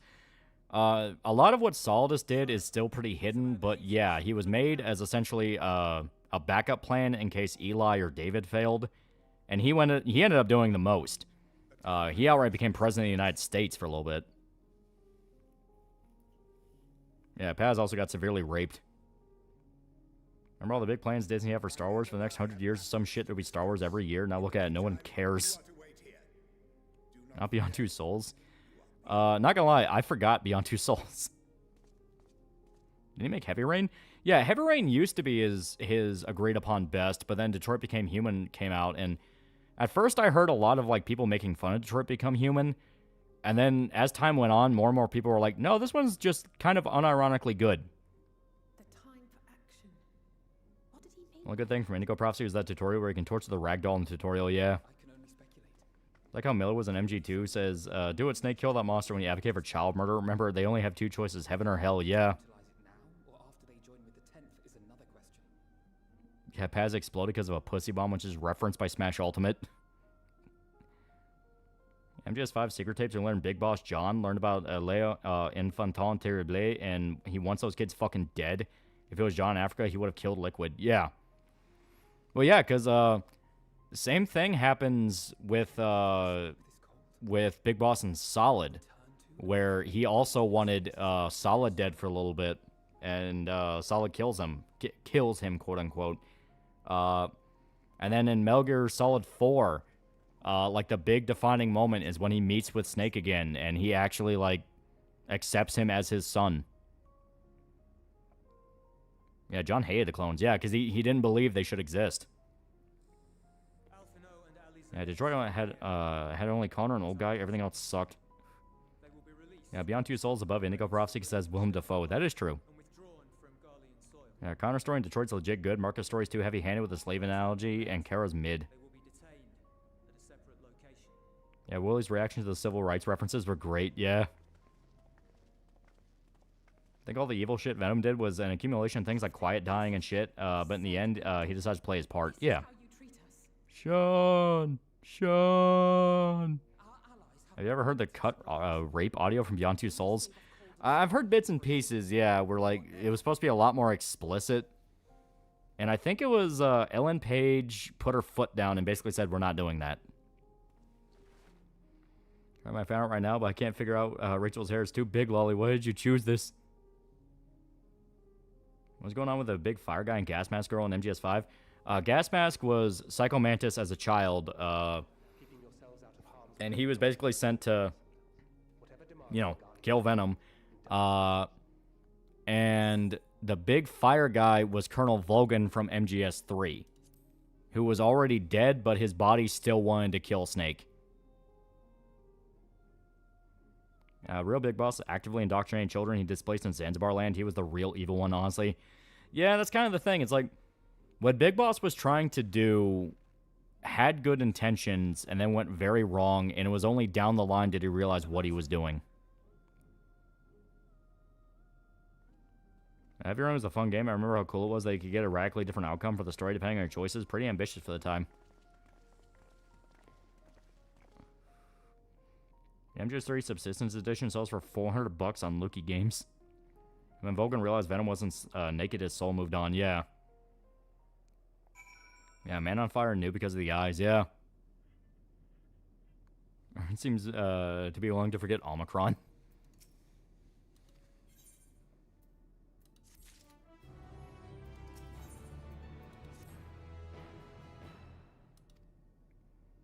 All I know from Detroit Become Human is Mr. Krabs going, you fucking cocksucker. Yeah, Clancy Brown. You gotta love him. I also think David Cage needs to make a straight-up detective game. The detective characters in all his games are the best ones. Those blue eyes he hates so much, yeah. Ellen Page's agent made her go trans. Something did. I still blame it on full-on mental breakdown. Yeah, John did let them have the choice of becoming a soldier if they wanted, yeah. Was Control's writing any good? It was pretty good for what it needed to be, which was just an SCP game. Have you heard the theory that Venom Snake is Grey Fox? Well, it's not. We know who Grey Fox is.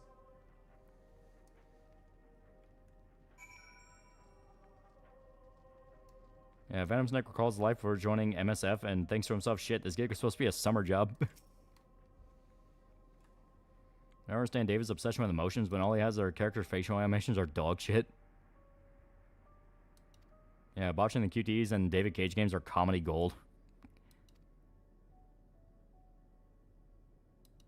I find it funny, no one in 5 got revenge on Big Boss, Vulcan, Skullface, etc. Yeah. Like, you practice your speech for years and you tell it to the wrong dude. Yeah, Solid Snake, Liquid Snake, Punish Snake. Is there any more snakes I should know about? Solidus. Also, you forgot about Naked. How much of MGS was planned from the start? Not a lot, actually. A lot of them were kind of like game to game. Yeah, Stranded Snake, yeah.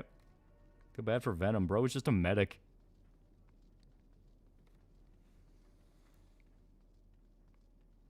I think by Peace Walker, Big Boss stopped giving a shit about the will and just wanted to wreak havoc on the world. Yeah, it's some form of, like, revenge.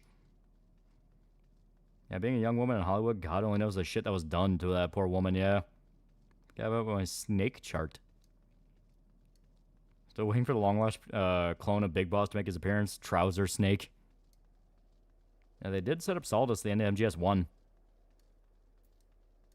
Well, yeah, they already referred to him as the president.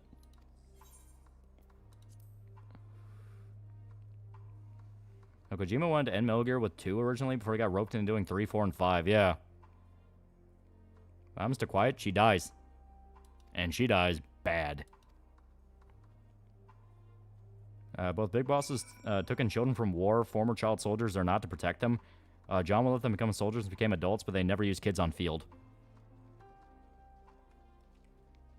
Yeah, Vulcan's body flat out comes back from the dead and doesn't his reason come back? Ouch, but deserved, yeah. You're wrong, Quiet's still out there. That's some cope. Well, no, Clancy Brown's in like Highlander, Starship Troopers, and Shawshank Redemption, but it's also Mr. Krabs. How's Quiet die? She is infected by the English variant of the parasites. And at the very end, when Venom Snake is dying from, I think, snake venom. I think he gets bitten by a highly venomous snake after the final battle. She has to call in the chopper to help him, and she starts speaking English. Because after that, she admits she had the English variant and basically wanders off into the desert to die. Yeah, he didn't use kids, but grooming into soldiers is still not a good thing, yeah. Is 5 the end of MGS? Technically, it's a middle chapter, but as it stands, yeah, it's the final one. Imagine all the MGS characters in Cobra just easy guy to 40k when it's the midst of the Unification Wars. No confusion, I just refer to them by their names. John, Venom, David, Eli, and George, yeah. Wait, Vulcan goes through electricity to fire? Yeah. He's the man on fire. Still think I have solid logic to believe Quiet's still alive. The parasites attack the lungs, but Quiet's lungs are already destroyed. Actually, MG2 kind of laid the foundation for a lot of things the rest of the series did. Yeah. Actors who play Quiet's still alive, and so are her feet. You think Act 3 is Venom being evil as because Kazuhira, if you speak Kikongo, I'm going to beat your head like a pongo. Miller ordered him to kill the child soldiers. No, there's a lot of reasons he was supposed to go completely evil. Yeah, Psycho Mantis' psychic powers gave Vulcan life and fire. Yeah. What exactly does the language parasite do? They activate depending on a certain language that's spoken, because each language has a different frequency and the different variants of the parasites react to it. So, for instance, if you speak Kikongo, which is the first outbreak you have on Mother Base, then the parasites activate and start eating your lungs and, like, your vocal cords. Ever see what happens if you refuse Jesse Cox's side quest in Cyberpunk? Yeah, doesn't his dick full-on explode? Yeah, Kojima made 4 specifically to make sure there couldn't be future tiles. Yeah. Quiet's actress discussing how Kojima had her feet and soul scanned. Yeah. Like how that cutscene where Code Talker tells Snake to keep his eyes on Kaz leads to absolutely nowhere. Yeah. Literally telling the guy to his face Kaz was a traitor. I don't blame David Cage for being the straw that broke Camel's back for Paige. Hollywood dildo her and Cage pulling that creeper shit probably broke her brain. And fire's the only way to get rid of it. Yeah. Hey, he dies, his dicks explode, and his legs are chunks of meat. This is my home. That's why the infected have those massive lumps where the legs, lungs would be. Those are massive parasite buildups. At least it was until that night.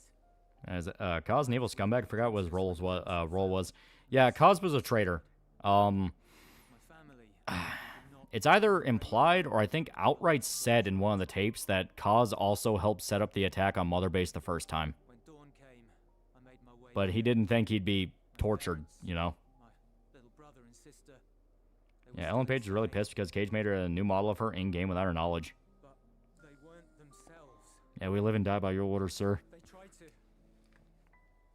Yeah, Konami's gonna pull David out of retirement yet again. Can't wait to play his 80-year-old Snake. So MGS5 is technically a zombie game. Not really. The infected don't full-on become zombies. It's just more of the fact of they get delirious and the parasite orders them to try to spread to different people. Yeah, Kaz went to college in America and Ivy League school, I believe. Wonder what this dude majored in. I know it's trivial, but I like bits of world building. Yeah, Kaz helps Cypher. Yeah, and Peace Walker Miller literally talked to Cypher after being passed. Yeah, that was it. Didn't Last of Us get in trouble for Ellie being too close to Paige? If I remember right, her agency tried to sue Naughty Dog over it, and then they said, hey, this isn't based off Ellen Page, though. So zombies, then. No, they don't act like zombies. It's literally just run into a crowd. And it's only when you're, like, advanced infected. Every other time, you're just coughing your lungs out and dying. If I recall, Venom was bitten by Caspian Cobra, which would make sense as you're fighting in North Afghanistan. Yeah. Not just a new mall, but he had a folder full of pictures of her from childhood to present day. God, I hope only the adult mall had the details. Sorry, I forget I spoke. Personally, I think Venom and Miller opened a successful burger franchise named Heaven's Burgers. MGS6, some group got their hands on Big Boss DNA somehow, and they've created new clones. Kind of like the rage virus. No, I say it doesn't make you aggressive. It's a thing where genuinely the people that were infected didn't even really know what they were doing. And the few that did just wanted Big Boss to kill them. That's where you get the guys who were saluting him as he shot them in the head. Yeah, Kaz betrays Snake a bunch of times and tells him to his face, yet Huey's the one who gets all the torture. Yeah. Hell, that's why, specifically, Big Boss never told Kaz the Venom plan. He was supposed to believe that was actually him, because he knew Kaz was a traitor. Remember, if you guys streamed Peace Walker already. We actually never streamed Peace Walker, no. I think of the pause, PTSD, hallucinations Venom has in 5. I actually think it's pretty good subtle foreshadowing that Big Boss wasn't who he... Venom, not Big Boss. That Venom wasn't who they thought he was. I've seen Critical Role, you know Ellie's actress just kind of looks like a kid, yeah. Thanks for archiving that. You come to the wrong place, I'll beat the fuck out of you, bit, yeah. Unbearably. Oh yeah, rub those ashes in your face. Yeah, Huey's a scumbag. He deserved the NTR. Yeah, Huey also betrayed Big Boss, so it's not like it was an unfounded accusation. How's Kaz betray you exactly? I didn't play Peace Walker. He gives information to Cypher, and Cypher's the group hunting them. Yeah, Kaz acts like he was Big Boss's pal, but he went behind his back and did stuff that screwed him all over. In the end, he was an opportunistic prick who wasn't nearly as smart as he thought he was. Yeah. The only thing the parasite's capable of in terms of controlling their host is compelling them to spread the virus by any means. Yeah. So who killed or what killed Venom Snake? Solid killed him. Yeah, the Paz storyline is one of my favorite parts in 5. It's all about the medic trying to come to terms with his guilt for not saving Paz. Yeah.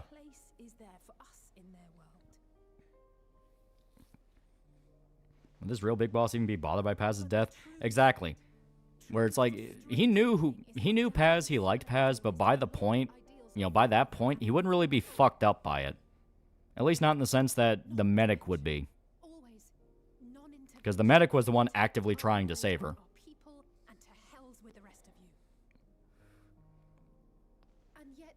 5 covers why the boss is alive in the original game, yeah.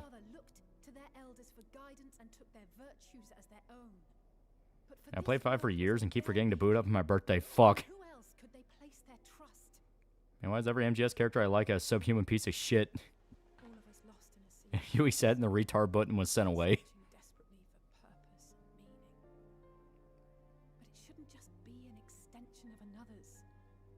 Best joke moment in Metal Gear Solid? God, there's some great ones. I think 3 has some of my favorite, where obviously you have the joke where you can just shoot the end right there at the dock and you don't have to do his boss fight, and they even yell at you for it. Fuck. That one's a great one. The Raiden joke is really funny. You put on the disguise and you get deeper into the facility, and then Vulcan just grabs your balls and goes, "You're not him." It's like, that one's great. Yeah, I love the stuff with Johnny. Yeah, Johnny's hilarious. Yeah. Yeah, the scene in Metal Gear Solid 4 where he's shitting with the barrel over him, then soldiers tip over the barrel and just see him with his pants down. Hoshi Strangelove got it bad, yeah. I like Venom Snake's. Venom Snake, well, gear setup. I don't know what sling he uses to make his rifle sit. How it does, yeah. Was Miller bad at all? Did he do any fucked up stuff? Yeah, I stated he was a traitor. He gave information about Big Boss to Cypher. He was fully aware of the Law Enfant Terrible plan. He actually helped train Solid. Yeah, John believing in Santa, yeah. Kaz betrays Big Boss. Big Boss goes, the fuck, keeps Kaz as leverage, but doesn't tell him anything now. MGS5, Kaz quickly figures out who Venom really is after being rescued. Post-credits combo, yeah. Oh, that Snake is just a gooner. Metal Gear Solid 1, yeah. Yeah, they make a new Metal Gear Solid after 5. Kojima will burn Konami down. Yeah, Miller's a lot of blood on his hands. Yeah, Miller was a Cypher plant before Peace Walker. Why do we hate Jesse Cox and just being not funny and being in the completionist circle? He's one of the typical anti-Trump Twitter guys. Kinda wish Chico wasn't cut off from the game. His console art looks like he could have been Gray Fox. Yeah, I think the original plan was he would have been the prototype to what would become Gray Fox. Yeah, Santa stopped delivering Big Boss presents after he killed the boss. Nihilist for life, you one-eyed asshole. Yeah, did Snake even have a normal childhood? John, kind of. He basically had a relatively normal childhood, mainly because you just don't know a lot about his childhood. Meanwhile, David, Eli, George, no, they never had normal childhoods. Who's Jesse Cox? He was a friend of Total Biscuit back in the day. Yeah, Cosmic Hero screwed the pooch a lot. He had such a good chance to finally belong, and he fucked it, yeah. Yeah, Raiden definitely didn't, yeah. Yeah, John debatably. Like all Snake's Kodak calls was Signet in 3, especially when Snake discovers a cardboard box. That one's great. I love the glowing mushroom one, where they're like, where Snake's like, so if I eat it, it'll charge my equipment, right? And like, the fuck you talking about? No.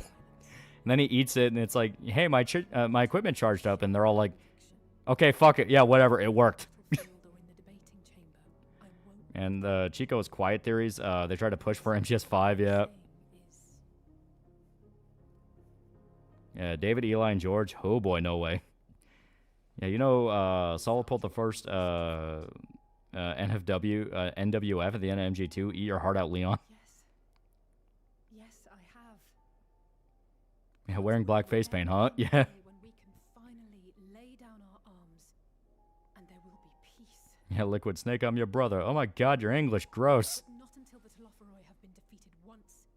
Yeah, Saul just did nothing wrong except, you know, that thing.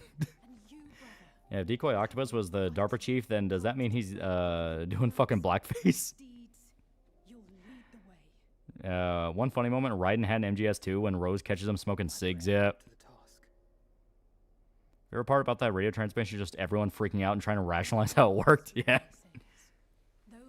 That's like one of my favorite details in Metal Gear Solid 3, where everyone makes the joke of like, oh, Snake's just a gun autist, Snake's a gun autist, and it's like, that's literally the point.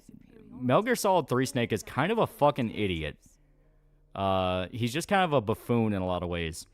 And that makes sense when you realize the context of everything going on. Where it's like, oh, John is literally the useful idiot. Like, they actually think he's stupid. What happened to Paramedic? She became the director that was in charge of the project that created Gray Fox. She was the reason why cyborgs were a thing. I like the Nightmare Codex. When Snake wakes up and talks Signet, everything that turns path turns into shit, yeah. Yeah, Snake in 3 just wants to eat everything, yeah. Yeah, Solid Snake possessed an IQ of 180, so he had to get it from someone. Yeah, Naked Snake is in way over his head, which makes me, which to me makes the whole thing more impactful. Yeah. So she just escapes everything. No, Paramedic dies. I think Gray Fox killed her. Yeah, afterwards, nope, straight up monster. They hurt the himbo's eye. Yeah, Signet seemed cool. Besides being a part of the Shadow Government, he was pretty chill.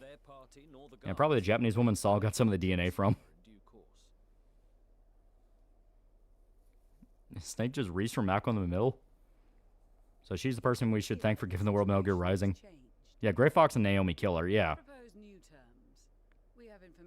And Solid Snake spans youth, bouncing between foster homes for enlisting in the army. Yeah, John's way more smart than he lets on. He's just terrible when it comes to social situations. Thought Paramedic was an MGS4 and died in that. No, that's Naomi. Different woman. That was funny that John hates rations while Solid Snake downs them by the dozen. Yeah, Paramedic also loved torturing Gray Fox. She's the reason why he acts so weird on in his fight screaming for the cure, yeah. Yeah, Paramedic was like a full-on sadist. I don't think Naked Snake was an idiot. I think shit just ran deeper than he thought because he was a badass soldier there to kill his beloved country's enemies. Yeah, Vulcan Raven walks in on Decoy. Whoa, is that fucking blackface dude? No, you don't understand. It's part of the mission. Yeah, Naked Snake guy completes the mission. He's going to go on to have a non-problematic career. Guys, he has an oil rig with nukes. And Paramedic guy kidding the woman, but yeah, what she does to Frank Yeager, woman's a monster.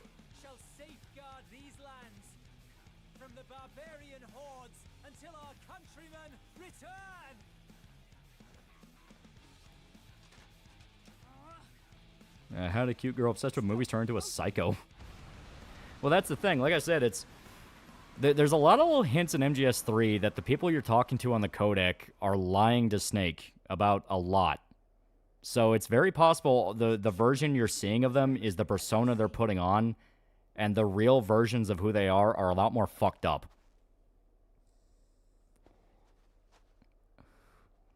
Swear Season 3 of Smiling Friends better have more old fat cameos. Agreed.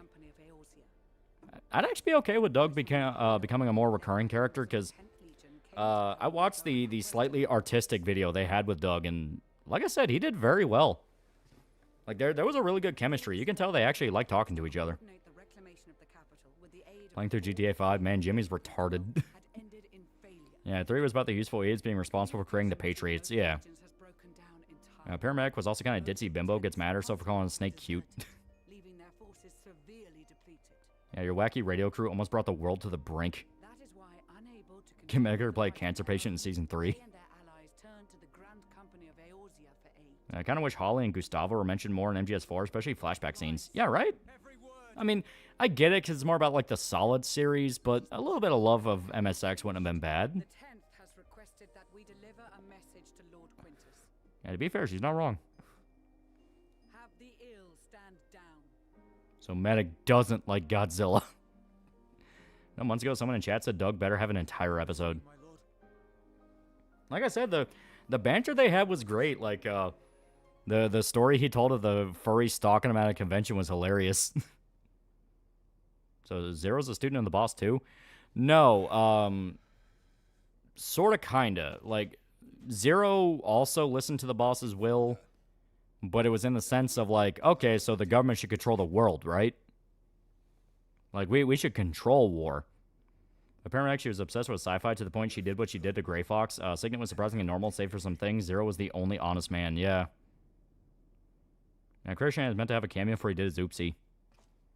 Yeah, I'm glad David has Otacon and Meryl, only people who are true buds.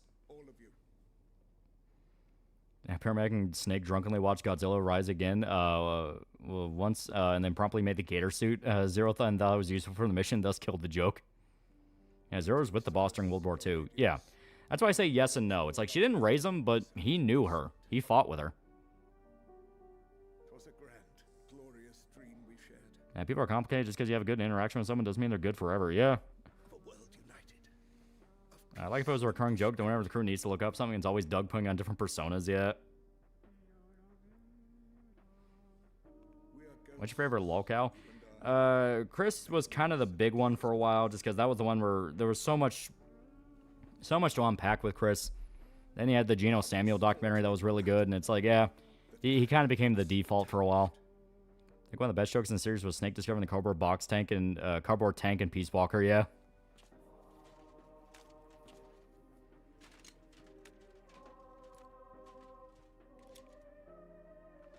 Paramedic turns into a bad guy, yeah.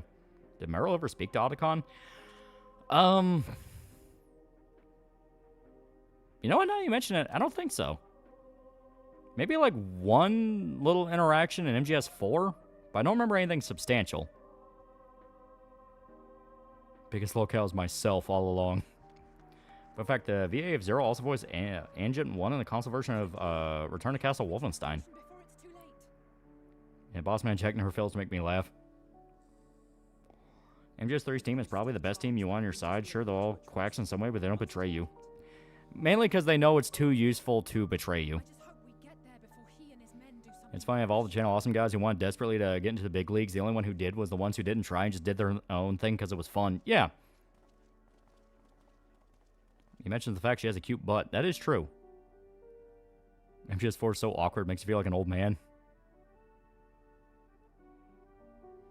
The thing I love about MGS and RE is they show me I have a love of flak gear.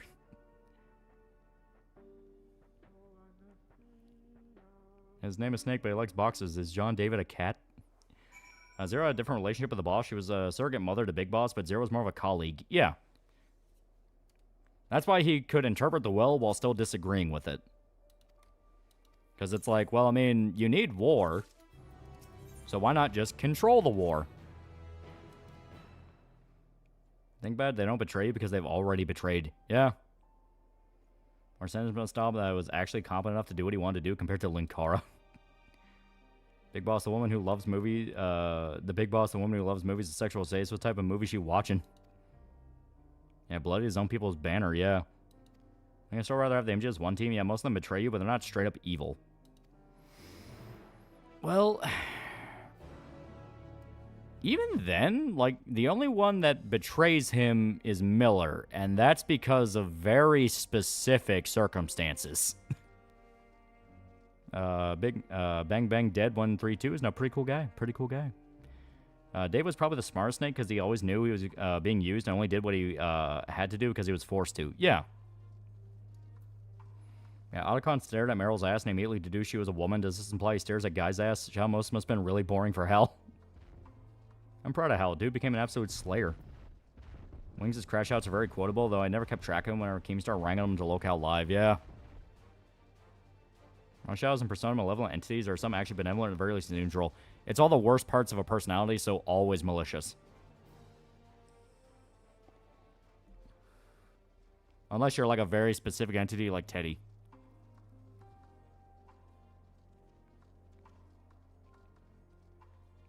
Look, I can forgive Nastasha.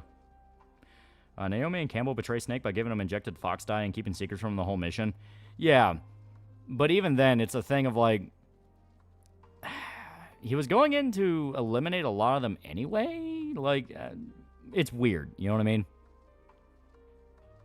Because, like, Campbell, he didn't even really betray Snake, he just didn't tell him a lot of stuff. Naomi, the fox dye thing, is pretty substantial. Fair Mugger, solid girl. I do like Meryl. Yeah, become evil. Paramedic starts out making paramedics a thing, but becomes a mad scientist. Signet becomes the military-industrial complex, and Zero starts Cypher. Yeah. Yeah, Sunny confirms Hal has a new woman every night, which is sad because I headcanon he's still hurt because he doesn't want anyone he loves to die. Wish Iroquois Pliskin was in more games. Seemed like a pretty cool dude.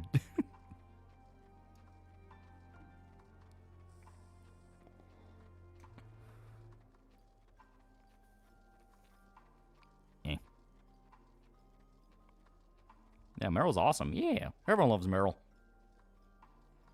Yeah, Roy had a bad habit of not being truthful about a lot of things, but he's far from the worst Solids team. Yeah. And a lot of the time, he's just not telling them things specifically to protect other people, you know? Like, he's not hiding stuff out of a malice. It's specifically, if I told you this, someone else would die, and I don't want to do that. No, that's what happened with Rose, you know? He pretended that Rose left Raiden and got with him. And it was all like, hey, I didn't want your fucking family to die. Yeah, Hal is laying mad pipe because he has the autist Riz. Evil Paramedic be like, 1995 Godzilla is better than Godzilla -1. And today's best, Morgana sucks, I'm in my human supremacist phase. Stupid fucking computer, stop being slow. Yeah, Roy kept Raiden's family safe. He's an MVP. Yeah. That's why I say Campbell just kind of does that classic thing of just not telling people things that they probably should know.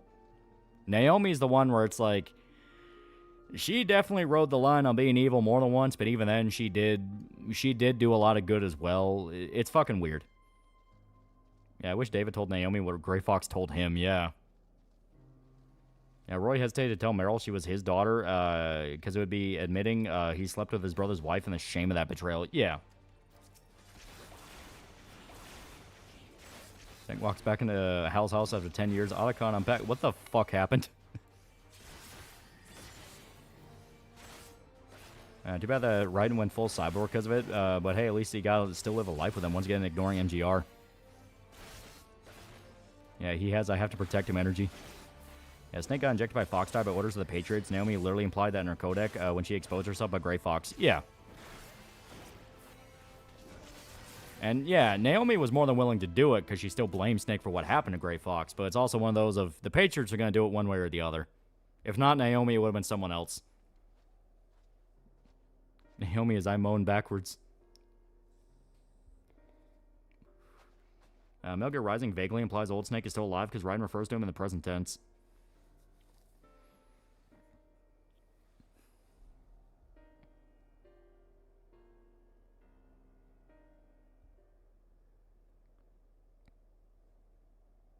So did Solid love Meryl? Sorta, kinda. It is implied in the Meryl ending of MGS1 that they do get together for a little bit. In MGS4, they do play it off as like a broken relationship, and she's still pretty spiteful towards him. And by that point, Snake is pretty much just fully on the what life could I possibly give you? I forgot there's also the factor of Meryl. Campbell essentially gets forced to choose between his best friend and his daughter. Yeah. Yeah, Hal will tell you all about the Zeonic War, make Gundam so entertaining. Chat, he doesn't know about the Japan-exclusive Snake Wooden Sword.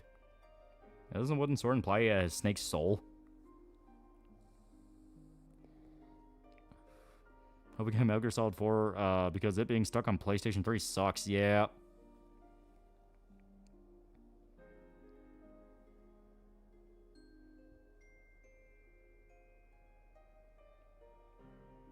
Yeah, redheads are crazy. Your boy had to bail.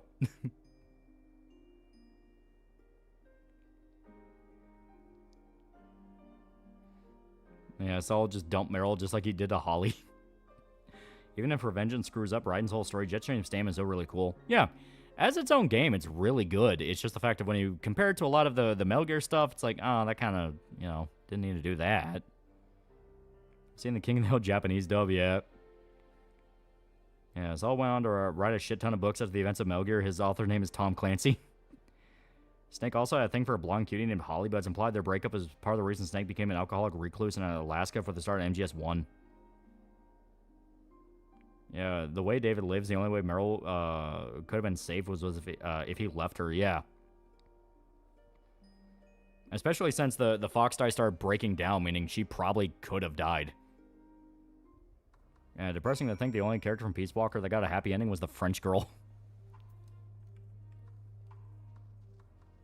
Hal's also a looker in 4. He could straight up be a model. I only accept MGR if it's Raiden's son making up stories of what his dad does for a living. All Snake wanted was to ride sled dogs in Alaska, but the world couldn't even give him that. Well, Raiden's got his own war to fight.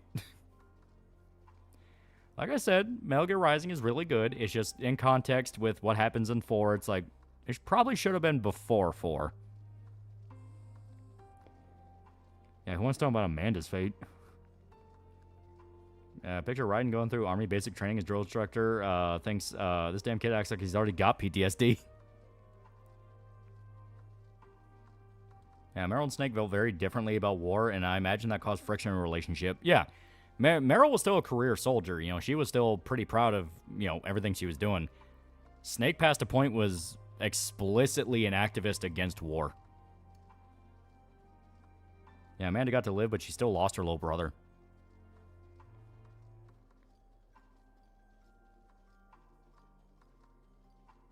I can't believe Stamper nuked his channel by uploading his old MGS porn cartoon where Meryl tricks Snake into eating her out. He thinks it tastes gross, but keeps going for seconds.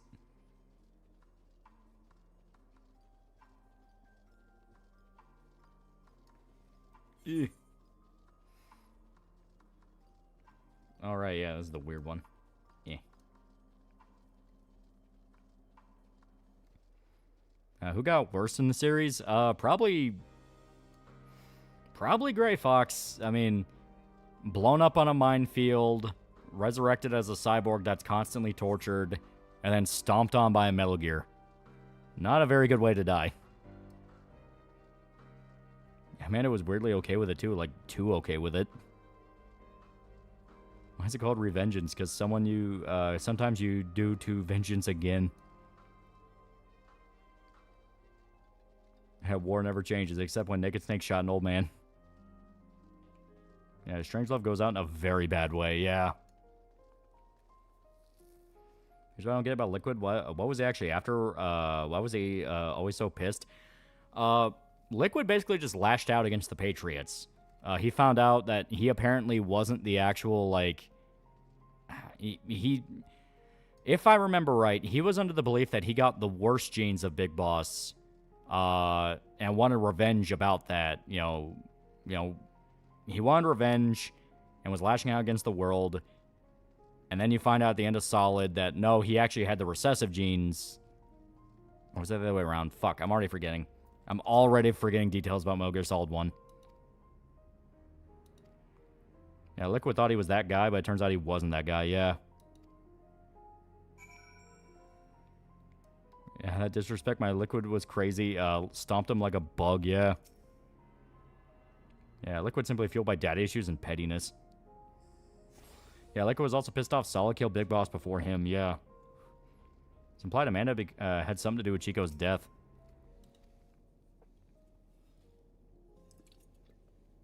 Yeah, Liquid had the dominant genes, yeah. He had the dominant genes, but he thought he had the recessive ones.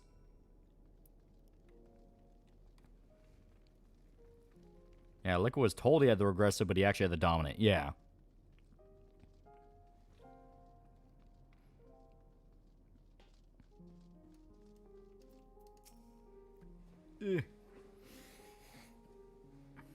Yeah, Liquid just hated the fact he was a clone and thought he had inferior genes, yeah. There was actually 4 snakes: Solid, Liquid, Solidus, and finally Gas. I'll destroy you and prove once and for all I'm the true son of Big Boss. Dude, who the fuck are you? Yeah, Gray Fox also killed his soulmate in MG2, yeah. Yeah, he died immediately after being cloned.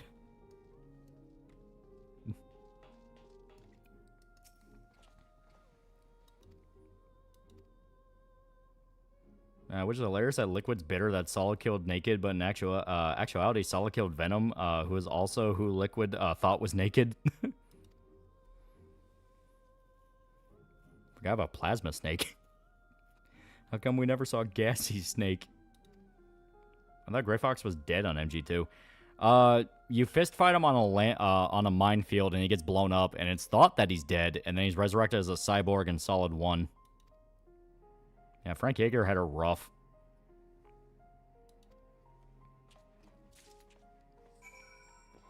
Yeah, Kojima said that Higgs from Death Stranding is his way of making up for the fact they regretted killing Liquid in MGS1.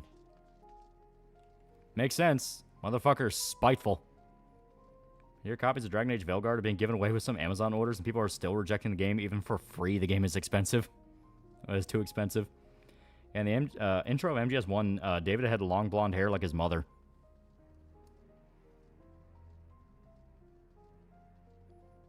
I like to think Liquid thought he had the inferior genes because David looks exactly like Jack, while Liquid looks a lot more like Ava.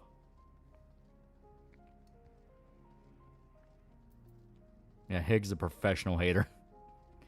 Or Colonel, the fuck's a now snake? Or Rabbit Girl, what? Big Rabbit Girl mommy, Kodak ended.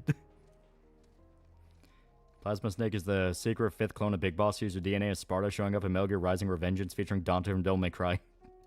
So Higgs both Eli and Jesus?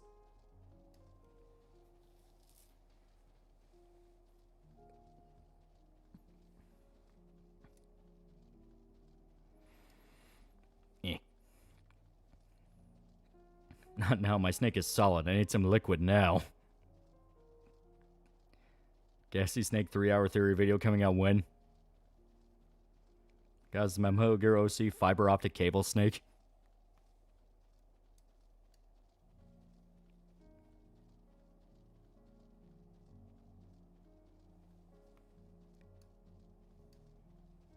If you're on a Coda call with Snake, what would you talk about? Go do the mission. Go do the mission. Why are you being stupid? Go do the mission.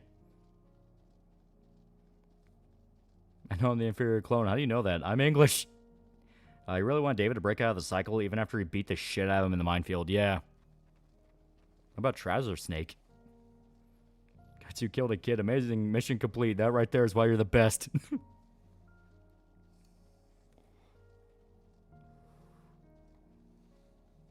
Liquid had the recessive appearance genes from his mother, but the superior genes of his father, Solidus, was the baseline. Snake and Liquid were the min-max. Yeah. And that's why Solidus was able to get a lot further than either of them.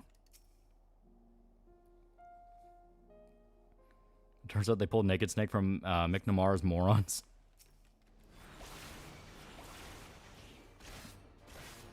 Cause if you ain't white, prepare for a fight, Miller. I think that I'm getting called by an Indian call center and start fucking with them, yeah. You seen the Internet Historian's videos on MGS on his gaming channel? Yeah, they're pretty good. Biggest betrayal Kaz ever pulled was using mother-based funds to create McDonald's. To be fair, both series have 2 twins who are sons of legendary warrior fated to save or destroy the world, born from a woman named Ava. Now I'm talking about Metal Gear DMC, yeah.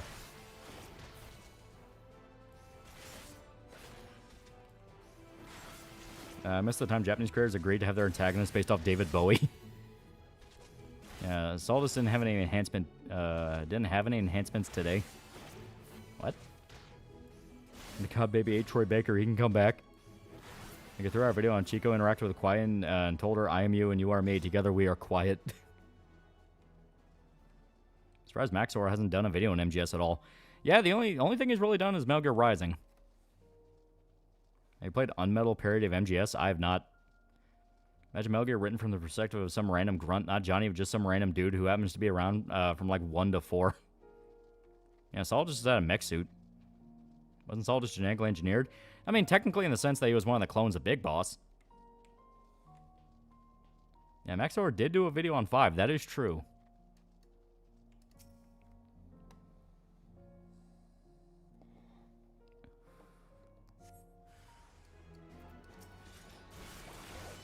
I wonder why Konami wanted to remake MGS 3. Is there a reason for it? Was an easy remake? Because 3 is the first in the timeline, so if they want to remake any more, they have to start with 3. Yeah, Maxor also did MGS 3. Yeah, Dante and Big Boss both share the trait of being too autistic to pick up girls. Did they ever give birth to the triplets, or was that a Japanese system for meds? She gave birth to Eli... Well, technically, okay. Basically, they used her eggs, but they were implanted in different women. Solid Snake was put in a Japanese woman. I think Eli was put in a British woman. And George, I don't remember where he came from. Yeah, plus 3 is most popular, yeah. And Saldus was a 1-to-1 clone of Big Boss, started rapidly aging for Solid, yeah.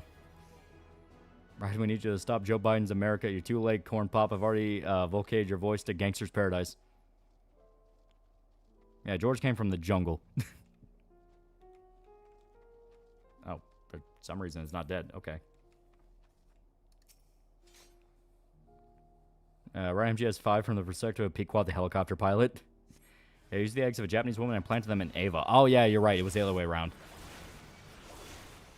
Ava gave birth to David and Eli at the same time. Yeah, because they were twins. God, it's been a while since I went through fucking MGS 1. We didn't even stream it that long ago, and I'm already forgetting a bunch of shit. It's like, oh god, what the fuck's wrong with me?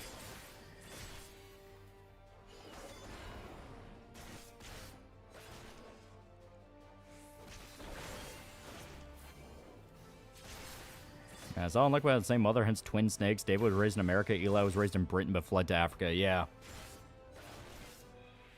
Have Big Boss in the Metal Gear Factory. I mean, Peace Walker remake is next. No, they're gonna do more than likely MGS 1 remake, and then 2, and either a full-on remake or a remaster of 4. Yeah, Liquid has a British accent because he lived in Britain for most of his life. It's actually something that happens in real life, yeah. Yeah, to be fair, every Metal Gear game is packed with information, yeah. But when I was a teenager, this shit would be, like, off the back of my hand, and now I'm forgetting things. I was a child, flee to Africa. How would you react to Kojima start referencing Joe Dirt or Big Daddy in his future games? Yeah, Saul's true superpower is being American, thus giving him the firepower advantage. Eli's only buff was his habit of knife crime for being British. You're old. Whose idea was it to clone Big Boss? Why do you think that would be a good thing to do? That was, ironically, the guys that would go on to create the Patriots, because they wanted clones of the perfect soldier.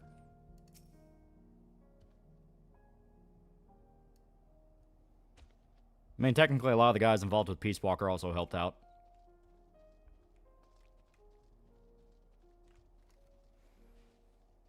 Okay, if David and Eli are born from the eggs of a Japanese woman, why did both of them have blonde hair at some point? Because Ava's genes were also mixed in. That Eli was South African. We have an upcoming rhythm beat-em-up game called Dead as Disco. Looks really fun. It does look pretty cool. I think 4 could be important. People would be more than happy. I'm too scared to see the file size of an MGS4 remake. Yeah. It still looks good, too.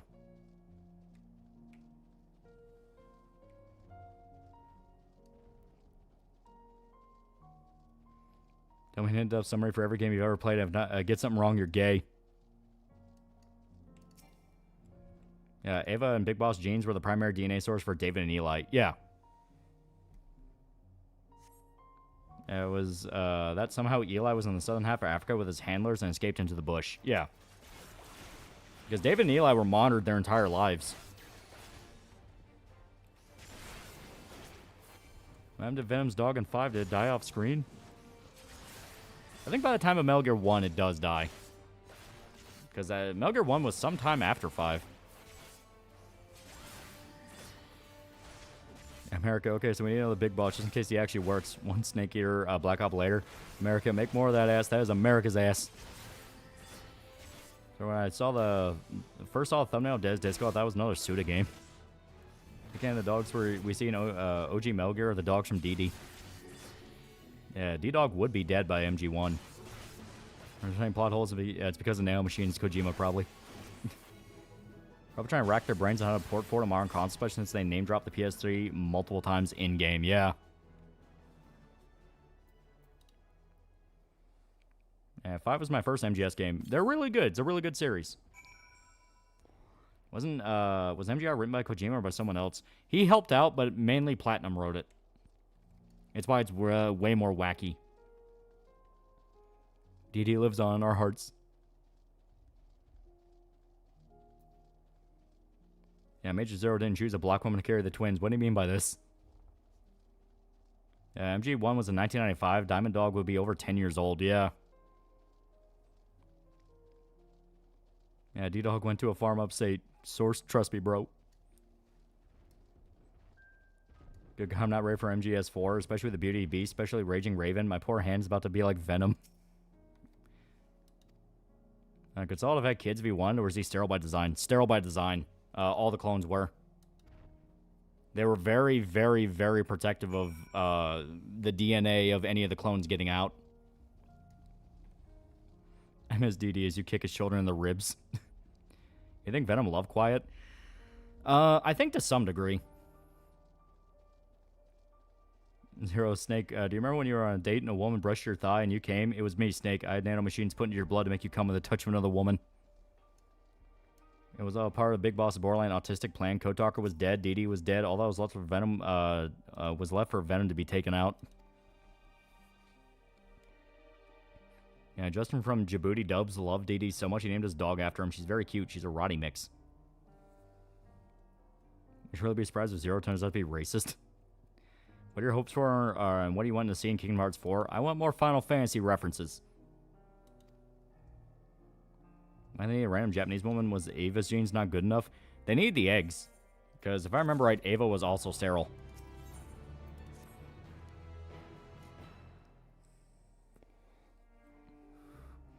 Yeah, Quiet came on to Venom hard. Remember the shower scene? I think it's pretty explicit that Venom had strong feelings for Quiet. He goes out of his way many times to protect her from Miller.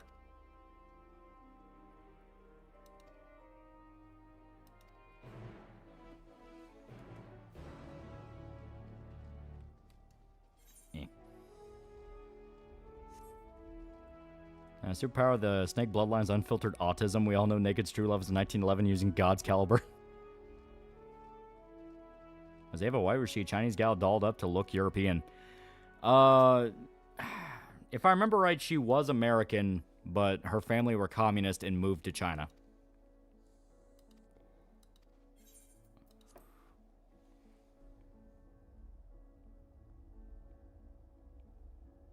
I just want Nomura to finally get Versus 13 out of his system. Just give us a good game. I'm most likely going to use the new era Pixar stuff, like a section of Red Panda because 9/11 hit it. Does that ever explain why Ava defected from the U.S.? Like I said, her family was like communist or something like that. They don't explain too much about her childhood. Just that she grew up being trained as a Chinese spy.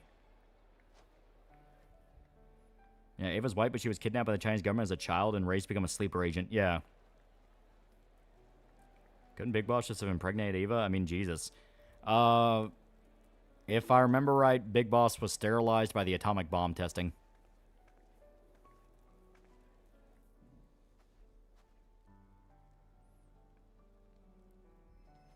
Yeah, Miller didn't want no thought distracting his Pookie. Big Boss is his man.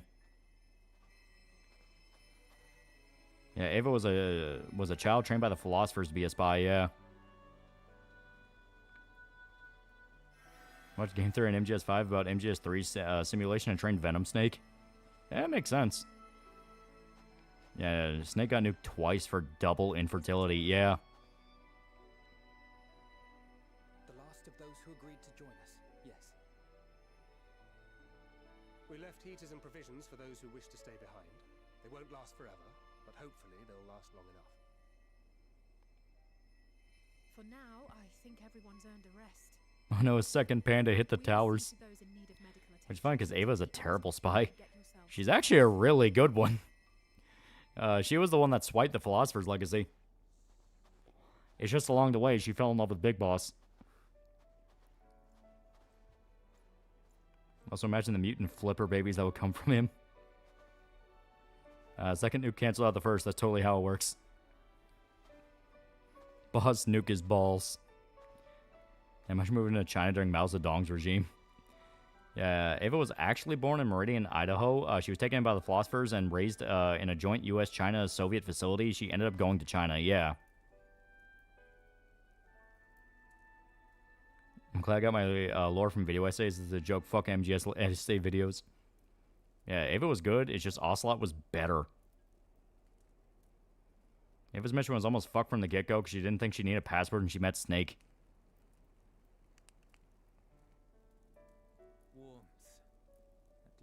Yeah, Metal Gear Solid 3 first aid screen to fix your nuke testicles. Marvelous, isn't it? Belts and zippers, light and darkness, some poor intern. Yes, Mr. Coinbase, Normore's doing it again. I might add. On their behalf, I bid you warm yourself to your heart's content. Can't believe Sora, Donald, and Goofy threw a red panda into the Twin Towers. He's infertile, has kids, Fox Die would destroy, everyone doesn't. Well, there's a reason for that. They explain it. Yeah, Ocelot played everyone, including me. Yeah, she swiped the fake legacy. Ocelot always wins, yeah. No more belts and zippers, no more is more into plaid. Ocelot was so good at being a spy, he eventually wouldn't even know what he was doing or whose side he was on. We? You barely raised a finger to help, you ale-sodden reprobate. I think the reason Ava fell in love with Snake for real is because he rejected her throughout most of the game. Also, you know, the typical thing of his drive and willingness to do the mission no matter what. You know, that classic thing. Plus, he saved her life multiple times. And she actually failed to get the Philosopher's Legacy. She got a fake version. Yeah, as did, because Ocelot was better. Like, Snake didn't even know about the Philosopher's Legacy being the real mission. Ava got a fake version of it. And Ocelot got the real version. Yeah, Big Boss gets nuked twice. Meanwhile, Solid Snake got the pizza roll treatment in the microwave hall. Best way to make Kingdom Hearts amazing is to introduce gambling. Imagine Sora hopping in a Metal Gear with Donald and Goofy. It's adapted from a step recipe. This is my first time trying it, and I have to say, it's not half bad. Yeah, my boy got his fucking eye blown out for Ava. It's a bit too flavorful for my liking. Also, they had no idea it was quadruple crossing them for the Irish. Yeah, along with the Shadow Hod plans, yeah.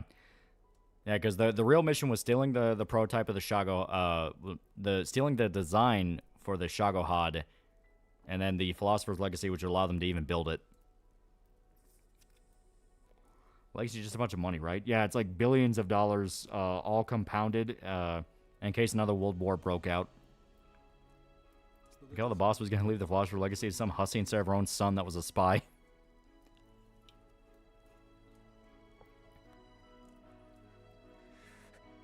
Yeah, Ava had to leave China because of her fuck up. Yeah. She ended up going to Europe. Yeah, Big Boss got nuked twice. Solid Snake got his balls fried in a microwave. Raiden got his balls removed. These games are not nice to balls. Now, what's Solid Snake's childhood like? He kind of floated from, like, foster home to foster home, probably by the design of the Patriots. Because he was another one where, like, he was monitored every day of his life. The most hilarious thing about the MGS3 interrogation scene was David was the only one in the room who had no idea what the Philosopher's Legacy was. Yeah, you're right, because I think even Vulcan name-dropped it. Like, you're here for the Philosopher's Legacy, and he's like, what the fuck are you talking about? Yeah, Miller trained David, yeah. Favorite Snake outfit? Mine has to be the muscle suit from 4. That one is pretty dope, but I got an appreciation for just the classic MGS1 suit. Speaking of Pixar, did you hear about the Rainbow community trying to cancel Snoop Dogg because Lightyear sucked? Yeah. Yeah, Snake had no clue what was actually going on. Ava was a lot more aware, but got beaten by Ocelot, who was playing the big brain moves. Yeah. Honestly, it was a really good plan, because Vulcan assumed they were there for the Philosopher's Legacy, which they sent in a guy who had no idea what the hell any of that was. Meanwhile, the actual spies in the room that were able to become insiders knew, and they were able to play off his differing trust. Because he didn't trust Ava, but Ava was able to just kind of play the useful idiot. Ocelot was basically his right-hand man. Even funnier part is that everyone in the interrogation room was a double agent except for Snake and Vulcan, yeah. I much prefer the latter. Yeah, Vulcan Associate interrogation, he gave more information than he ever got. Going from foster home to foster home would probably be a good way to make sure he ends up looking to the military and his officers to fill the family-sized void left behind, yeah. I'm honored to fight by your side. Yeah, Vulcan's dad was one of the philosophers, and he stole it when Stalinist Russia fell. Also coming from a bisexual woman, I agree with Snoop. How would you explain lesbians to a kid? Well, more than that, it's one of those of like, that's not added in there because you thought it would make a better kids movie. That's added in there for the 30-year-old man-children that need to see a lesbian in a kids movie. You know, this isn't like Sailor Moon where there's an actual, like, point to it. And it's meant to be like a fun running gag. Would that it had come sooner. Yeah, Vulcan hopping in that pit with Naked Snake just gets his ass beats the funniest shit. Yeah, it helped that Snake was a tough bastard. You're here for the Philosopher's Legacy, aren't you? What the fuck is the Filipino legacy? Stop shocking me. Yeah, Vulcan's kind of a retard and a wimp. He spills all his info to Snake, and Snake manages to overpower him in hand-to-hand. Yeah. Yeah, Miller, Big Boss, and Gray Fox all train David. I think this Snoop stuff is the I want to grow guy starting to get mad. Yeah. How's a man with lightning powers lose to an autistic man? Autistic man, tranquilizers. The localizers made into cousins. Thanks for that even more uncomfortable image. Yeah, Vulcan's better representation of a Russian leader, as he can kill more of his own men than Snake can. When they made Kingdom Hearts World, where it's just the awful live-action remakes. Garsona, let's get out of here. Yeah, $100 billion. $100 billion in 1964 money. No. No, they started doing it post-World War II, so that'd be like 1946 to the 50s. So that'd be like trillions.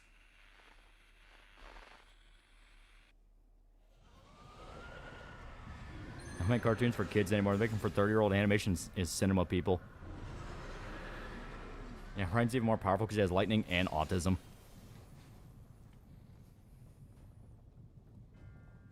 Yeah, Vulcan gets pissy when Ocelot won't helm cheap to beat Snake, yeah.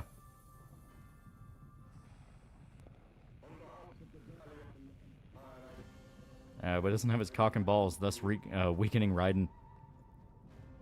What if the Philosopher's Legacy was the friends we made, Snake? I also had a great chance to play up the Light vs. Darkness thing in Kingdom Hearts 3. They had Star Wars, but instead we got Frozen. Which expansion are you on now? As far as I'm aware, we're in Endwalker.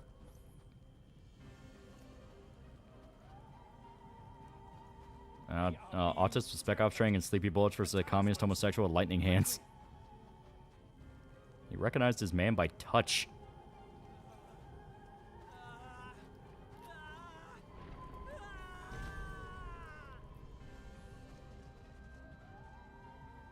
I understood lesbians when I was a kid. I can't remember when I learned. I just sort of understood that some people enjoyed their own team. You know, real message MGS series that autism can end all wars.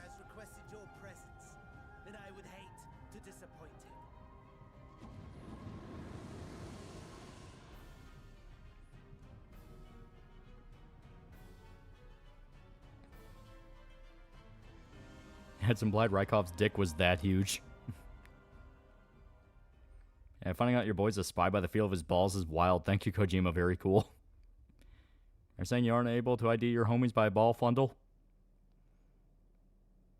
I don't make cartoons for kids. Make them for emotionally unstable late 20-something legbeards that come at the very sight of Yuri and lesbians in cartoons. Yeah, everyone overlooks that Granin, the biggest brains in the series. He's the one who came up with a design for Rex. I can see Xenos' fetish. Now, it is time for you to awaken.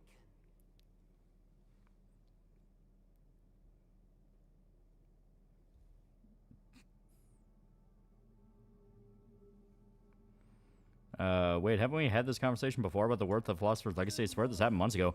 Yeah, I think we talked about it during MGS3 when we streamed the original game. Because, yeah, it's like a lot of money. Was B&B's team for MGS4 actors, motion capture, and the nude? Yeah, Kaz diddle my damn fiddle Miller. Was Raiko Raiden's great-grandfather, or was that just a really good lookalike? It was a joke. It was basically a joke reference. How does it feel? I, for one, find those first moments within a new body to be... How would Raiden fare in DMC? He'd do pretty good. Was it implied that Vulcan's lover had a huge dick, or did Vulcan become suspicious because Snake didn't get bricked up when he got grabbed?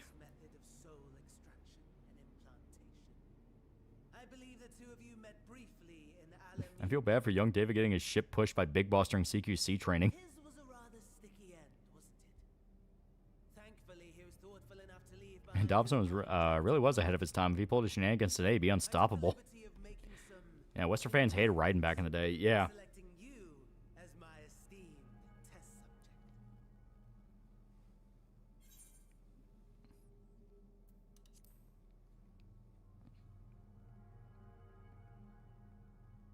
Come now.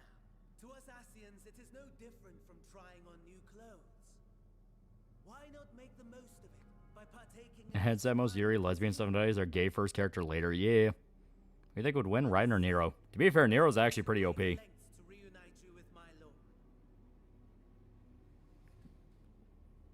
I discovered that his friend was in this neck of the woods, I gave you, forced, sex reassignment surgery. He never deigned to respond, but I took his silence as a resounding yes. Yeah, Nero got the better fight music. We thought he was cute. It made us mad.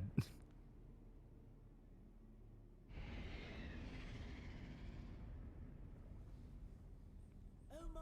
Yeah, Nero, yeah. He is pleased. His grumpy little boy has finally found his playmate. I think base form Nero would lose to Raiden, but once Nero activates Devil Trigger, it's over, yeah.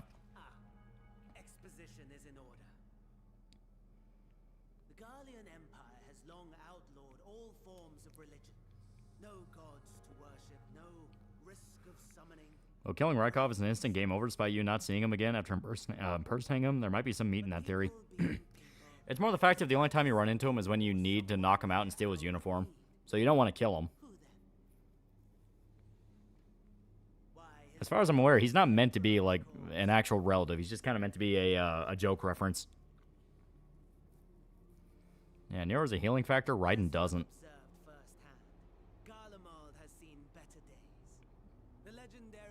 I'd say it depends on how Nero's healing factor compares to Dante's. I've seen Dante take all sorts of punishment in DMC 3.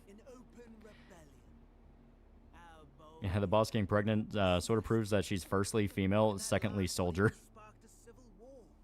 Yeah, Raiden just needs to drink Powerade to heal. Yeah, Nero would whoop Raiden's ass. Remember, he kept up with Dante. Their earnest pleas, one might even call them prayers, a supplication united for the Empire to reclaim her former glory. Yeah, Kojimbo was more worried about MGS2 story hitting close to home towards 9/11. In reality, he should have been more worried about not having a blonde twink femboy. Well, no, Raiden's great. Like, Raiden was a great character. Even in MGS2. People just didn't like the bait and switch with Snake. Also, you can kill him after you take his uniform. Hell, if you shoot him in the balls, he grips him like in the Sorrow part. Yeah.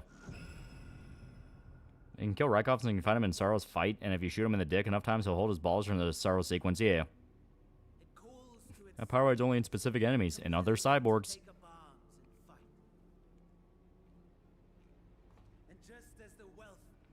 And Nero still had super strength. His Red Queen is like 3 times heavier than other Order soldiers, and his arm could block swords. And you didn't perform well, so we're taking your cock and balls and turning into a cyborg to be more marketable. Created as an extension of anima itself. An ingenious design. Would you not agree, my lord? It turned the Emperor into Anima. And people call Raiden whiny in MGS2. I think it's more that he's understandably frustrated because literally every other character is gaslighting him the whole time. Does the pursuit of prey... You didn't like my silver-haired futuristic ninja? Well, screw you. I'm going to make him into a twink in my next game. Of course not. Now, what's a bigger threat? The rules of nature of the storm that is approaching. Your prize is a hollow... Why did everyone hate Raiden that much back then? Because people love Snake. They love Solid Snake, and, you know, he was really cool, and all the demo stuff that they're showing off for MGS2 was about, you know, Snake on the tanker. So people thought it would be another game where you get to play as Snake. Then you actually play it, and you play as Raiden. Fair enough. But do not let your disdain deprive us of an opportunity to craft an even more... Honestly, I'm surprised Raiden didn't completely break before Rising. He basically did in 4. Yeah, Druckmann wishes he was autistic as Kojima. As I set the stage for our... Yeah, demos with Snake, intro with Snake, but then, yeah. I mean, people now, since they know the twist, they're able to get over it, especially since Snake does come back. He's just Iroquois. But still, people wanted to play as Snake. And we weren't ready for the meta commentary on MGS2. I got so bad they had to add Snake in the Snake Tales and Subsistence version, yeah.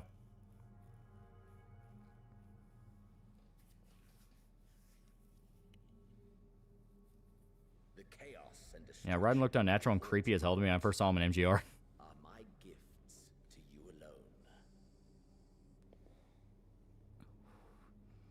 alone. Wasn't the reason given that Raiden was made to appeal to women more since they liked young pretty boy Raiden instead of gruff older Snake? Basically.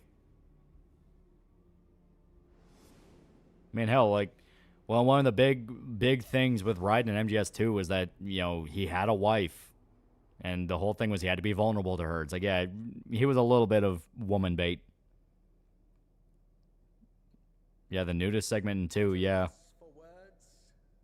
Imagine a timeline where Raiden was well received. We could have had a different new protagonist by now, John Metal Gear. Actually, Raiden was designed to appeal to both men and women regardless of gender. Well, I mean, yeah, Raiden's still a total badass. Will you not finish your meal? What's Quinn Flynn doing these days? From what I understand, he's basically kind of retired. And it would seem, my friend... His voice didn't help, bro. Dude sounded like a killer, yeah. I hoped this display of... Definitely isn't the case these days. Watch any VTuber, they instantly waterfall over Snake, yeah. But clearly, we are above such... People like Snake, in MGS1, they thought he would be in the whole game. Plus, I also remember people saying that the ending cutscenes were too long and didn't care about the message, yeah. It took a while for people to appreciate, too. Now it's considered like a fucking masterpiece. Wish Iroquois Pliskin came back. He was a cool Marine. It was an enlightening experience to fight in an unfamiliar... He still voices Colin in Bleach. That's pretty cool. Yeah, Raiden's a badass, but they made him look like a twink in MGS2. So you said 3, but that wasn't Raiden. That was Rykov. Totally different guy. Yeah, Quinn can't really do Raiden's voice anymore anyways, so unlikely we'll ever get more from him as Raiden, yeah. Yeah, a lot of people can't sit through an MGS cutscene nowadays. See, I like them. They're cozy. Yeah, I love the HR Giga architecture in this scene. It is really dope. I love all the shit with the Empire. It's just really cool. Like, they summon Anima out of sheer spite. I will still say the best villain in the Metal Gear game has to be Armstrong from Revengeance. Well, he won Might Makes Right Wars. He stayed true to his conviction. Raiden, beating him was Raiden right. Raiden Mask made Snake look like a twink. Two types of MGS VTuber fans. Those that got into it by Maxor, or they were attracted to Snake from the trailers. Snake and Kiryu, autistic single men who do not understand women, who somehow have armies of fangirls simping for them. Yeah, MGS3 better than 2, mainly because the camo system reminds me of Thief's Shadow system. And Quentin Flynn comes back for character he's already done. Unfortunately, some people still hold the allegations against him. Yeah, even though it's like literally proven bullshit. I'll quickly raise your blood pressure, watch DSP play any Metal Gear game. Yeah, it's almost like watching us play one. Not as bad, though. YouTube bots are getting crazy. There's one on Charlie's channel that's pretending to be a dying girl and had an orbiter. I was advertising kid videos on Discord. Like, Jesus Christ. Like, I love them both. I like Snake because he's the goofy but badass hero, and I love Raiden for being the cute Bishi ninja. Hope he comes back for Axel. I have the Yakuza autism, so long cutscenes are no problem for me. I can't wait for the survival horror segment of the expansion. Well, I like the sheer spite. Like I said, I love all the shit with the Emperor and the Garleans, just because... And obviously, yeah, Fandaniel's pretty good, too, just because he's a massive prick. It's literally just, no, we will fuck with you personally. I'm just a gameplay. DSP just sits on everything that happens whenever a cutscene pops up, yeah. Also, thank you, HP, for trying to pop up and say you need to update a printer I don't use. I gotta stream MGS4, just skip over that one, play Metal Gear Rising. We wanna stream 4. It's about figuring out how to get fucking 4 to work. The best thing I love about Metal Gear fandom is how we collectively gaslit each other into Invisible by dropping a song in the soundtrack.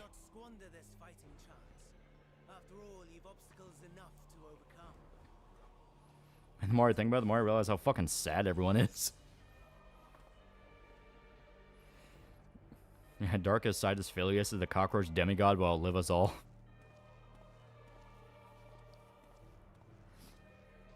Tempered soldiers, withstanding orders to kill those not sworn to animal. Yeah, you guys still gotta do Peace Walker and wait for the Port of 4, which Konami's hinting they're working on. Ooh. Got me funny the moment you find out, you figure out how to stream 4, the next collection drops with 4 on it. Yeah. Would you like to update the dying printer in your basement? The printer isn't even anyone, like... It's one of the fucking, like, Windows default things where it's like, oh, you want to use the HP Smart Printer, right? It's like, I don't even have a printer set up to this computer. Maybe Master Collection Volume 2 will come out next year? Hopefully. At least the source code for MGS4? I think it's less so much they lost the source code and more so much of there's a lot of shit that's very PS3 specific. I've been bummed out, so I got this new sword to help cure your depression.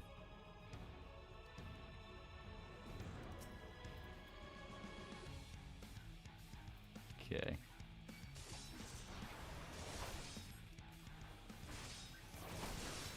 Hope you remember how to play Gladiator, yeah, right?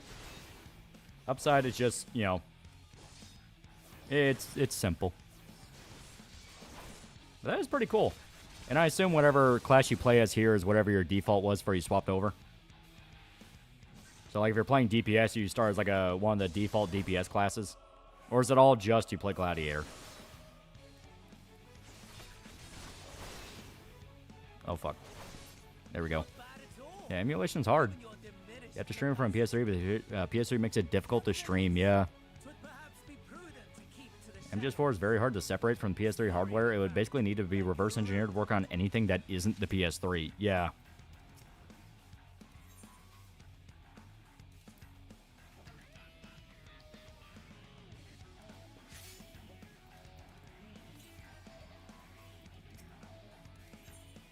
Yeah.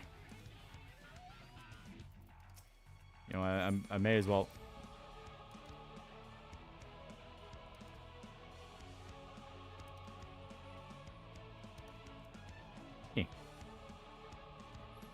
So yeah, this is actually a really cool segment. MGS4 doesn't run at 20 FPS, be amazing, yeah, right? One neat detail I noticed in Delta is that every time Snake gets injured, you cure it. The scar from injury remain on Snake's body for the rest of the game. Yeah, we were noticing when we were streaming, like, he had some gunshot scars, he had some cuts. Like, it's actually really cool.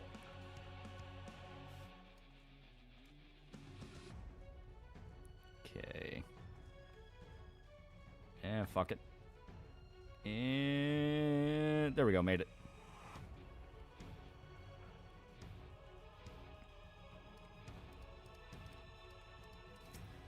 Why Kojima? Why must you make MGS4 so hard to stream?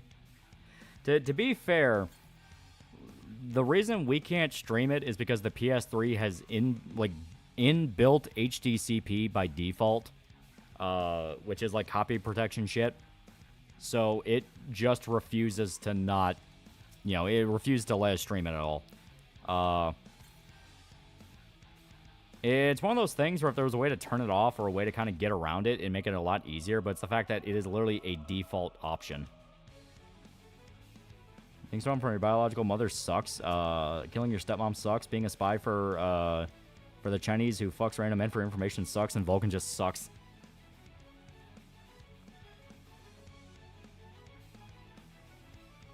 Okay. Here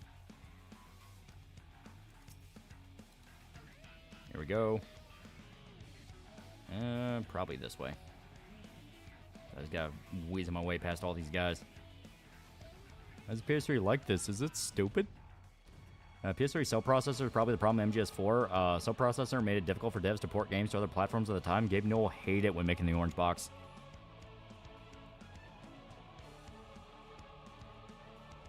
Guys are actively working on getting 4 out of the PS3. I mean, I am totally down with that.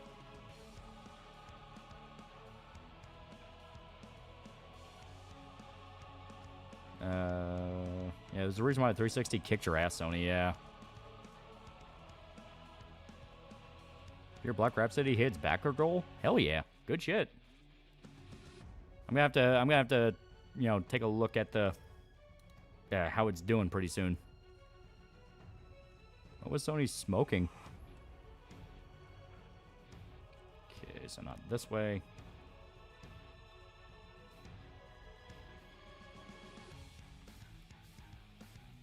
Main way to bypass the DHCP mode is to use a capture card with component cables. It won't work with HDMI capture cards. That is if you mod your PS3. Yeah. We were looking into a bunch of different things of like, oh, this is how you can trick it if you use like this type of converter for it and this and that, and none of them work. So we would have to bust out analog cables, and on top of that, the TV Shota uses doesn't have analog cable ports as far as I'm aware.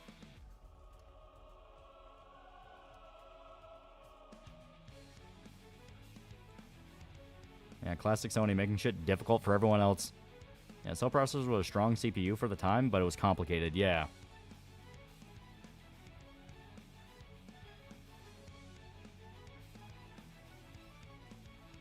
Here we go. At first, I think the PS3 outsold the 360 by the end. Of course, both got mocked by the Wii, yeah. Shit.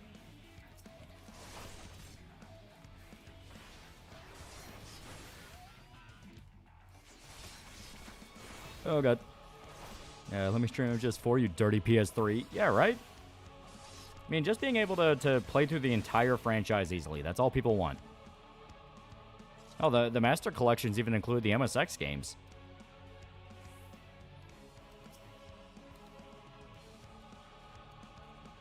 It was complicated partially because it used different memory types. You had to juggle.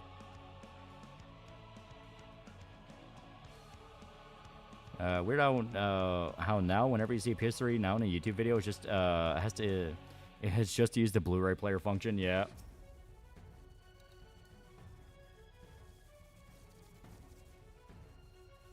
Okay.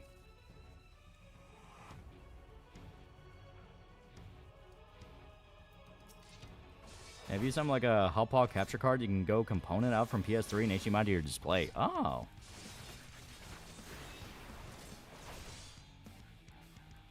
I think the Switch version of the MGS collection include both NES games. Okay.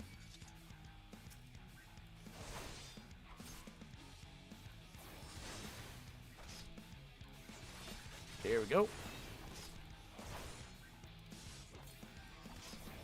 Also, chat forgets or is too young to realize they used to put out rootkit malwares on CD. They loved abusing customers on behalf of the record industry. Yeah, right? No, people still theorize to this day they killed Michael Jackson.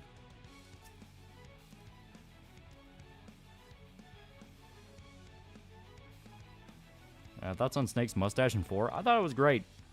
Like, one of my favorite facts about, one of my favorite parts about MGS4 is just how beaten up Snake looks. He looks like a tired old man. He just wants it to be over.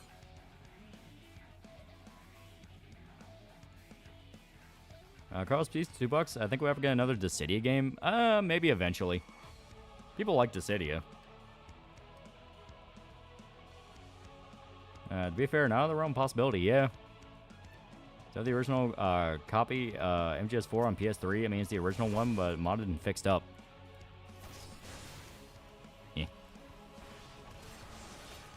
Not gonna lie, the mullet mustache for Snake is cool. Also, side demo is out on my end. I'm gonna give it try to see if I'll get it next month or wait until a deep sale. But hearing chat's thoughts is concerning. I feel vindicated that the China game was not what people wanted it to be. Lumbago, Archon, and Lumbago is killing me.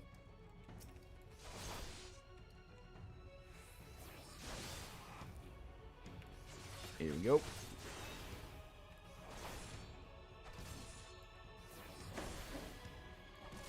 Yeah. Damn it. The exact thing I was trying to avoid. Eh.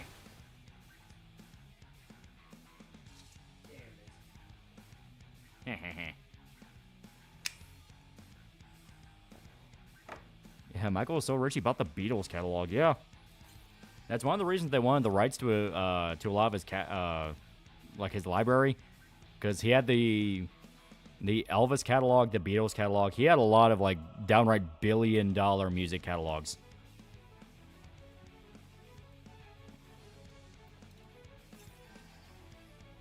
Okay.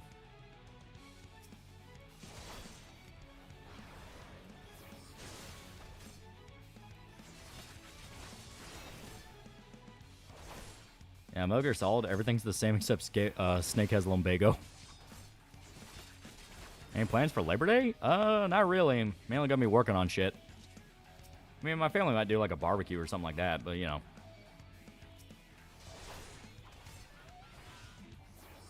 MJ owned the Beatles, Elvis, and his own, I think, as well as nearly half all Sony at his peak, yeah.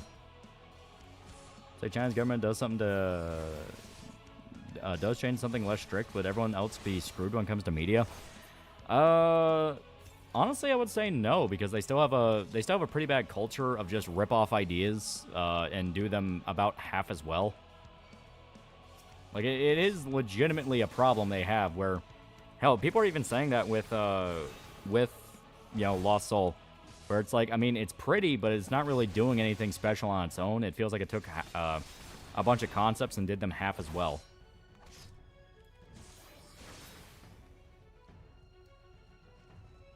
Didn't he also want to make it all free? Yeah.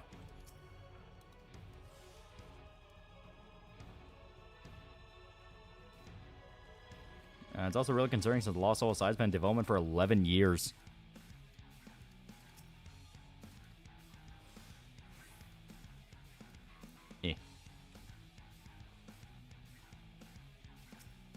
I also believe, you believe that Michael Jackson was set up by those charges involving children? I 100% believe that.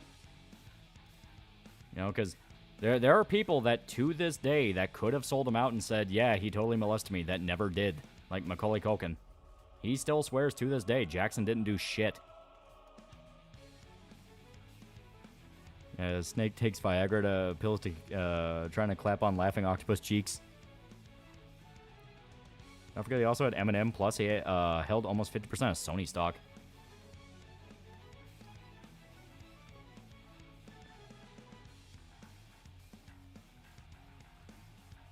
And maybe if the West gets ever gets their head out of their ass and starts making more visually appealing games that can come back. I do feel very slowly we're getting to that point. Because, God, what was that saying where, like, all the shit we see now was planned 5 years beforehand? And you do feel it, you know? And it does make sense when you look at the production of a lot of different games. And, yeah, they feel like they're already out of date by the time they come out. So I do feel like we are reaching a level where... companies are basically going, we can't afford any more monumental fuck-ups. Like, this has to be something that we can survive.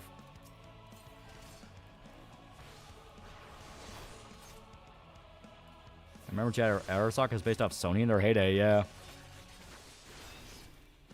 Corey Feldman, Macaulay Culkin, Brett Barnes, Aaron Carter, when he was alive, all swore Michael never did anything, yeah. I bought on the hype, but also aside being FF15 we never got, and hearing that is just okay. Definitely makes me feel stupid. I'm glad I didn't pre-order it day one.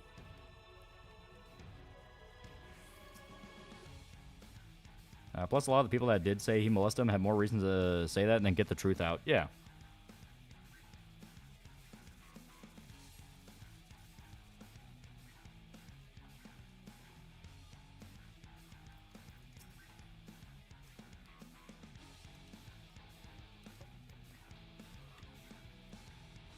MJ recorded a song with Snoop Dogg and never came out. Yeah. One thing that always bothered me is why did Johnny join Solidus in MGS2? Johnny's just a chill guy. He goes where he's needed.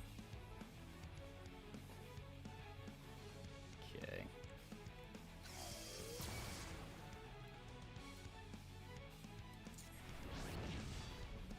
There we go. See what happens. There have been nearly as many woke disasters this year as there was last year. Yeah.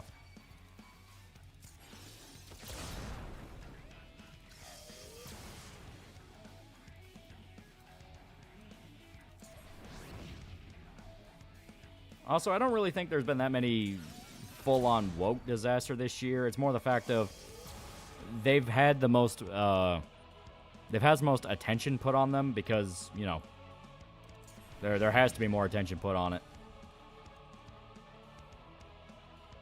Like, I mean, yeah, we had Dragon Age Veilguard come out this year, but that was resoundingly torn to pieces.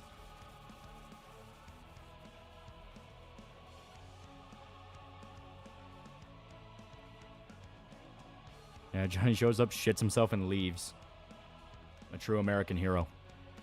Also, the kid that incapacitated himself from his parents fled to Mexico. His dad was a dentist and forced a false confession out of him when he was under the influence of laughing gas. Yeah.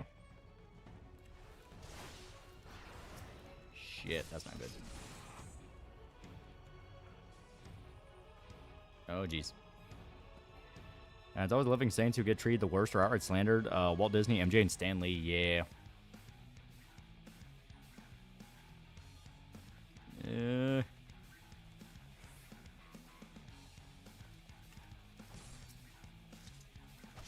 Damn it.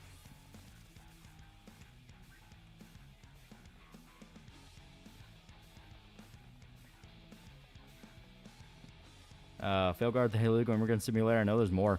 Well, the illegal immigrant simulator also was like hilariously ripped apart from what I understand. Like, it's the thing where corporations are going to push it because they think it's, you know, the really dumb ones will think, well, no, this will totally work. People will think it's hip. And people are already going like, dude, no one gives a fuck. What are you doing?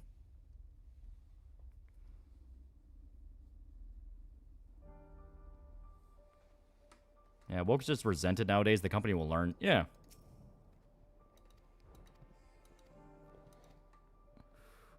AC Shell's one that's also considered a disaster, even if it sold well as a regular Assassin's Creed game. Ubisoft's still losing money. Yeah. There's many Veilguard suicide level disasters here in AAA, but it feels like people have been trying to find it by clinging on stuff like Death Stranding 2 and KSD2. Yeah. I mentioned disasters like Dustborn been proven to be funded by actual governments as propaganda. Yeah. That's what I mean. Like, people are aware of how fake it all is. They're aware of nobody's making this shit because they actually believe in what they're doing, and this is a personal story someone wanted to tell. Like, this is all corpo pandering.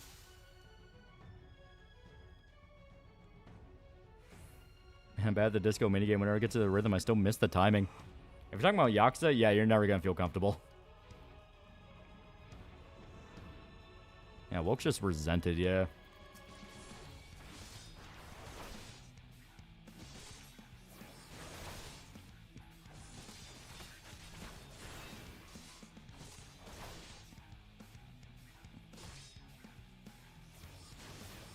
Here we go.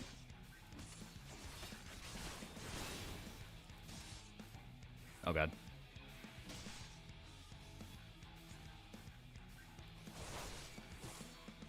Oh, jeez.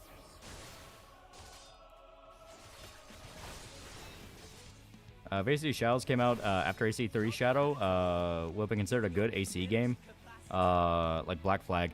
No, like, everything I heard to describe AC Shadow was boring. It is just boring. The gameplay's boring. The characters are boring. Like, that is the problem. It's the fact of at every step, it felt like no one wanted to do this. I don't really think there's any context that would have made it work.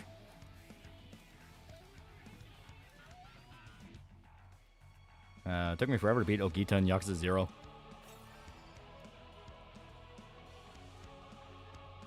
Be honest, I don't get the hate AC3 gets. I loved it. Live action MGS forecasting. Old Snake is Bryan Cranston. Otacon Bill Hader.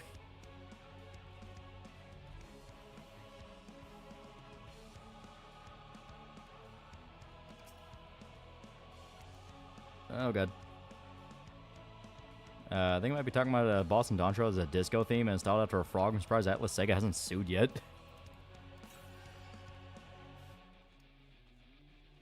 Only like the trailer with Watermelon, the only black guy wreck stuff in Japan.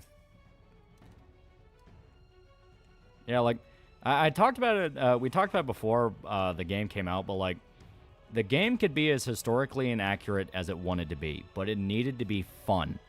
If it was not fun, people weren't gonna put up with it no matter what.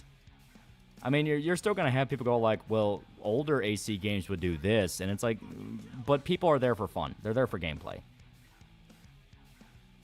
Carlos Bautista for $5. I'm still waiting for Kimori by that little Japanese lady. A yokai urban fantasy game would be fun.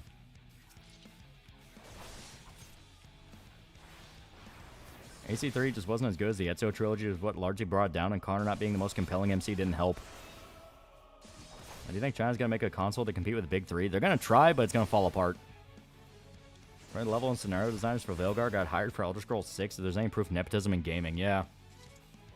Well, I mean, hell, like, one of the lead writers of Veilguard worked on Ghost of Yotai, so I'm really worried about that game. Where it's like, oh, geez.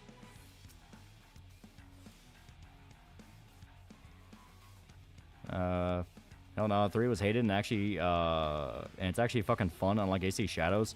AC Shadows have gotten ripped apart from the switch of combat styles from fluid AC2 system, AC Shadows being stiff.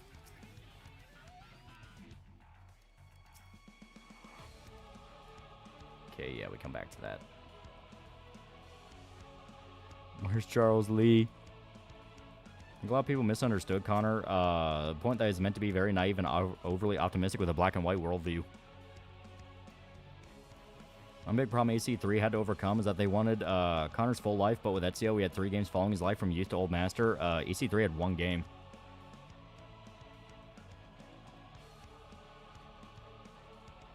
Main director of Yotai is some psycho feminist, right? No, the chick who plays the main character's English voice actor is the psycho activist. Oh, jeez.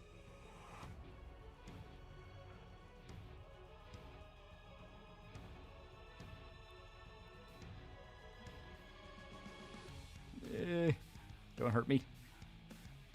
AC2, you fought a Templar, became Pope. Yeah. Okay, fuck it. We have to fight.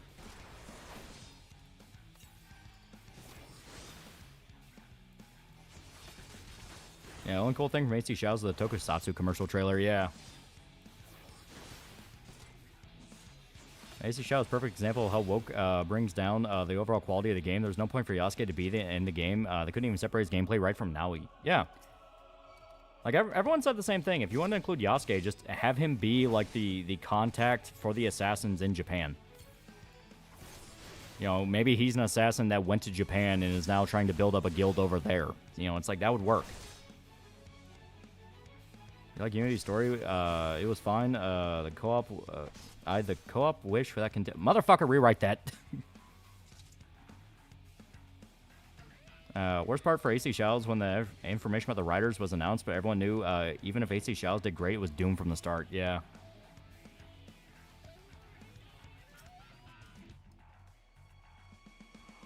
Connor was also an asshole who never stopped being an asshole.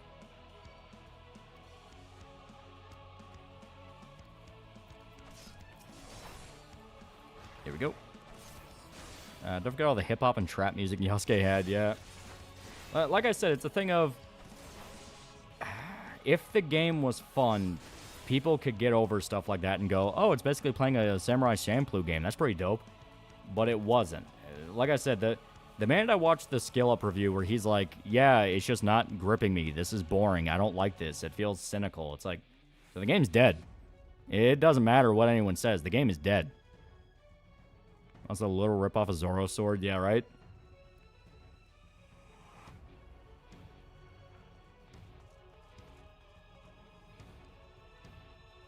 Freedom Cry came out today. They include the hip-hop.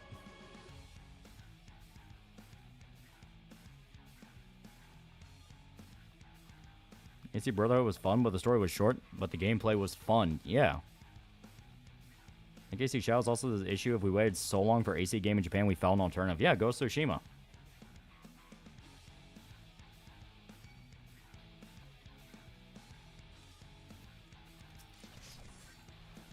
Oh, God. Yeah, no one's talking about it anymore. Yeah.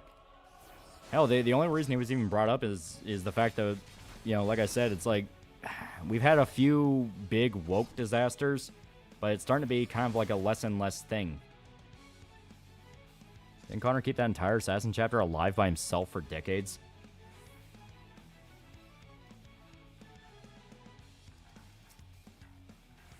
And the Buddha statue that no one can literally have because it's a religious thing? Yeah.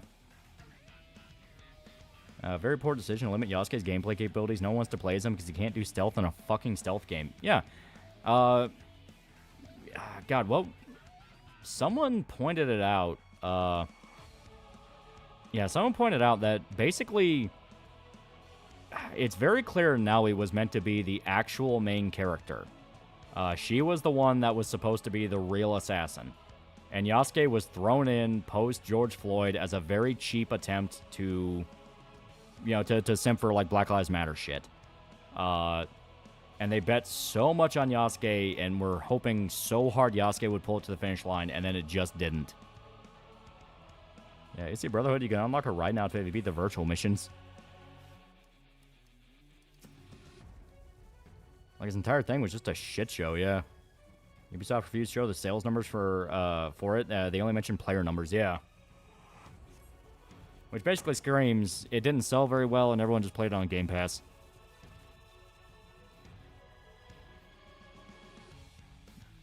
Check out this game called Indica.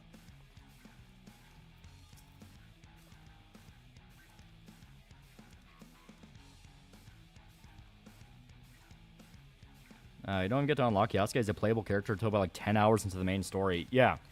So it's very obvious now he was the real main character. Cost piece $10. Still surprised that Ratchet and Clank Rift Apart was good with Zoe Quinn as a writer for the game. There was no Trump whinging and it was fun. I still think Rivert should have gotten a trilogy. From what I understand, Zoe Quinn didn't write for the game. It was somebody else. I think it was Sam Maggs. And even then, it was kind of one of those of, she was constantly saying that she was able to push through ideas that the devs themselves came out and said, no, she didn't.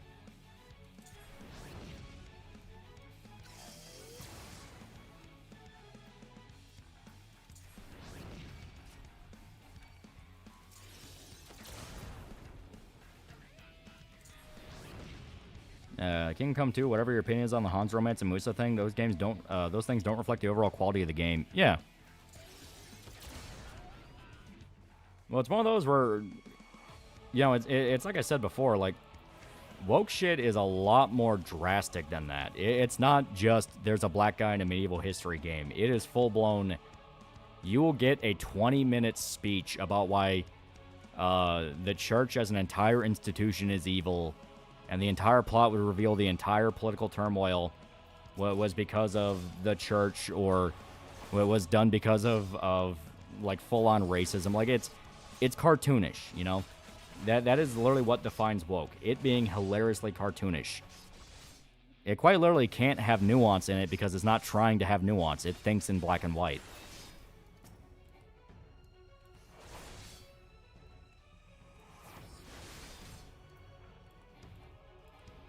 Come on. Come on, for the love of God. Fuck. God damn it. Yeah, propaganda. Yeah, literal propaganda. Worst part is AC Shadows got beaten off by Expedition 33, the RPG that wasn't afraid to embrace the Japanese RPG on its influence. Yeah.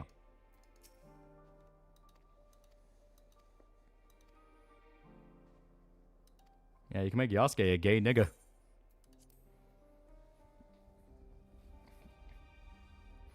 Yeah, Sam Maggs wrote a novel for the new Star Wars Jedi games where she wrote the Night Sister as a lesbian who hooks up with a female stormtrooper. Jedi Survivor retcon that made her Cal's girlfriend. That's what I mean, like, industries across the world are actively becoming aware of these people are batshit nuts and all they've done is lost us money. Why the fuck are we listening to them? And it's always the white man's fault in these woke stories. Exactly. It's cartoonish. Oh god, I remember that cutscene. God, I hope Yotai's good. I also hope Yotai's good.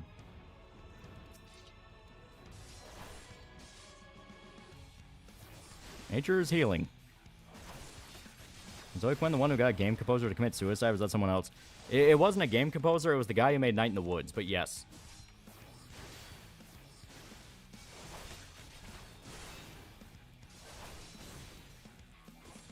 Come on.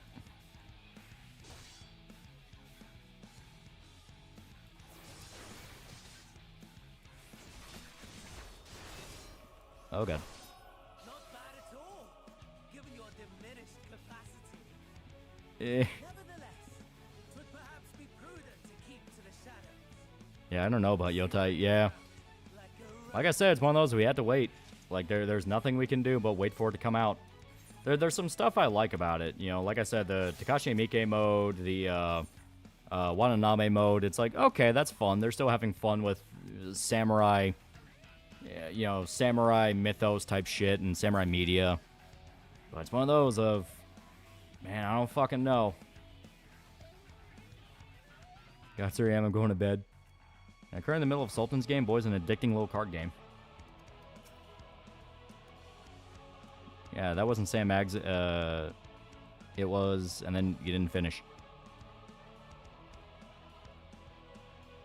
Remember a channel recommending Night in the Woods during their Life is Strange reviews, but I think it looks boring. That was probably Shammy, because yeah, he really liked Night in the Woods. See here, Summer Super Chang's being got monetization back. Yep, I actually managed to get it back. I give it 2 days. Be cautious, but don't let it ruin your day. Yeah. Well, you know, it's one of those things of... There's no point in just being that... There's no point hoping for things to suck. Because, like, no, there's still a bunch of really good shit that's out there. And, you know, if you go with the idea of everything sucks if it follows my arbitrary list of standards, you might end up fucking yourself out of something you really like. Like, you know, if people listen to the Expeditioner 33 as woke people when that was slowly a thing... or, you know, just kind of, sort of a thing, people might legitimately have screwed themselves out of playing, like, their new favorite game. You know, it's one of those of trust but verify. Samurai Knight's now a pretty cool dude. The fact about the Zoro sword, AC Shell stole, it seems like he typed in Oda sword and got the author Oda instead of Oda Nobunaga and didn't check.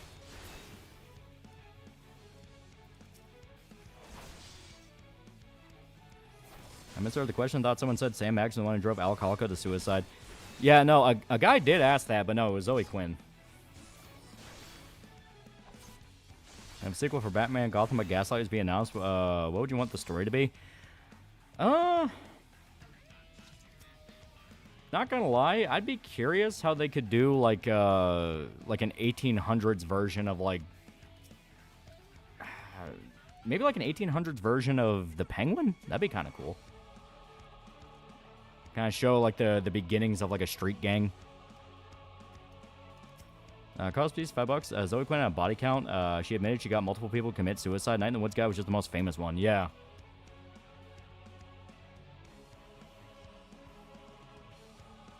Parts of the anti-censorship crowd still spurred about not touching Unicorn Overlord because the localizers added fluff exposition. Yeah, you know, it's like...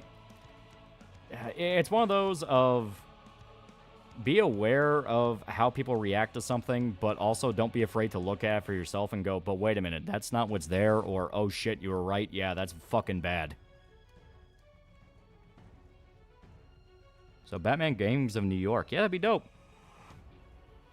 George Shorts and John De La Rose called Expedition. Woke for like a day, but quickly got drowned out because his game was that popular. Yeah. And that's what I mean, like... with the like, I really do feel like Grifter Sphere shit got really bad when Twitter monetizations become a thing. Because now people just jump to the loudest possible post no matter what.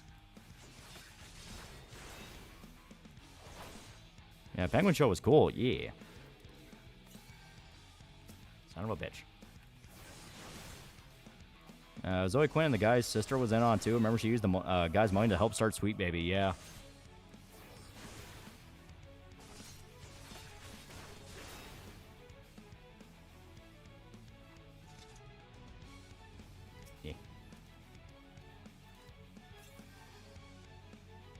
Here we go.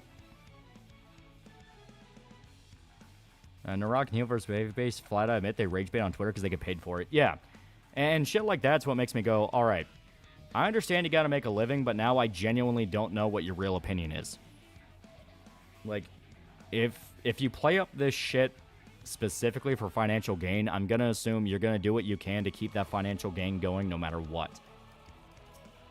And, you know, I'm not against a guy trying to make a living, but it's one of those of once it gets to that level of, well, do you actually not like this, or are you just baiting? That's where it goes from understandable and respectable to, no, at that point, I'm just not going to pay attention.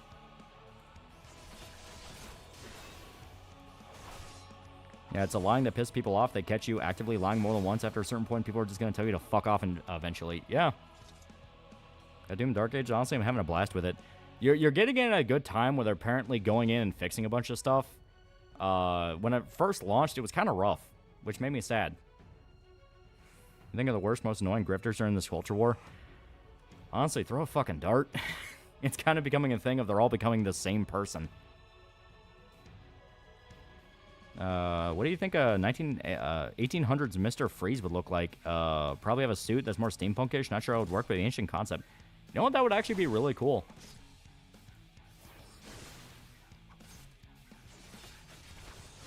The culture war finally ending. I think we're at a unique stage where people are aware of just how much...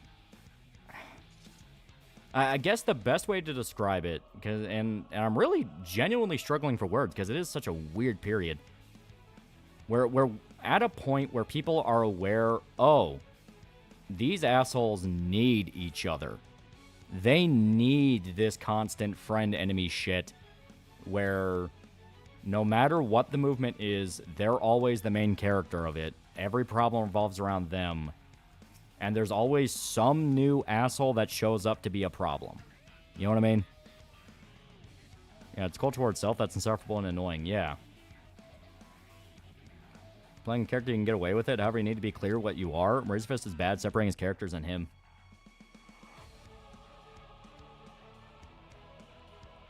Yeah, they need to be the center of attention, yeah. I know, Narok is the type of guy to lie about getting paid to rage bait just to rage bait. Well, that's what I mean. It's like, when you flat out admit you do that for the money, the obvious question comes into play, which is, well, when you do something for the money, what's your first instinct? All right, how do I get as much money from this table as I possibly can? So then that leads into a bunch of questions about, like, well, then how much of what you've been doing is actually what you've been doing?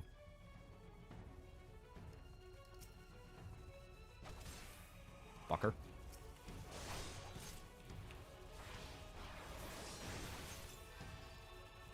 I don't know.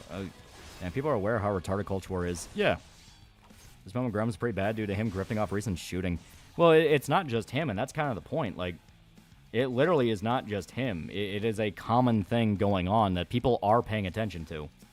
Like I said, that's why the 764 detail with the recent shooting was kind of important, because, you know, 764, the different people who are involved in shootings with that would outright say, we're throwing in shit specifically to bait attention from everyone on the political side. So people hear that and go, okay, so they want reactions from everybody and they don't believe in anything. So they're able to see people who are just kind of commenting going, well, clearly this caused this, or clearly that caused it. And they go, so you didn't pay attention to something they flat out told you they were doing.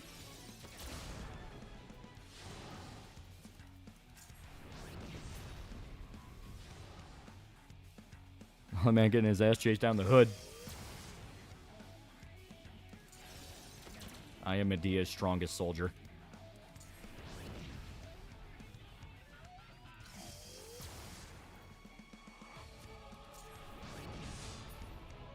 Yeah, it's too formulaic. Feels too organized, not as organic anymore. Yeah. Well, it's like I said earlier. It's like there's that saying a guy said where first it's a movement, then it's a business, finally it's a racket. I'm pretty tired of the culture war. Nothing wrong keeping an eye out, but looking way too much into seeing something as woke will make it worse for you in the long run. Yeah.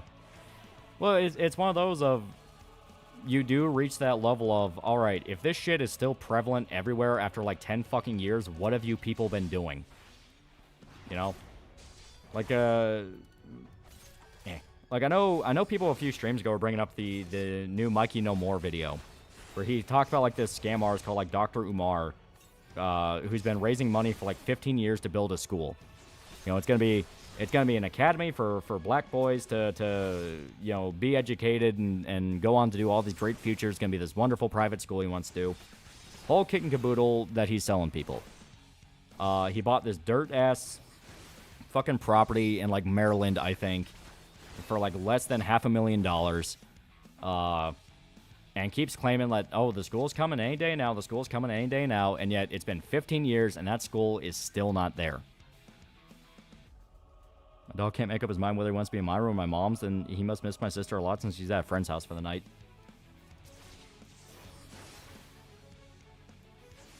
My cost piece, $5. I don't know, Narok's the only one in that group that talks about good things like Clarkson's Farm and Tulsa King, plus there's his book. Well, like I said, it's kind of one of those where it is a phenomenon you can't ignore. You know what I mean?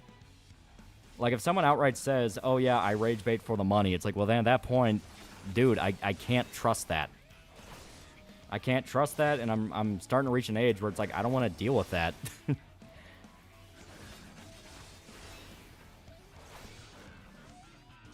Yeah, it feels manufactured these days.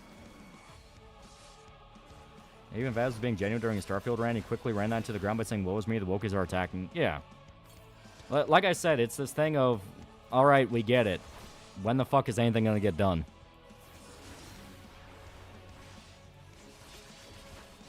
Be fair, wars can take time to win. Not 15 fucking years. With new people cycling in and out and, like, probably millions of dollars at this point spread among all these people. Like, no, it's like Grums's game. At what fucking point?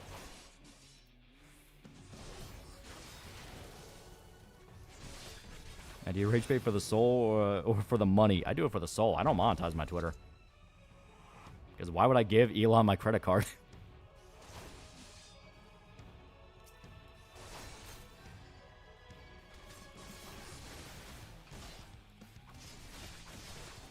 That was 100 Years War. Yeah, guess what? Different circumstance.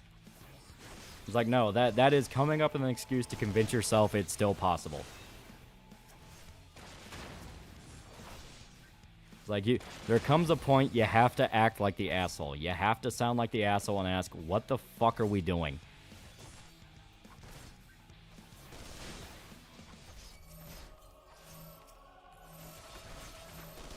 Change topic, started watching Arafueta, and I'm enjoying the first season so far. Not sure if the creator was inspired by DMC, but the protag, Hajime, looks a lot like Nero.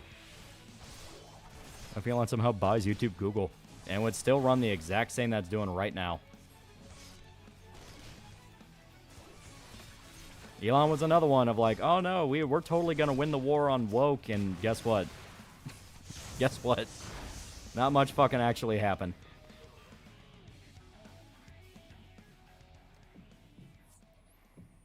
Yeah, then even then, the 100 Years War got nothing done. Yeah, Grums is never putting that game out on his own, only if he's forced to actually work on it. Yeah. Keep seeing news for the tariffs and Japan pausing transports. To me, it makes no sense. I just want to know when I got paid for shit I pre-ordered and plan to buy. Oh, shit.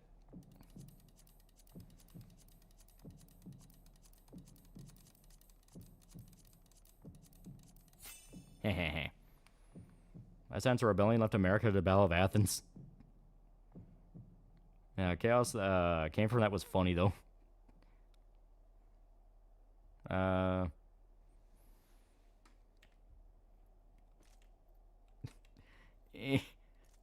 Yeah, the times. That's an alright for right out. I never started it. I never wanted to. Man, just like 2 weeks to flatten the curve. Cookie clicker that shit. Yeah, who gets their respective game done first? Grums or Pirate Software? I spelled Micah's channel. Fuck, I don't remember if he renamed it or something, but at first it was Micah Curtis.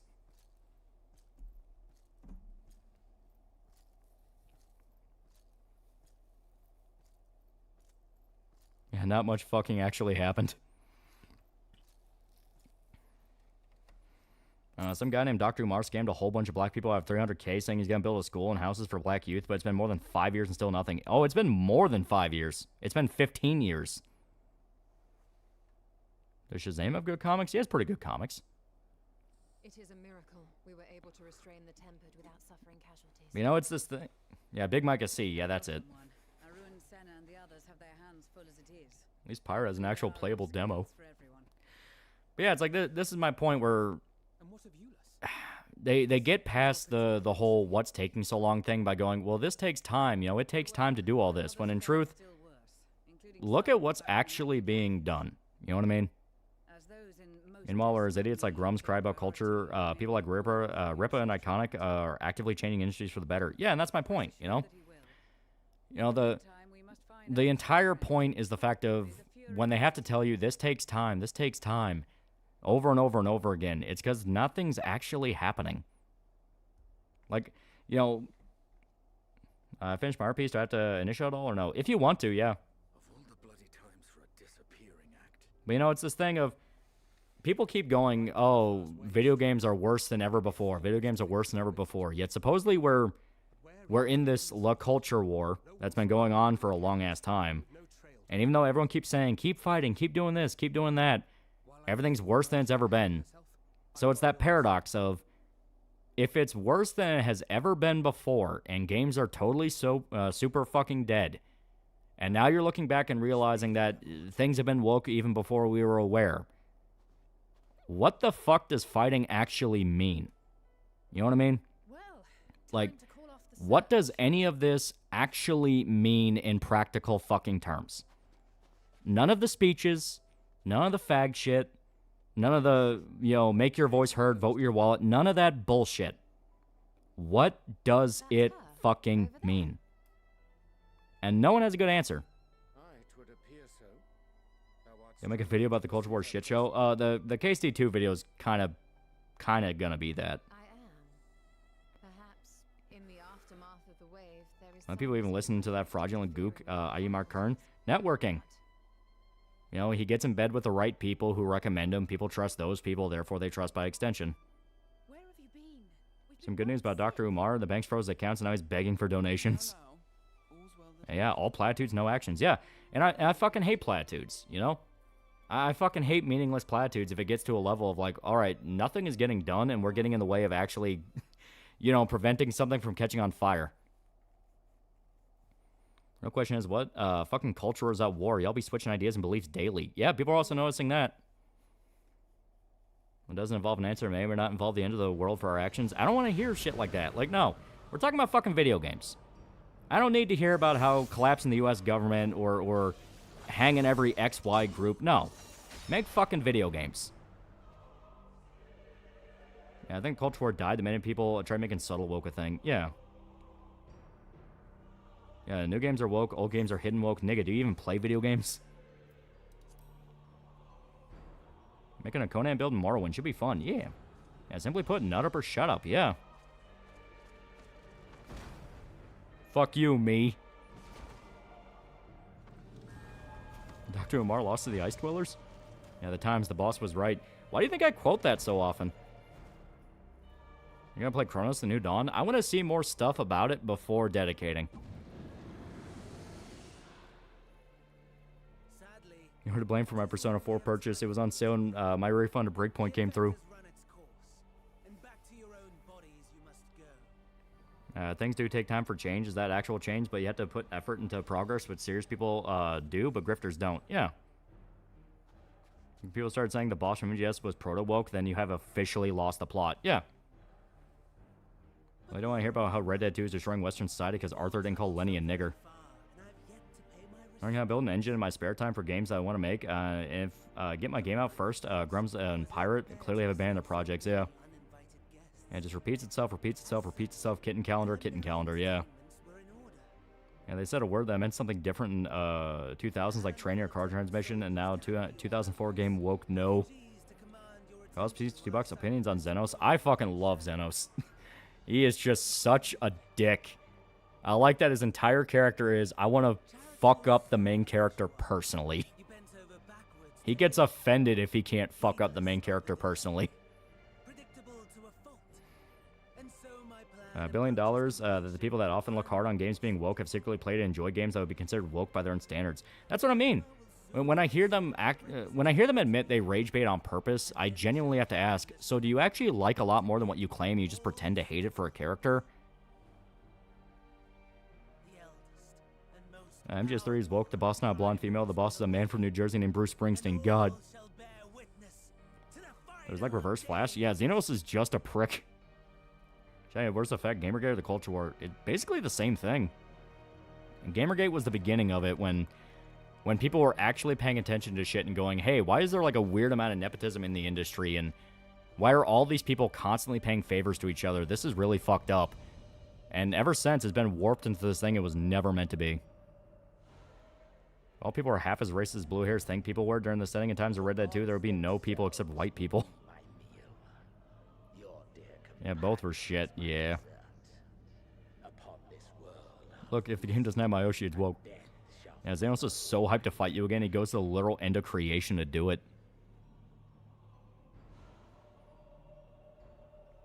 And is Half-Life 2 fun? I never played it. It is fun.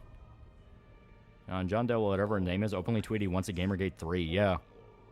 I hear about monetization being back. I guess a human finally took a look, yeah.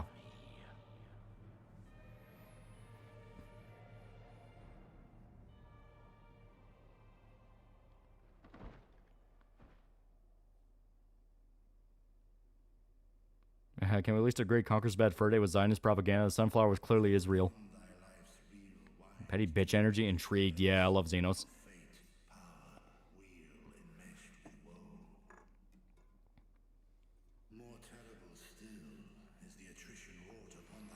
We got people now actually saying Resident Evil 9 is going to destroy the series because the main character is a scared woman. Yeah, that was the rock solid thing. And it's like, that's what I mean, where it's to the point that you have people trying to rationalize how bad the takes are getting.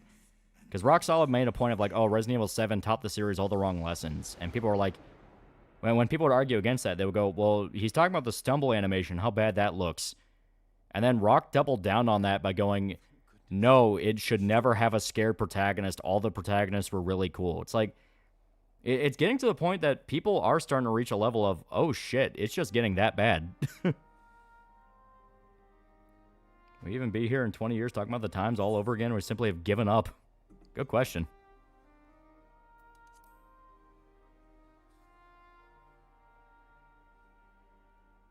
What's also really annoying about the whole hate watch thing, and all I can say is that nobody's forcing you to watch or play the damn show, movie, game. You can ignore it and move on. But Ethan was scared at the beginning of 7. Rebecca's scared at the beginning of 0. Yeah. And that's what I mean. It's when you reach that rage bait level, that's intentionally trying to make people feel scared, miserable, and angry. And I don't like that. I do not like intentionally trying to make somebody scared, miserable, and angry. Because that means you want to control them to some degree. Now, Roxall can get up his own ass. Motherfucker's 23 apparently, so mostly toss it down to him being young and stupid. Guess missed the part in RE1 where Jill ran away from a zombie and had to get Barry to kill it. So I'm trying to stop the literal end of the world, Xenos. Doesn't matter. Fuck you. That's the only reason I need. This may come off as harsh some of our viewers, but I think everyone involved in this story should die. Where's that part in my P5R playthrough? A certain scrumptious breakfast food. Hell yeah. Yeah, Steve was really cool in Code Veronica. I remember everyone loved Steve. When he's not on screen, the player should be asking, where's Steve? One thing I hate watched was Yakuza Amazon show, and it was with a friend on Pirate Sites, and we both like Yakuza. That was the only time him and I hate watched something. Yeah, I mean, it can be funny to turn into something that's really bad. But it's this thing where, once again, it's pushing the whole, this isn't just bad, it's ruining the world, you know? A lot of the time, bad shit dies and is forgotten. The only politics in gaming right now that matters is that car companies should let me use my money how I should use to buy H games, yeah. And same people complain if Grace wasn't scared, vulnerable girl, instead stoic girl boss, then it's woke. Exactly, it's... People even point that out. It's like, they go out of their way to show Grace as an outsider that is not prepared for a lot of this shit and is specifically a vulnerable civilian, and now that's a problem. That's what the glow-in-the-darks haven't successfully mass-produced Randy Stare. Yeah, even Leon on RE4 was, what the fuck is that thing, when he saw, U3. Can I open this current Universal Horror event is successful enough to have FNAF and Fallout permanently in the park? Lord knows I'm too broke to visit it. Yeah, Rome became popular solely because we could all get together and rip it to shreds. Yeah, Yakuza Amazon show was incredibly mid. Yeah. That's the difference between something that's fun bad to watch and something that's just painful. Yeah, like, Yakuza Amazon was just kind of like, what the fuck was the point of any of this? It was painful, but we had a lot of moments where we laughed at how bad it was. So it wasn't torture like how a lot of people tend to do it. Yeah. I think because Steve isn't that hard to fix. Darkside Chronicle shows that Steve can be a decent character. Yeah. A lot of it's the voice. His voice actor was kind of fucked over. Yeah, Kason hated Yakuza Amazon.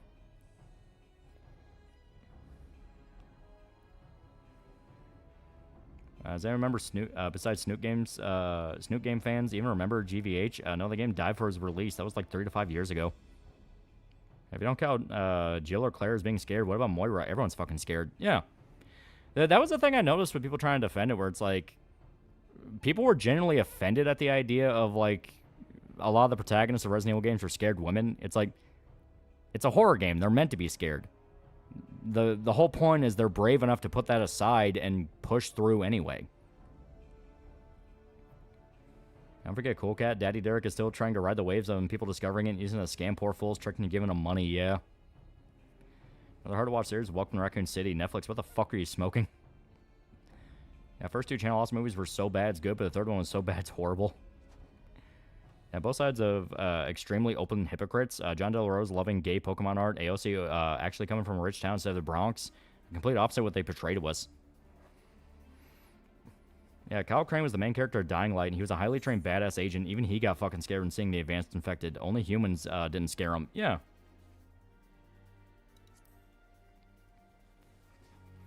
Yeah, I'd be scared of a basic half-dead zombie who's trying to kill you. As people not know what character arcs are, the point is the character starts out scared, moves out of their depth, and become badass by the end. Yeah. I see the point of hating a piece of entertainment.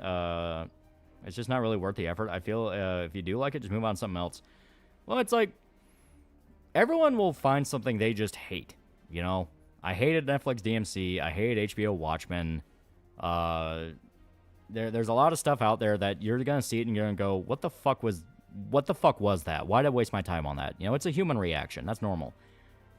The problem is, Estee, when you get to the rage bait thing of everything has to be the new worst thing ever, and you make it clear that it's hard to tell what you actually hate and what you're playing up.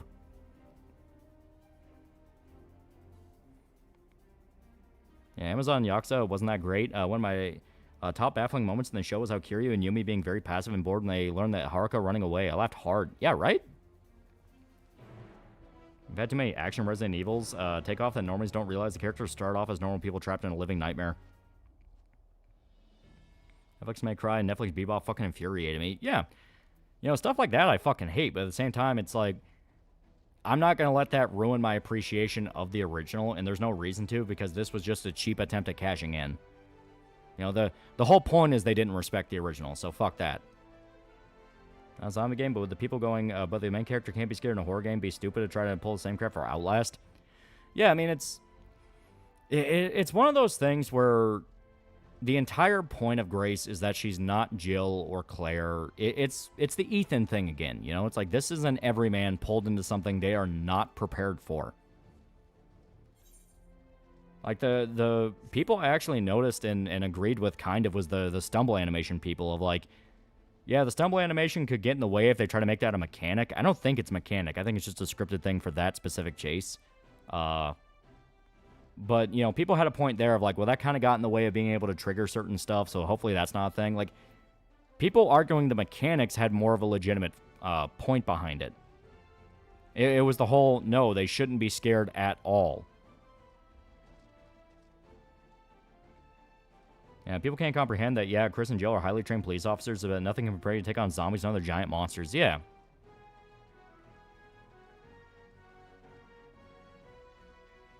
Yeah, even anime protagonists get scared and are unprepared. Yeah. Well, it's how you write a good horror thing. You know, you have to sell these monsters as intimidating, and you do that by making characters afraid of them. I mean, Resident Evil 3, Jill is scared shitless of Nemesis when he first shows up, but by the end, she's able to kick his ass. Yeah, Point of Grace to provide SFM porn artists a new model. Could be wrong with his name. MC and RE9 supposed to be an FBI analyst who doesn't have firearm training. Makes sense she'd be more terrified. Exactly.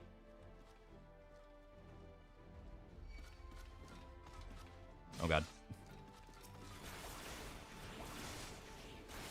Now, Rebecca was like 18 and 0 and 1, and she fought for her life for like 3 days straight.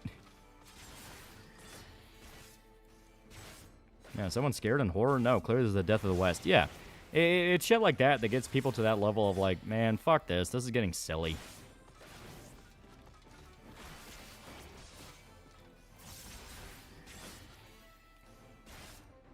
Oh, God.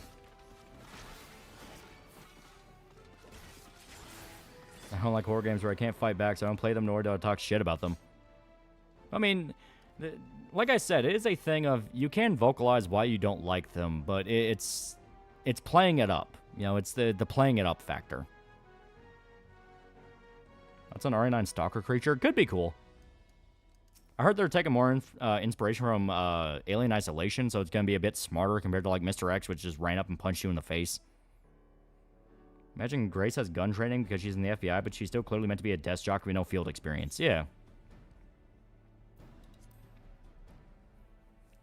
Being afraid is a natural human emotion. Fighting against something that isn't known, that is unknown or non-human. Even Jill in RE1 was terrified when encountering a zombie for the first time. Hell, all the animated movies, the characters are scared when the monsters first show up.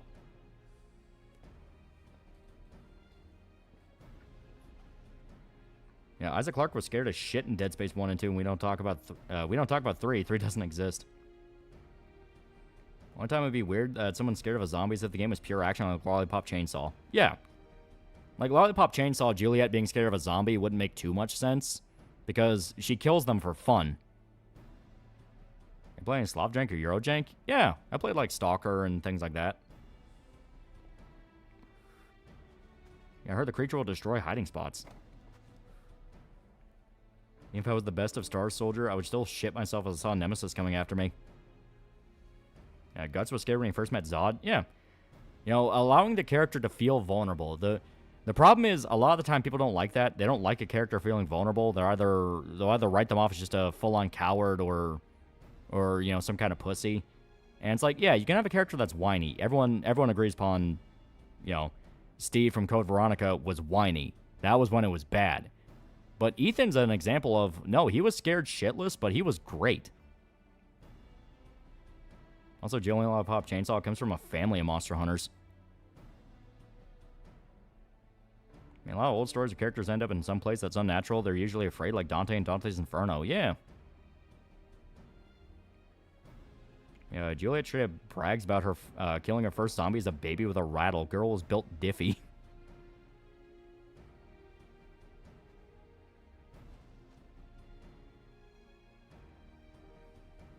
Yeah, this reminds me of the current Superman discourse. Everyone's calling the current Supes a whiny pussy. Yeah, it's like, no. Yeah, the new Superman in the movie actually, like, was really good. I really liked how they did him.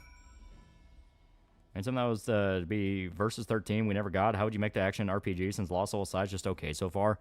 I'd rip off the Kingdom Hearts 2 combat, as God intended. Also, here's actually where we're going to call it. It is getting kind of close to, you know, 4 in the morning.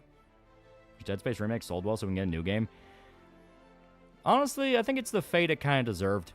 It was EA cynically attempting to revive a franchise they murdered and fucked Visceral out of.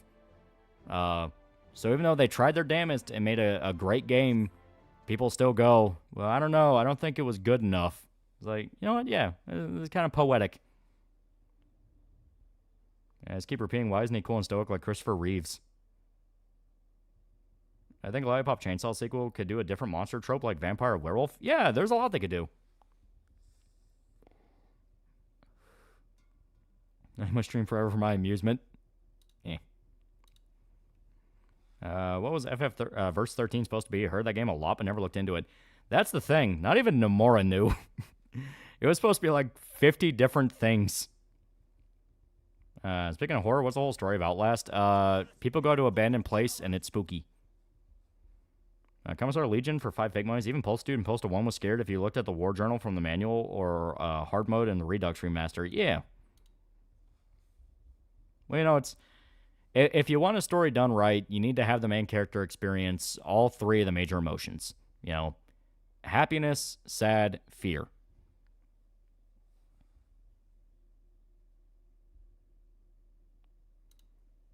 Yeah, verse 13. That was the times. Yeah. This point, Kingdom Hearts 4 is gonna be verse 13. Yeah. Yeah, Julie did mention she didn't like Sasquatches because they're dicks. Yeah, people really have forgotten the basics of storytelling, like the hero's journey, having regular Joe being either elements, a major aspect of it. Even Luke Skywalker was whiny in A New Hope. Yeah, it's supposed to be a musical at one point. What about Anger? Yeah, Anger's another one. But it's not, like, needed, depending on what character you're shooting for. When's comic getting fulfilled? None of the fan art deadline's around the corner. Well, once we, have a good old conversation about that and finally set up our date for when we have our closeout stream, we're going to finally be able to answer that. Because, yeah, we only really pushed it back a week, basically solely so the fan art shit could come in. I mean, also we had to organize a bunch of shit, but, yeah, definitely... Yeah, definitely by September, I'd say. September is definitely the month for this. Yeah, Prompto was going to be a traitor in the original, yeah. I did a paper in college about the science of horror. Video games need horror video games. To make a good horror video game, you need a phobia somebody will be afraid of. Yeah. I like Outlast games. Mainly do the only thing you can do is run and hide. Besides, I think the music soundtrack pretty good and story decent. Yeah. How much porn in the fan art? We're not using any porn because our printer would not like that. But yeah, so like I said, I'm going to be, setting up some things in the background, collecting all the fan art people drew, and we're finally going to be able. Is Micah going to be on that stream when that stream goes live? I would expect him to, since he helped get it off the ground with the publisher. I mean, yeah, that was kind of the assumption. I mean, as far as I'm aware, yeah, he even outright said he wanted to. But how much did you receive? They're paying from someone you hate that you agree with? I mean, it's going to happen naturally. I don't remember any offhand, though. But, you have, like, that Onion article of, like, horrible news, the worst person you know made a great point. How your printer would love printing Rachel's fat ass. Fuck, no piss break? Yeah, right? But, yeah.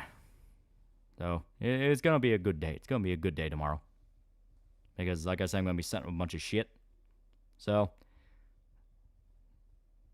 speaking on my end, my character Yuko is used to fighting demons because she's been fighting for 2 years at this point. It is until she encounters a new enemy, she's actually in fear. The printer can't handle Rachel's fat ass. Porn stays in a folder named Lolly's Taxes. Well, yeah, we had a good night tonight. As stated, getting monetization back was really good news. It's been a good day. It's been a really good day. I'm happy it was a good day. I'm just glad you got your money back. Only stream read more on the bill Congress passing, and I'd be lying if I wasn't fearful for my neighbor's safety. It's going to cause more hatred towards Jews. Yeah.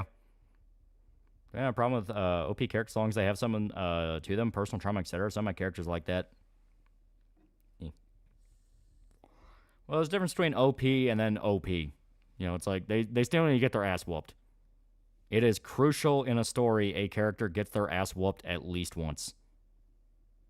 I would even say at least 3 times. The rule of 3. Accidentally gave Rachel a huge rack. It's too late to change. Please forgive me. I mean, it's canonical. You're good. It's not Rachel's ass. The printer can't handle. It's all the alcohol in her system. Girl blew a 3.4 in the alcohol meter. And I was trying to hide it with gum. He opens his taxes. Oh, God. Yeah, Bleach has it every arc. And the reason Rocky's a beloved character. Can you tell us the progress of Kingdom 2 video? I had the current list of videos up, where it's gonna be Sicario, Man on Fire, Dead Rising 3, some Halloween stuff, so like The Crow, Return of the Living Dead, things like that. So KSD2 is gonna take a little bit. It's gonna take a little bit. I've already got like the big videos I'm doing, so I'm trying to. I gotta whittle out a spot of time to where I can get the KSD2 shit. Because I got to play through the entire game on PC and record footage for that, which that's going to take a while. So, like I said, it's going to take a little bit. How's One Piece going? It's going pretty good. It's going pretty good. Yeah, Law is the victim of scope creep. Yeah. Luffy's fighting endgame level threats and he still gets his ass kicked and needs help from friends. It's natural and normal. Yeah. As Nami and Frostburn that my group came and fight head on, they just have to stay alive because they can't find a way to put him down for good at the moment. There's so many naked She-Hulk pics in the text folder. Solus gets off the ground and says, "Are you ready for round 2?" and proceeds to beat the absolute shit out of Derek and break down one of the most memorable scenes.